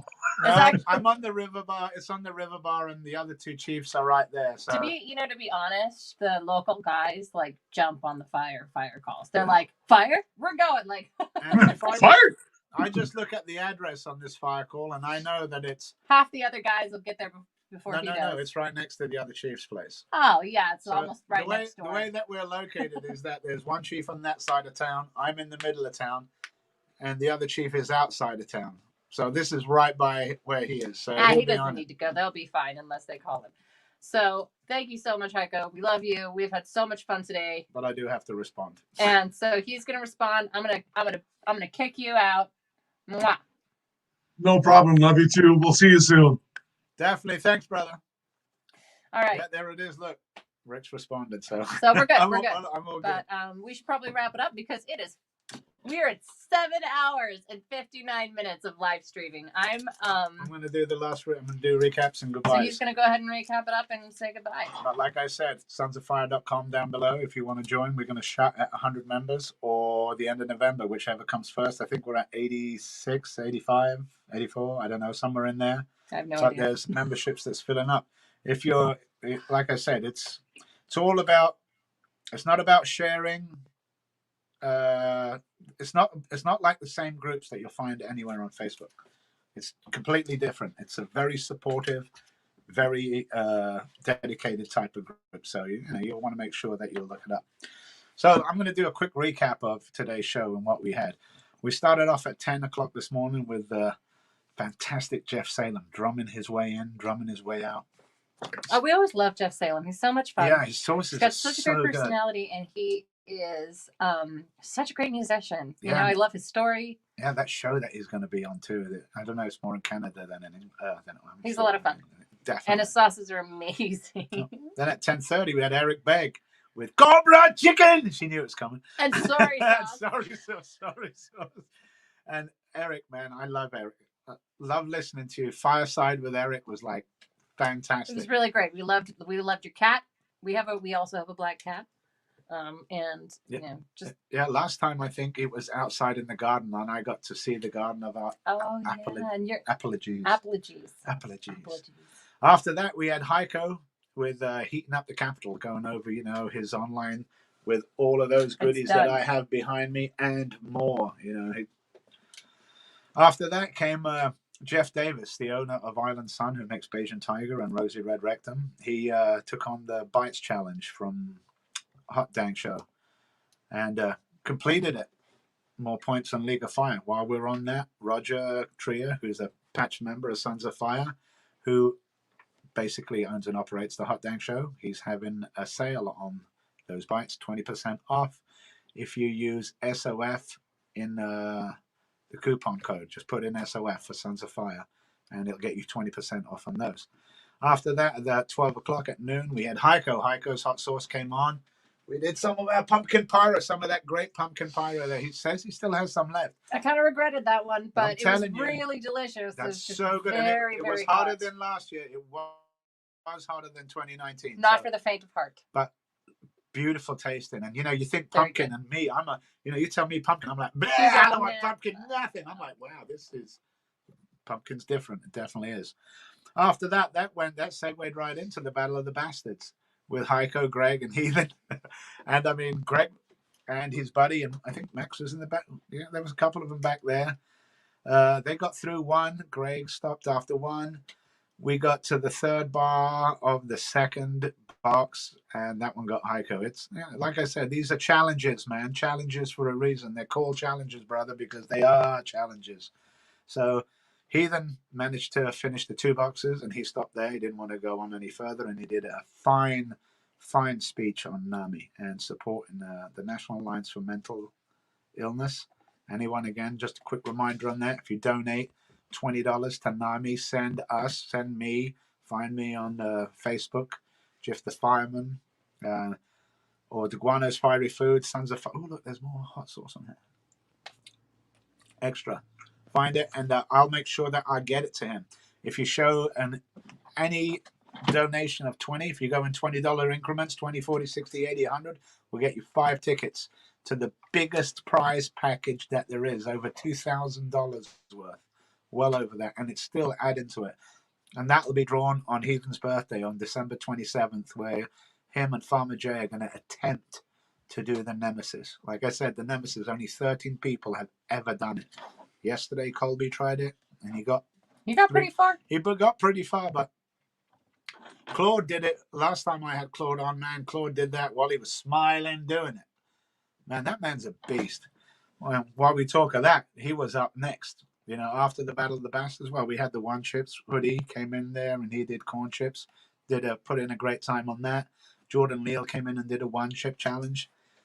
Again, more points, and then we had Claude. And Claude, we had some difficulty connecting, but once we got connected, everything went good. And he's always a hoot. He is, and he did the It's just so raspberry funny. rain. I think it was the raspberry rain. Yeah, and just acted like it was a Wonka bar. You know, It is, and we saw Dustin try that, and that stuff is strong. Yeah, yeah, pretty crazy. I know someone who carries that. Heat up the Capitol. Oh, so does Shaka Sauce. I forget. That's what we were talking about. The Shaka Sauce. Shaka Sauce with Claude Dubé. That was fantastic. After that, we had my man crush.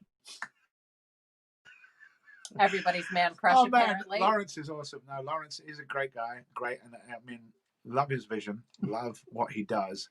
And his sauces are like top notch, man. Top notch. Top notch. Sinai Gourmet. Definitely check them out. After that, we had Mike and Jamie Jack. And, he told me, I said, oh, yeah, you got time for a challenge. And we're always seeing Mike doing challenges, and we're always seeing Jamie doing that. So it was refreshing to see Mike definitely promote what he's trying to do, because that Pepper Run Marathon sounds fantastic, brother. And we want to make sure we'll definitely get your address and send you some stickers for your bucket. We've got, I'll make up some stickers that we can make around, and we'll send you a bunch for that. His thing on the Terry Fox story was definitely inspiring. Really like that. And I really think you should do the Mike Jack headband. I mean, like after watching you on We Are the Champions, well, other than seeing the snot draw, kind of but man, what they were doing on there, you see Brianna on that, it's just imaginable. Shudder. So yeah, I think as I recall, Mike was walking off with a bucket off the stage. I saw him from the back, like doing the old Technicolor yawn and that thing. But man, you represented, and you got world records, and that's amazing. And some of those things you should raffle off, and you should, if people are asking you for signed autographs and they want to pay them, then do it. I mean, I think I've signed a couple of chips. People are like, can you sign this? And I'm like, yeah, sure, definitely. I'm no celebrity, but definitely sending off that. I did love your mention of Ira Cates for Cultivar. It was a shame he couldn't get on it. That's the couple of that couldn't make it, hence the Brody stuff. So after that, after Mike and Jamie, we had Island's son Jeff came back, and he gave us the rundown on Beijing Tiger and the Rosy Red Rectum. And like I said, I love that stuff. That's some great, great stuff. Funny story about the Rosy Red Rectum. First time Jeff tried that, he went a little overboard, and he had to leave the show early. Oh yeah, that went right through me. I'm sorry, I'm so evil. I think because he is so stoic usually about hot and pepper that when it gets him, I'm evilly amused. I know, it went straight through me. It was like, hey, we're coming out. And I'm like, oh, whoa. And that, that made me realize that I should really eat with the hot sauces. Yeah. So, started adding some bread. So thank you, Jeff Davis. Food. So thank you, Jeff Davis, for burning me. For your triple R there. Because I came back going, wow, I can actually attest that is. He's all, the name. The name fits. Apropos. That's it exactly, perfectly. All right. No, well, after that, I mean, how are we gonna not talk about what happened with Fenyx Fyre? Sorry, you were totally right. It is Fenyx Fyre. It's Chris Campbell. Christopher Campbell is a madman. Insured madman. Do not attempt what he did at home. Please do not. He is a professional. And I couldn't even watch some of what he did. Yeah, I check out his YouTube, check out his website. So if you like that kind of stuff, yeah. I mean, if you want to see I had him on the last festival that I think did. we posted a link on Deguano's Fiery Foods. There's a link on Deguano's Fiery Foods. I think there's a link at Jeff the Fireman YouTube. I don't promote my channel too much. I'm not a big, but there's there. But what I like to do is put stuff that I like in there, and that was one of them. So if you want to see that, definitely go watch that. And then once this broadcast is over, you can go back and check out the 5.5 hour mark if you want to see one heck of an entertaining show, all the while watching me and Hot Mama go, And to be honest, there was work that I was supposed to be doing behind the scenes, and like 5 minutes before the next segment, I'm like, yeah, we were I supposed forgot to to get do Max. my work. We were like, we were so engrossed. I was enthralled. Yeah, so. exactly. We were Good like, show. Sucked in. Definitely a feast for the eyes, Chris. Like as much as I couldn't watch, I was like this. Oh no! When the hooks went towards the eye, that freaked me. And you know, and so the ones who haven't watched it, the embalming. No. So yeah, go watch that. Go watch that. Lots of Whatever fun. you do, watch that. That was absolutely fantastic. Thrilling. Then after that, you know, a little bit, we had Ammo Box with Max Gaborio, and he was joined by Haico and myself for a while, but mostly Haico.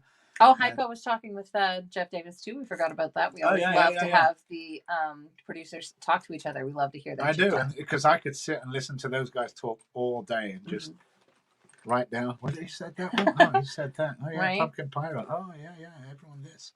You know, again, there's all kinds.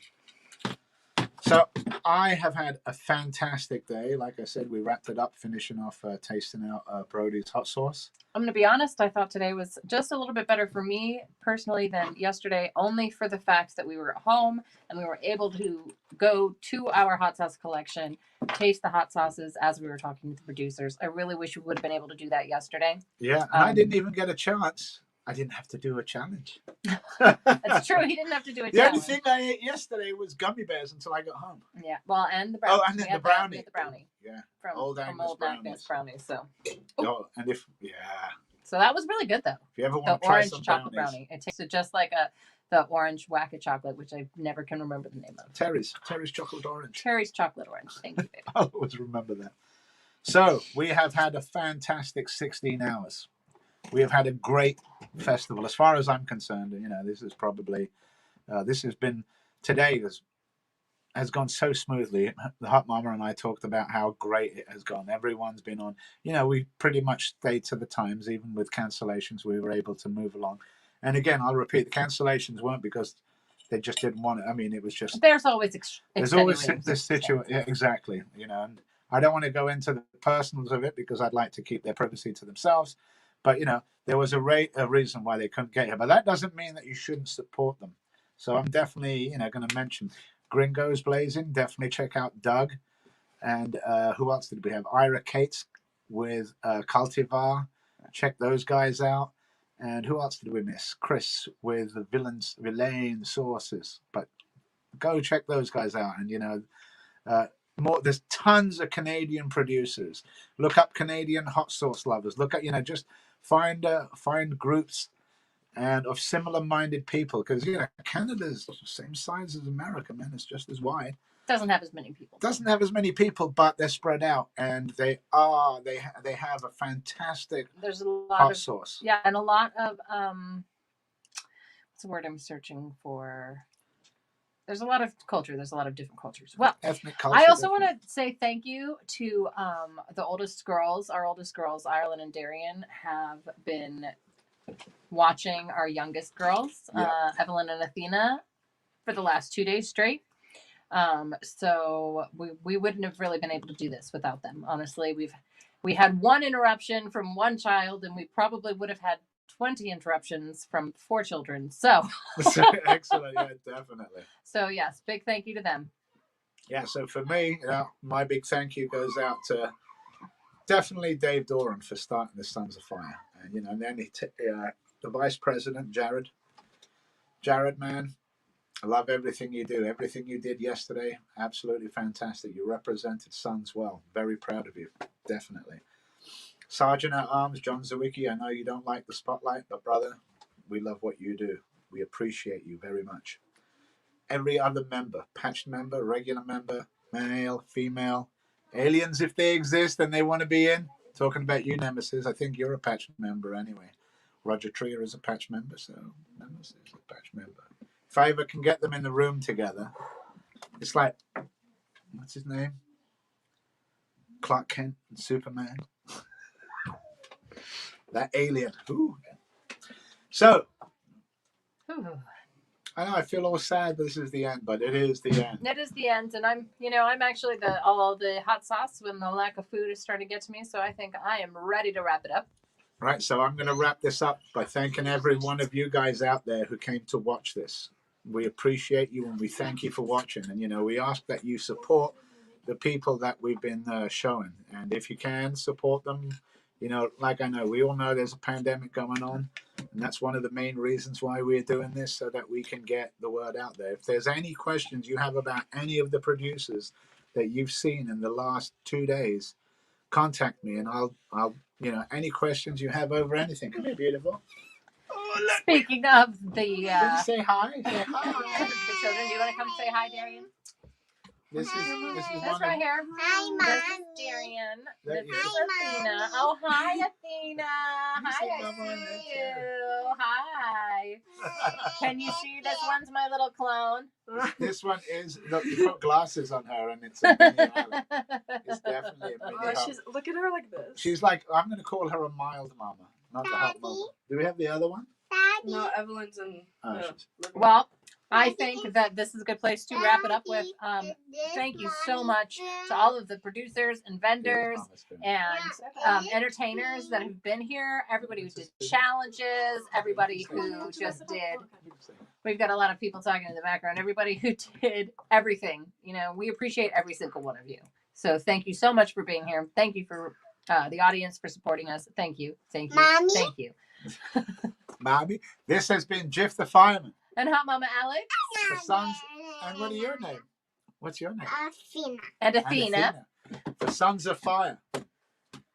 Talk to you guys soon. Watch it back. 5.5 hours. Watch Christopher Campbell telling you guys.